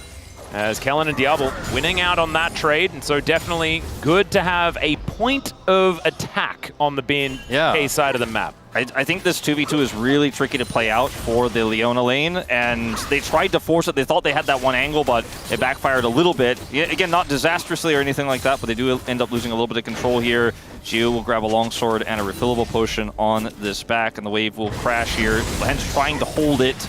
Oh dear. And, you know, we'll sort of try and do what he can. He might get this cannon. Nice. Yeah, there we go. Even gets the appreciation zoom in. You love to see that. As Voidseeker doesn't quite get the minion, but that's okay. Vikla throwing rocks around here in this mid lane. As Talia, one of his better champions, we could say. Yeah.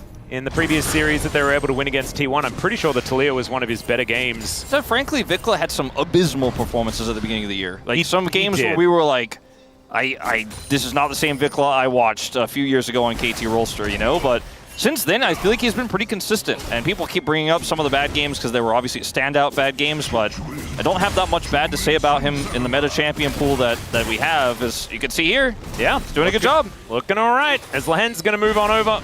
And Vikla doesn't find the last rock there. Maybe a bit camera shy after we were talking him up. As Raptor looking to dive in and grab himself his Gromp Camp. As Kingen continues to push. Not a lot of damage onto this turret so far. As you can see, this wave just going to crash in, but not really give Kingen too much space to get any meaningful damage. You can see the CS is negligible between the two top laners. He hasn't taken his first back yet. Neither of them have. They both still have their teleports. Nidalee, hold up. Ooh, bit of an engage possibility. Shattering Strike, a great answer here as Kellen played that one out beautifully. Still, Vikla a little bit worse for wear as the Cathian rains down onto Diablo. Not sure how that quite makes sense, but it is kind of how the ability's named. It happened and he pressed it and it rained on him, so I think you're in the right here. Heck yeah. Raptor is lurking, but I don't think there's really an angle here. Just going to mention, Nidalee doesn't really use mana in this lane, and so can kind of just lock the Scion in forever, and we'll see those first backs eventually, no doubt, but the more pressure you put on, the more chances you have to demolish turret, and this will be the first time he actually hits said proc, and we'll get the plate. And King can just stay here forever if you wanted to, but I think this is probably the best opportunity to go ahead and take it back. Decides to wrap around, though, and keep it a secret. Ooh, that was Diablo missing a button. That does happen from time to time. Yep. Not actually going to mean too much of anything at all. Just continuing to shove. Does have a decent CS advantage, but that is going to be a wave being pushed in, or at least half of one, towards Jiu. So he's going to grab that, and there we go. Nice. Look at that value. Even gets Aurora the Slayer. Nicely played. Clear is likely dead. Yeah, Gideon going to move on in as, all right, the train not going to be interrupted. That's why the Scion is picked into the Poppy oftentimes, because the Unstoppable Onslaught is pretty good. And look at this, Clear is still trying to bait, and Nongshim, they know exactly what's going on. Yeah, I do think that Nongshim with the faster group up here should feel pretty fine about the situation, although... Yep, Lehens goes in. Untargetable is Raptor, though, as there's another crash down from Kellen. Nicely done. The bleed still working. There's the Flash Emperor's Divide, and that is going to deliver them a beautiful heroic charge from Gideon. Seismic Shove goes wide, and Nongshim able to regroup and head towards these grubs. Nongshim are just aware from start to finish, every single member of BNK, where they were, the choke point they had to go through. And going back to the question about when does BNK's comp actually fight, well, this was definitely not where I thought the first one would occur, where they would actually commit in, but they did, and it was disastrous. So Raptor will secure this at least. Yeah, Gideon does still have Flash, as Vikla going to get that Flash out of him. So nicely played, but still, that is just for a grub. and that is to deny the feats of strength there as well. So Weaver's Wall comes in. Lahan's very awkward spot, does have to use his flash at the same time. And so not a lot of those remaining here on the Nongshim side, as Clear just kind of hoping that Kingen sometimes stops Bully. Yeah, maybe just hoping a bit mean for a peripheral issue. Yeah, at least he didn't have to flash there. Was able to use his extreme tankiness to just take damage and walk away, sadly. Has a bit of a miss there, but that's okay. It happens. You know, he's still even in CS, which is pretty impressive. Yeah, I actually feel like Clear's been playing out this lane as best as he possibly can. Has his Warden's Mail now completed. Kingen looking for that Trinity Force, which is going to be the first item of this more AD variety Nidalee that we are seeing. Yeah, deny a Demolish proc. Yep. Clear doesn't have teleport, so this damage is sticking. He has 2 biscuits, but that is not hungry. Biscuits, yeah. He is going to stay, actually. It looks like he's going to be okay. Hasn't eaten any of said biscuits either. Yeah, he's just kind of trying to absorb the pressure and chilling. If you can clear the wave and deny the Demolish proc, you're winning. But in this case, he will not. He was able to do it last time, but sadly, yeah, it's going to be another plate on the next wave here. Kingen actually made a stick the turret aggro. Looks like he wants to, but I think he just happily wait for the next wave. This game state here is exactly what you would expect, I would say, for these two compositions. The lead the Ezreal had didn't lead to anything, so, you know, that bottom lane, sure, he's got control there, but doesn't mean anything if you can't get your jungler over there to take the dragon. Plate does finally go over here, Kingen will back. And oh, that was satisfying. Yeah, a little bit. Kind of satisfying for the Nidalee, I would say, though. Yes, no, the plate definitely feels better, but nice for Clear to be able to get most of those minions. As we can see now, just chasing Kingen down there towards the top side, but we are looking elsewhere. I don't know whether Clear really wanted to, as, yeah, nice little pounce. Well, you know, gets Kingen out of the way. He's getting grass stacks as well. He's got to get those. Hey, there. Can't just be Kingen who gets those, or suddenly he'll be less tanky than Nidalee. Which would be very unfair in an already unfair scenario. He's gotta hit that cat. Oh no, spear connected. And so now, Gideon making his way up. Oh, he's hex splashing. And not really too much more going to happen. Raptor moving towards the top side.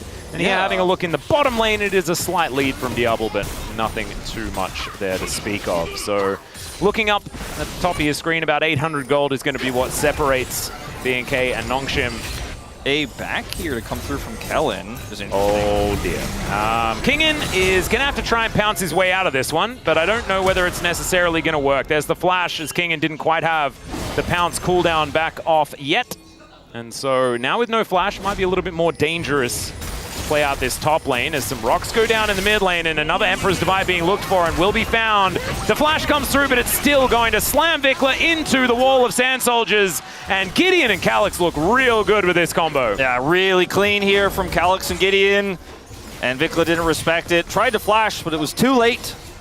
And he is slammed into the wall just the same. Really good play there from the mid-jungle duo of Nongshim. And topside, Raptor didn't commit the ult. Decided not to try to chase King and was happy with the flash, but I don't know if he should have been, as it's just going to be a TP back to lane, and the harassment continues. -1, unfortunately, there for Nongshim. Things were looking so good until the cannon was missed. As Kingen here towards the top lane is going to miss that last spear, but now has his Trinity Force complete. Yeah. That's a bit of a large problem. Yes. It's not a lot of good news here for BNK just yet. Kellen has control of this choke point. They do have the TP in from Clear. See if they can turn this into a team fight, but it's so awkward. Yeah, there's the crash down from Kellen to try and get him out of there, but that's a decent wall. Gideon gets rid of 2, though, and then the heroic charge onto Vikla. He puts down some rocks and tries to get rid of them, but Lahan's just catches him out, and Calyx grabs another one.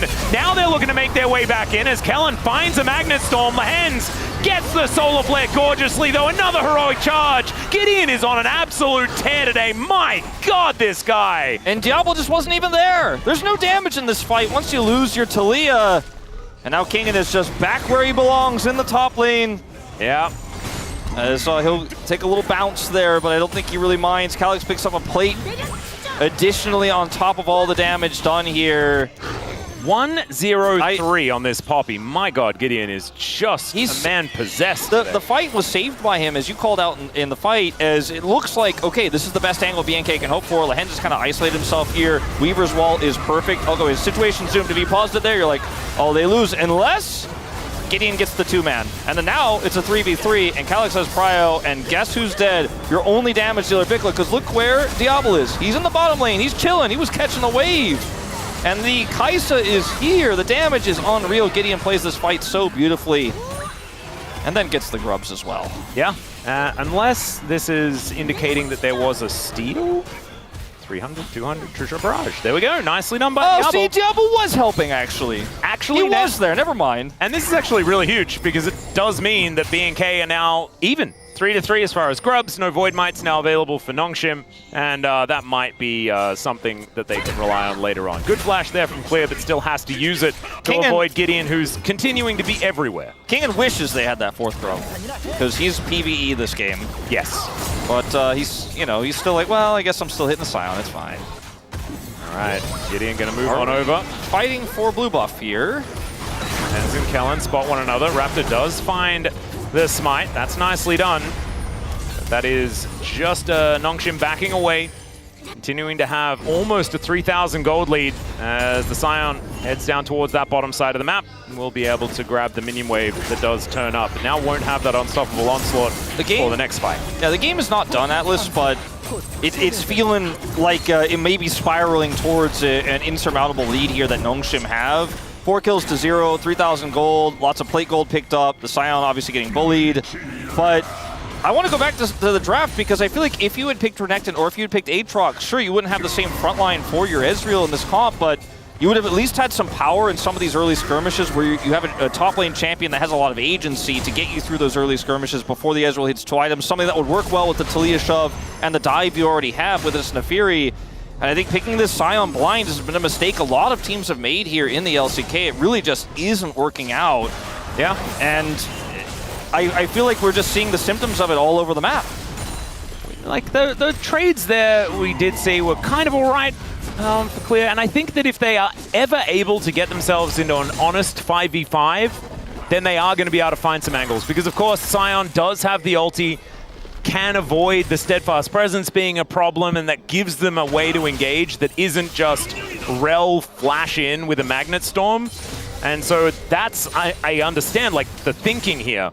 But unfortunately, Nongshim are just playing too well. Yeah, and I mean, if Ezreal has 2 items when all of that's going down, sure. Yeah. But by the time he has 2 items, what is now, at this moment in time, nearly a 3,000 gold lead will probably be larger, unfortunately, unless something really changes here. They were able to pick up the dragon, super late, by the way, but they got it, as Vision Toggle here is scary. Yeah, Trap not going to... Oh, the little doggo stepped on it!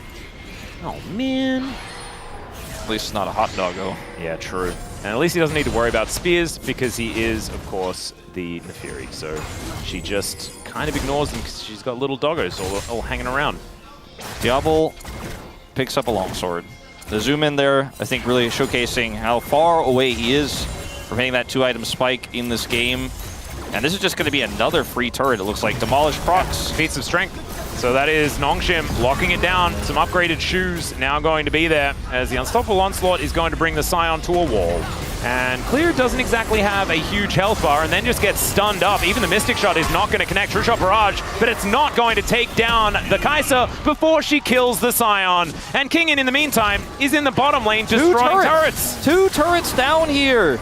All right, Diablo's getting angry. He wants to take matters into his own hands. It's kind of working, as Gideon is looking for a Rift Herald. And unfortunately, every time BNK go for a play this series, it feels like Nongshim say, all right, I guess we'll take all the rest of the stuff. Yeah, remember how I said that lead was going to get bigger? It's now 5,000 gold off of 3 turrets. They got 3, all 3. And do you get Lehen's? I'm not sure. Lehen's going in, gets the flash. That's an immediate cleanse as the heroic charge doesn't quite do enough. As Diablo then finds an Azir. Lehen's also surviving for so incredibly long as Vikla looking for Geo on the backline and does manage to find him. Clear teleported in, Gideon gets another heroic charge. The seismic shoves are just not finding the mark, and it's a double kill for Kingen. BNK are just falling apart in this series as Vikla, with no more mana left, is looking to try and get something back, but Clear and him just gonna have to walk away. I keep going back to that question I asked earlier. When do you fight? They forced this one, and it looked like maybe the best case scenario they were ever going to have as Gio kind of face planted into the fight. They have the Talia, they have the rocks, but still so far behind at this point. As yeah, this one was just it was just sadness. I don't really want to watch this initial part of this fight again. As like Clear gets taken out, then you roll it forward here, and it's like, oh, did Lehens get caught? And no, actually, he just helped set up the rest of the fight. Gio comes in here, avoids the Magnet Storm, then goes all in, but ends up getting punished here as Calyx shows up. Vikla is here on top of Gio. Calyx is trying to layer damage. He doesn't know exactly which angle because the fight's so weird. He wants to go for the Emperor's Divide. And then Nongshim end up trading up here as Kingen shows up and picks up 2. Still no Emperor's Divide, and this exchange has the flash, doesn't need to commit it, and it looked good until it didn't, and these champions don't work super well together just yet. We're almost there, but we're not there yet, and Nongshim are just too far ahead. Yeah, and Gideon is too good on this Poppy as well, man. As all right, if at first you don't succeed, let's just go for it again as he's in and then he's out. As Gio is still in a whole lot of trouble, as there's another crash down here from Kellen. Magnet Storm picks up a couple, as now Lehens looks for an angle. The Killer Instinct is so good as Diablo. Can they protect him? The answer is yes! Lehens gonna go down as well, and the Emperor's Divide just to get rid of a Scion is not the play you want to see. B&K back on the map, and Kingen is in the bottom lane, doing exactly what he wants to do. Yeah, Kingen is just gonna keep pushing this until Clear shows up. We'll get an extra turret, so gold lead, slight deficit, kind of improved here by B&K, but still, it's a big team fight win for them. It puts Ezreal closer to those 2 items.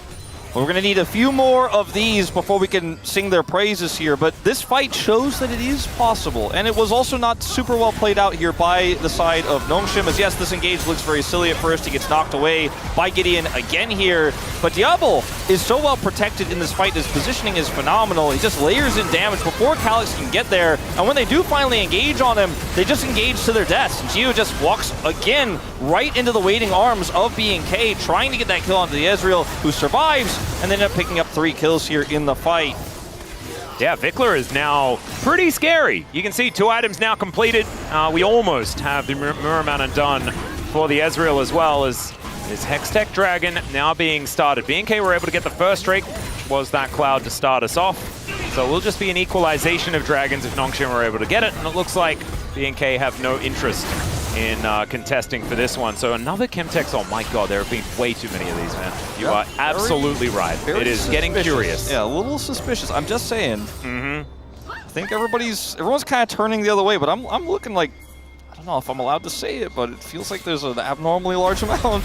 As Diablo is This is another engage here as Gideon trying to be the hero, and Clear always finds these angles onto Gio. Raptor looking for it as well. The Magnet Storm, it's just a dog pile, quite literally, on top of this Kai'Sa. Yeah, Gio is having a bit of a rough mid-game here. Constantly getting caught or just engaging in a little bit too early and dying. Yeah, well, Emperor's Divide going to throw Raptor underneath the inner turret. He does go untargetable, but I don't know whether it's quite enough. They do take down Lehens. The dog survives, and then Italy is taking another turret. I don't even know whether this is worth for B&K in the end, as Kingen is looking for this 1v1 into Clear as well, or is Clear looking for the 1v1 into Kingen? I'm just not entirely sure, but he is just going to back away after eradicating yet another structure. As now Raptor going untargetable here into Calyx, who doesn't have the ulti and is taking a lot of damage from the doggos. The flash forward, conquering sands, and down goes the Nefiri. Yeah, Nefiri had to flash earlier, so Raptor does end up going down this time, as Gideon's starting up the Otacon all the while. As this looks like a bait here by Gio, but I mean, they have Weaver's Wall, so, you know, it looked like Lehens was trying to go, all right, come in, bait him, sell it, and then we're going to turn, but they end up just getting outnumbered here. The Weaver's Wall was really good. Otacon is still being taken in live, so might have to zoom in on that one instead of watching this ensuing fight. It's funny to watch Raptor go fly, but yeah, that is going to be the Otacon taken just for free in live. Not entirely sure what the vision setup was, as they're looking for something onto Lehens at the same time. Yep, Lehens dies in the replay and then is in a bit of trouble here, but you can see, gets that extra life, is now Vikla and Calyx. staring down one another, but that is a Nash's and a Leandri's, and Calyx is real scary right now. If we on this Azir. Look at the back timers of B&K and the very strong vision control that Nongshim had at the top of the map, it's no mystery they were able to kind of sneak this one away. I think even if B&K had an idea about it, it would have been really difficult to get in there and actually challenge without vision, even though it was a very slow Otacon take. You know, we could have just seen Gideon ult them away and say, thank you for showing up, but goodbye. So, I mean, it wasn't really a risky call there from Nongshim, but now it is absolutely going to pay off as they have an insane gold lead on top of now an extra life across these members. I don't think Kingen is too worried, too excited about it, because I don't think he's dying this game, even if they lose. No. And I don't think they're losing, at least not right now. Oh, Diablo taking a bit of damage here from Calyx. You can see the burn ticking away, but he's able to offer a bit back himself. Those two items are now complete for the Ezreal, as Lehens, he's been a bit of a bad driver in the past, and that is, once again, not going to quite find the angle there, as Shelly's charge is going to be denied. And Nongshim still just setting up this siege while they wait for Kingen to get his work done. I mean, Gideon was spotted there, and look at that. The Demolish proc, it's just dead. He three-shots the turret. Yep. As Aurora the Slayer doesn't quite connect, so Kingen's just able to get himself out of there, and then as the push and pull happens, Nongshim are able to move in towards this inner turret as Geo. Oh god, okay, Magnus Storm onto 3. Kellen finds the angle, and now they're looking to try and send them home. Picking up some gold in the meantime as well as Calyx. Oh god, the Mega Cone is gonna not exactly do what Diablo wants it to, and yeah, this Azir is also a bit of a problem as Kingen gonna get knocked up as Clear realizes that, I mean, it's kind of hopeless, isn't it, trying to fight this guy? There are a few problems, I would say, here on the side of Nongshim that B&K are struggling to solve, and this one may be the biggest of them, as Kingen, he has Sundered Sky, he has his Hullbreaker, he has Res. Yeah. Well, he is withdrawn, potentially? Yeah, the Crashdown comes in. What are we doing, guys? Are we trying to hold on to just see whether we can buy some time? They want a pet cat, Atlas! Well, there's the ulti and a flash that they now have to use as they're just trying to... Oh, maybe they're just waiting for the timer? Just hold him in position, guys. And there it is, the buff is now worn off, and now it's a real kill. Congratulations, guys, an extra 100 gold. Unless they can't, there it goes. Okay, so Vikla is able to lock that one down. Sorry guys, Caster Chris said he wasn't gonna die, but I guess he technically did. Well, he wasn't until they abused the mechanics. Kill him, yeah. They abused the mechanics, and they were like, oh, let's wait and see. Well, I don't know if that's really good news. I don't know if it really is going to give Nongshim pause. This flank may. Well, Clear doesn't have ulti. As Raptor flips over the wall. Lehens dealing with a whole bunch of pets as there's a nice little knock-up. Weaver's Wall just going to break off the rest of this fight. Lehens trying to get himself out of there. The Crashdown doesn't quite work, but there goes the Leona to start this one off. Gideon getting rid of the Scion so they don't follow up with anything more. And Kingen did have teleport, but he wasn't alive. Nope. 2 kills. Let's see if they can get more. All right, Raptor going for even more here as the Empress Divide now on cooldown. Diablo, they just need to protect him. Another Magnus Storm comes in as there's a beautiful flick. Gideon in trouble though, and down goes Kingen. Sorry, not Kingen, Kellen, the other one with a K. As Trusha Barrage, ooh, looking for the snipe. Doesn't quite get it onto Jiu, who is very, very low. Very low. Didn't have barrier, but had the locket as well as his killer instinct to survive that last exchange. He's super low now, and they're trying to turn around. Yeah, Clear really doesn't want to use his ultimate defensively. Is Gideon taking a lot of damage.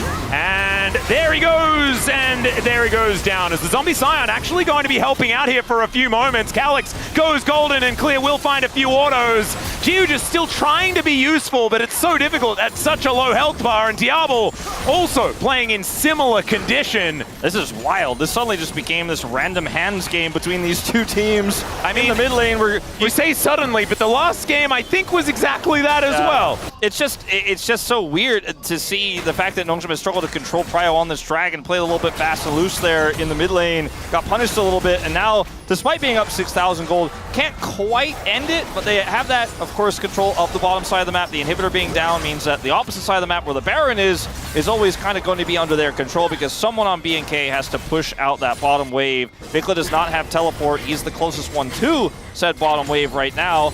Could potentially Weaver's Wall over, but he's going to be so far away, and this is a huge opportunity once he shows bottom for Nongshim to actually go ahead and start this objective up. They have so much control over this choke point. There's no vision here for B&K whatsoever.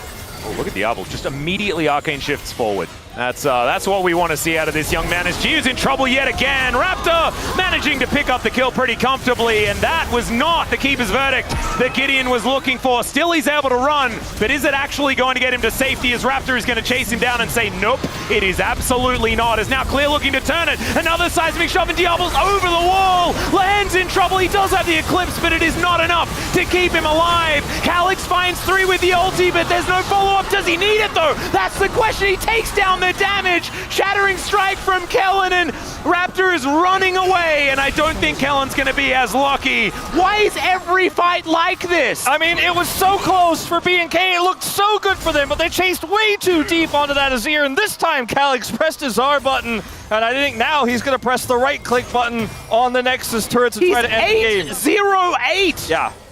This guy is absolutely out of control. Raptor's going to have to somehow buy time for his ultimate here. Maybe that could be enough to try to defend here. 15 seconds on Diablo. So many super minions though in the base. I just don't see it. Yeah, and Kingen just does so much damage to these structures as Raptor looks to go untargetable. Clear is going to turn up, and that is going to mean the Nongshim have to vacate the area. So it costs them, yeah, 1 inhibitor turret.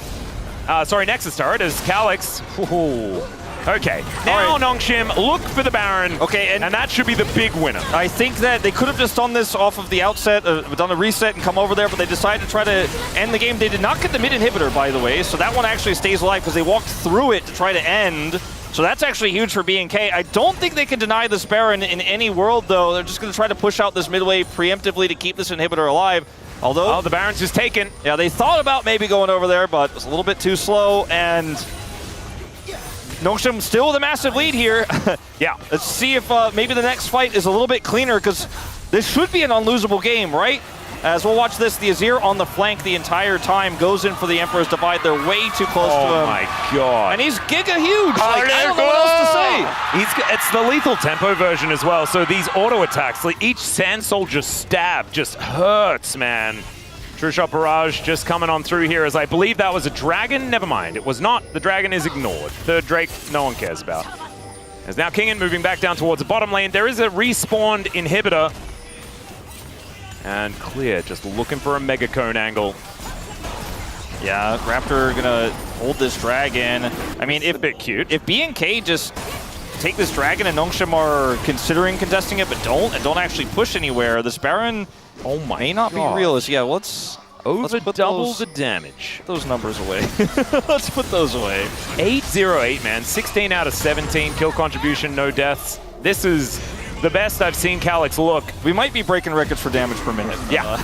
If this game goes as long as for a second it looked like it might. It's like 1.3, 1.25 or something like that. Like, that's absurd. Yeah. K damage. Just ridiculous. Diablo, yeah, that's a contribution to that damage per minute stat.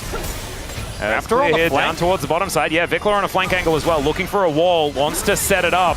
As Diablo able to move out of the way of the Solar Flare. Only one Nexus turret between Nongshim and the first 2-0 victory over B&K of the season. And Giu's in the top lane, trying to make that one happen. Raptor really needs to get in here and start something, and they are going to do so. Out comes the Scion as well, and Calyx is the target, but he's able to, never mind! He's shut down, Diablo gets on top of him, Lehen's also to be taken out here, and Raptor is able to follow up onto Giu. I don't know whether he's going to survive this as Kingen flashes after him. Diablo, you need to hit those! You need to hit those Mystic shots! As Kingen now going to try and take them on a merry goose chase here, and I don't know whether this is going to change the outcome of the game, nor is that True Shot Barrage going to be able to take down Kingen, but Roar the Slayer might be able to slow him down, and Diablo able to get in there and finish him off. So B&K still dealing with the base. Thankfully, these Nexus turrets do respawn. Looks like that second one is going to survive. I don't think it would be optimal to let it die and then get it to respawn at full health. It does slowly regen, but either way, watching this fight play out, it's a really nicely timed Zhonya's here from Calyx, but unfortunately it allows the follow-up to come through so easily, and Giu is completely isolated in this fight. Lehens tries to go for the engage, but there's a cleanse here for Diablo, and end up chasing them down here. And yeah, there was a little bit of a mom's spaghetti, hand sweaty here for Diablo for a second, but that's all right, because they still end up pushing the kitty cat away. They defend their base, and this composition does scale really well, and if you keep kind of messing up the fights, I mean, the Ezreal is going to do way more damage throughput than a Kai'Sa is in almost every scenario, and you remember your top laner is a split pusher, not a team fighter. Well, we've now got a bit of a battle over a blue buff as the Solar Flare is going to split the Red Sea as Lance goes in one more time. Gideon out again as Jiu. We said he didn't have the damage. That looked like a lot of damage. Only onto the Rel though, and he might actually have to trade his life for it as he opts into a 1v1 versus Diablo. Now Calix is just throwing them all away. Lehens, can you survive? The answer is absolutely yes as Diablo gets himself over the wall, but the rest of his teammates are all dead, ladies and gentlemen. And Gideon slams the Ezreal into the wall, and now it's a Sion against the world. And I'm having a hard time working out how the Sion lives in those odds. As now Kingin dashing on top of him. These inhibitors still dead for quite some time, and the Sion is just going to be relegated to his fountain. The Nexus goes down, and Nongshim are going to be the first team to 2-0 B&K. Here in 2025 LCK, Calix having an absolute day out here today. I feel like he just took Gideon's palm votes away, man. I know, it's actually pretty savage. It's actually criminal. I want POG back. Because I want yeah, they would have definitely gotten just one each, right? And yeah. It would have been fine. Yeah, I want players to be celebrated. I'm sad about it, but why can't we have both? I think even though Gideon had an amazing game too, in the early parts, Calix won the game. The rest of the team was kind of messing around and having problems and making mistakes, and Calix, he was like, nah, I'd like to win the game actually, so I'm gonna do that. And it was a great series from Gideon nonetheless, and Nongshim, it was trickier than it necessarily needed to be, but the comp worked as it should have. You know, King getting the advantages top side, the Azir scales. Jiu sacrificed himself for the greater mid laner to clean up the team fight. Yeah, and that's what went down in most of this late game of game 2. And like I said, it's the first time B&K gets 2-0'd. I'm 0-2 for Preds today. I thought DRX was on the rise. I thought they were on the way back. I thought KT was looking down. Not to be so. And in this series, another 2-0 where I'm wrong, where I thought B&K, after the win against T1, the momentum they had was going to be good enough here against a shaky Nongshim, and then they just got absolutely blasted in this series. They did, and a lot of the woes for B&K kind of coming back in ways that we kind of thought were fixed. Yeah, right? Like the drafting? Yeah, like fun drafts and being able to like play around these young guns that they have. Instead, we get, clear on Sion and then these leaving up the 2 I'm immune in circles type champions. That was a little bit of a worry for me, but I think we need to focus on the noodles. Because the noodles, there was no sand. It was just delicious noodles. They were at the beach, nothing was messed up, no one left their chopsticks on the sand. It was just beautifully done. Yeah. Shinramian and a Cass. And no worries to be found. And there's not a better way to live your life, Wolf. No, there really isn't. I think Calix, in games like this, if you guys didn't watch Challengers, you got to see a glimpse of the potential that Chronicler has been spouting for since Calix debuted in Challengers. Yeah. Because we knew he was rough around the edges. He did not prove himself in the LCK last time around. And when he came onto the starting lineup, we were all like, okay, well, Fisher, maybe it's time to give him a little break and see what happens. But he has gone from strength to strength, and this was the peak. I think the best Calix game individually we've seen in the LCK. He put his team on his back, and in moments like this, he just straight up won the game. Oh my god. The amount of damage with his Sand Soldiers is pretty ridiculous. And yes, B&K are able to take him down in this particular play, but they have to extend so far in order to do so, and it really felt like too little too late. I want to shout out Kingin as well. I feel like it's really hard to adjudicate how a Nidalee is supposed to go in a game like this, because you're never supposed to go for a team fight. You have to be drawing your opposition around the map, and I think that Kingin, much like Zeus, played it almost exactly the same, because you have to be kind of crazy. He also played the team fights really well when he did show up. He actually helped clean up with Calix a lot of these big fights, and became this insanely tanky, unkillable, mobile champion that got on the top of the backline constantly and added an additional amount of damage. Yep. It really was, outside of Gio's individual performances in the second game, I feel like Nongshim looking like they're back to LCK Cup form. Yeah, I have to say, I like the Nidalee more than the Diana. Yeah. That's what I'm going to go with here. And the Anivia. Yes. Although, I put Diana well and truly at the bottom.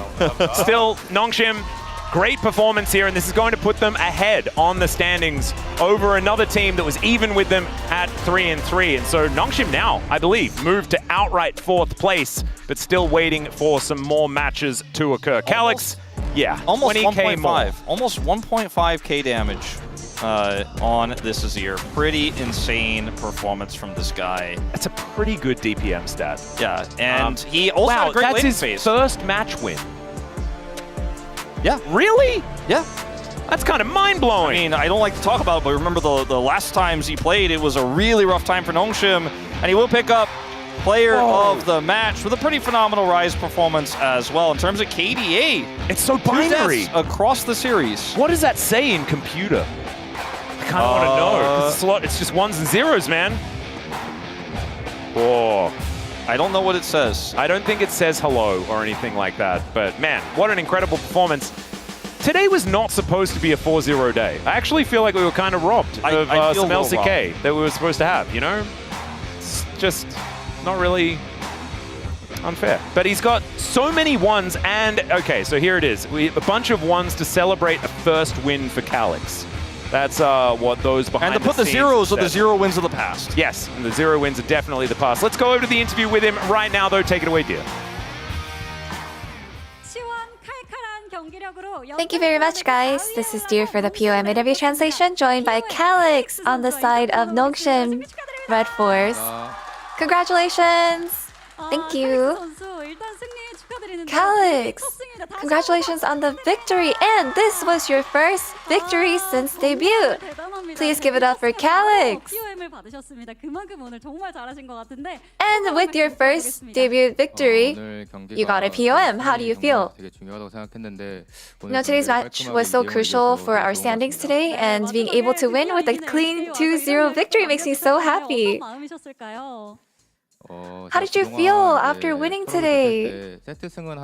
You know, all those times when I was called up, I had never gotten a victory, and I'm just really happy. It means so much that I was able to get that victory today. And you know, Gideon appeared mid at such impeccable timings.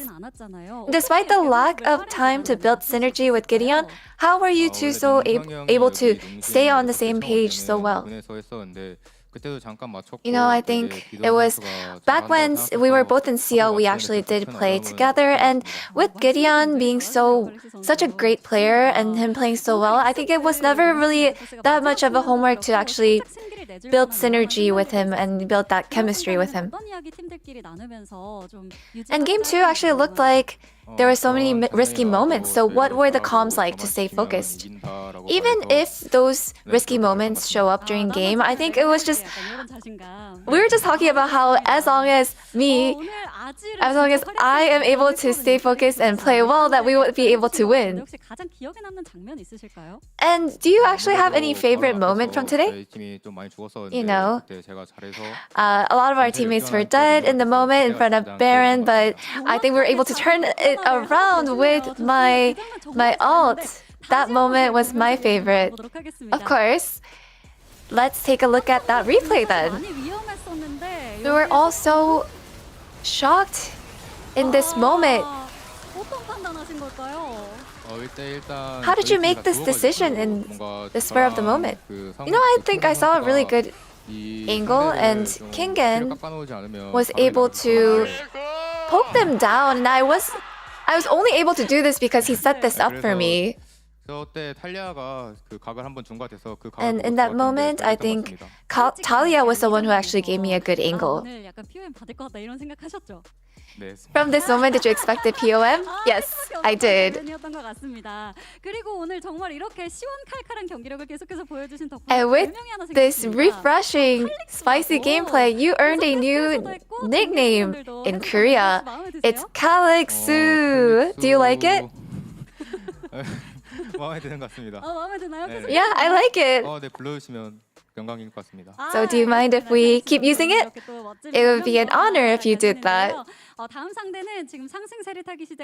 And your next opponent will be KT Rolster, who is on a rise. Are you confident going into BDD in the mid lane? No, KT does make plays around BDD. So as long as I can deny BDD and disable him, I believe that we can win. And we'll make sure that we defeat KT to continue our consecutive victory. And although we have some dominant opponents coming up, we'll make sure that we go in with full of confidence. And that's the end of the interview with Calix, and back to the space. Thank you. Spicy gameplay indeed. Nongshim get the 2-0, handing BNK FearX their first 0-2 loss of the season. And they didn't do it in the clean, constructed way. They did it in a mess. They were letting BNK FearX know they're not afraid of them. There was no fear in the Noodle Boys, as well as no easy route. They wanted to get a lot of kills and show a lot of hands, and they did. Look, sometimes if you're not careful eating noodles, you can get the sauce everywhere, but it's still a good meal. I think maybe the lesson for next time is wear a bib. Might be able to protect them from some of the splashback, you know? I mean, today's main keyword was about the shot calling from the leader. I really like to see BDD shot calling strongly in the game one. And also the second series, I think Lihan, we could see some clear plans from Nongshim as well. So I really like to see them like growing up, especially with new mid laner, Calix. Yeah, speaking of Calix, born in 2007. Oh, Vietnamese cast! Whoa! Whoa! Hey, not even Gideon. I thought there'd be more Gideon votes. I'm gonna be honest. Like, don't get me wrong, Calix. I voted for Calix. Calix played really well, but I thought if we were gonna get any people not going for Calix, it would have been for Gideon because his early impact was huge in both games. So, bit of a puzzler for me. Yeah, I mean, he was stacking up. You know, even though Nongshim couldn't win the last series, he was still playing good, you know. He was playing against so many good mid laners, but he was performing well. So I think he deserved this. Maybe not deserved the vote from the Vietnamese, but I mean, I guess it's fine, you know. Yeah, well, 12 out of 13. Congratulations to Calix for getting his first POM and has a highlight-worthy play on the Azir. Let's get to some of the comments that we had. Mr. Daniel Lux Harrison. Yeah, I mean, I feel like if you're playing Azir and Ryze, which are such staples, when you think of like the great LCK mid laners, you think of so many Azir and Ryze plays. If you're playing like this, you're definitely at home here in the LCK. As a player who has, you know, stepped foot in the LCK, but not really found his footing today, and I think he's really proved that he belongs here. I 100% agree. Like, normally new players are struggling to play some classic mages, you know, like standing mages, but this guy, I don't know, man. I don't feel like he's a new player. It feels like one of the veteran players in the mid lane. Especially, I really like to see his fundamentals on the mid lane. He never makes huge mistakes, and I think that helps a lot for Nongshim to make just normal games. I think his appearances before in the LCK, which obviously didn't always go swimmingly, I think he must have taken a lot away from each time, and as you said, really shown what he can do here. Yeah, last season, again, splitting time with Fiesta and then eventually Fisher. But it's cool to see the coaching staff and Nongshim Red Force make the decision, hey, we have volatility in the top lane, we have volatility at a support role. Let's just get someone stable to be able to do that. Fisher has some high highs, has some kind of low lows, but we don't need that as a team right now. And thankfully on our roster, we have someone who can fill that role. Let's see what we had here from Wolf on the cast. Calix saves the day. Yes, he did a couple of times, despite having the early leads. Azir came in and saved the thing, as well as on the Rise. Those score lines. Yeah, I mean, that slick realm warp he got in the team fight when Jiwoo got the quadra kill, and then he had the res from the Varus and he came through. A lot of great moments, I think. Yeah, I just really like to see him playing just standing mages, you know. Especially Ryze is really hard champion. Maybe you can say that it's a simple champion, but it's really hard when you play that champion, actually. All right, let's move on over to the Korean cast side, where, again, he has a new nickname, right? Calixu, like the noodles, I was told. Calix, also a hard carry mid laner confirmed. I think I can confirm that. Yeah. You know, we saw him like his that game on the Galio was one of the first ones we saw, which was, you know, he had a great game, but it's not like a hard carry mid. I think it's a good comment. Also, a lot of help with Gideon early on getting the first blood in that last series. Henceforth, April 23rd shall be proclaimed as Calyx Day. I mean, Prince is royalty. Let's whatever you want. Whatever you want, Prince. Say henceforth. Henceforth. Cloud Templar, a mid lane monster we haven't seen for a while. You can see the makings of something big. Okay, Cloud Templar, believer in optimistic Nongshim future. We like it there. Congrats again to Nongshim and oh, I got trolled. Actual last one. Top 5 mid new meta incoming. Quick. Top 5 mids. Is he in it? I think.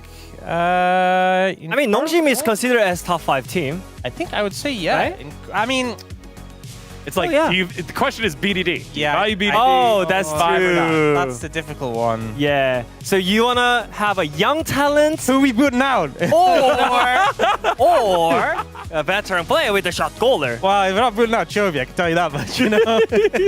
Well, I mean, let's go through it real quick. Chovy. Yep. Faker. Zeka. Showmaker. So he's got to. It's right now. Oh man. All right, yeah, we didn't like this conversation, so we flew the standings for you. Nongshim move all the way up to sole possession of 4th place in front of T1. KT moved up a little bit earlier. BNK Furex now fall back down. This was kind of the question game here for BNK Furex. Are they up there? Are they not? No, Nongshim are the bar. If you want to be in the Legends group, you gotta beat Nongshim. They are currently in the top 5. And now a big match for BNK Furex against the DN Automotive Freaks on her Saturday Showdown, which felt like it was a foregone conclusion BNK Furex are going to have it. Maybe a little bit of cracks in the gameplay there for them. Tomorrow's matchup, Genji versus DN Automotive Freaks, still looking for their first win. And then Hanwha Life Esports taking on the Bros. I don't know if you've heard this term before, Digon. I don't like this. I don't like very much. It's called David, and then there's this other character called Goliath. Yeah. You know, getting some vibes of that from tomorrow a little bit. Yeah, but such a one-sided game, I would say. But you never know what happened. Like some offsets maybe happens. Like in LEC, BDS 2-0 G2. Guys, Redacton just got buffed. Right? Yeah, and also that one. Morgan gonna take down Zeus? No, don't feed. Hey, man. David sounds like a pretty Giga Chad name. You know, David won? David did win. That's the law. David won. Did win that one time. A lot of times. Wait, there's a rematch? David vs. Goliath 2? You know what? We'll see. We'll find out tomorrow. Everyone, thank you so much for watching today here at the LCK. Week 4 off with the bang. And again, we'll have those matches for you tomorrow. Until then, see you later.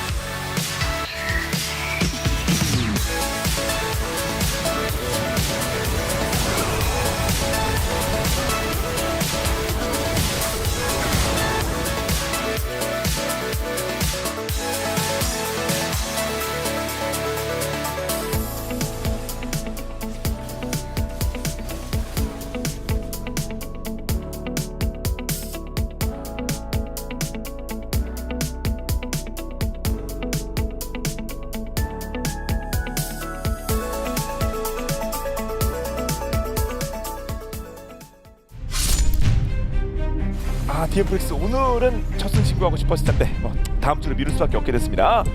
그러니까 이게 일단 이기면 분위기 반전이 어떻게 될지 모른다는 겁니다. 그렇습니다. 눈을 뜰 수가 없나요? 이게 돌격입니까? 폭풍이 부를 겁니까? 디아블 강점이 연타로 나오고 있습니다. 어떻게든 내가 살기 위해서 상대를 그 아래 심연으로 꺾어 내려야 됩니다. What doesn't kill me makes me stronger.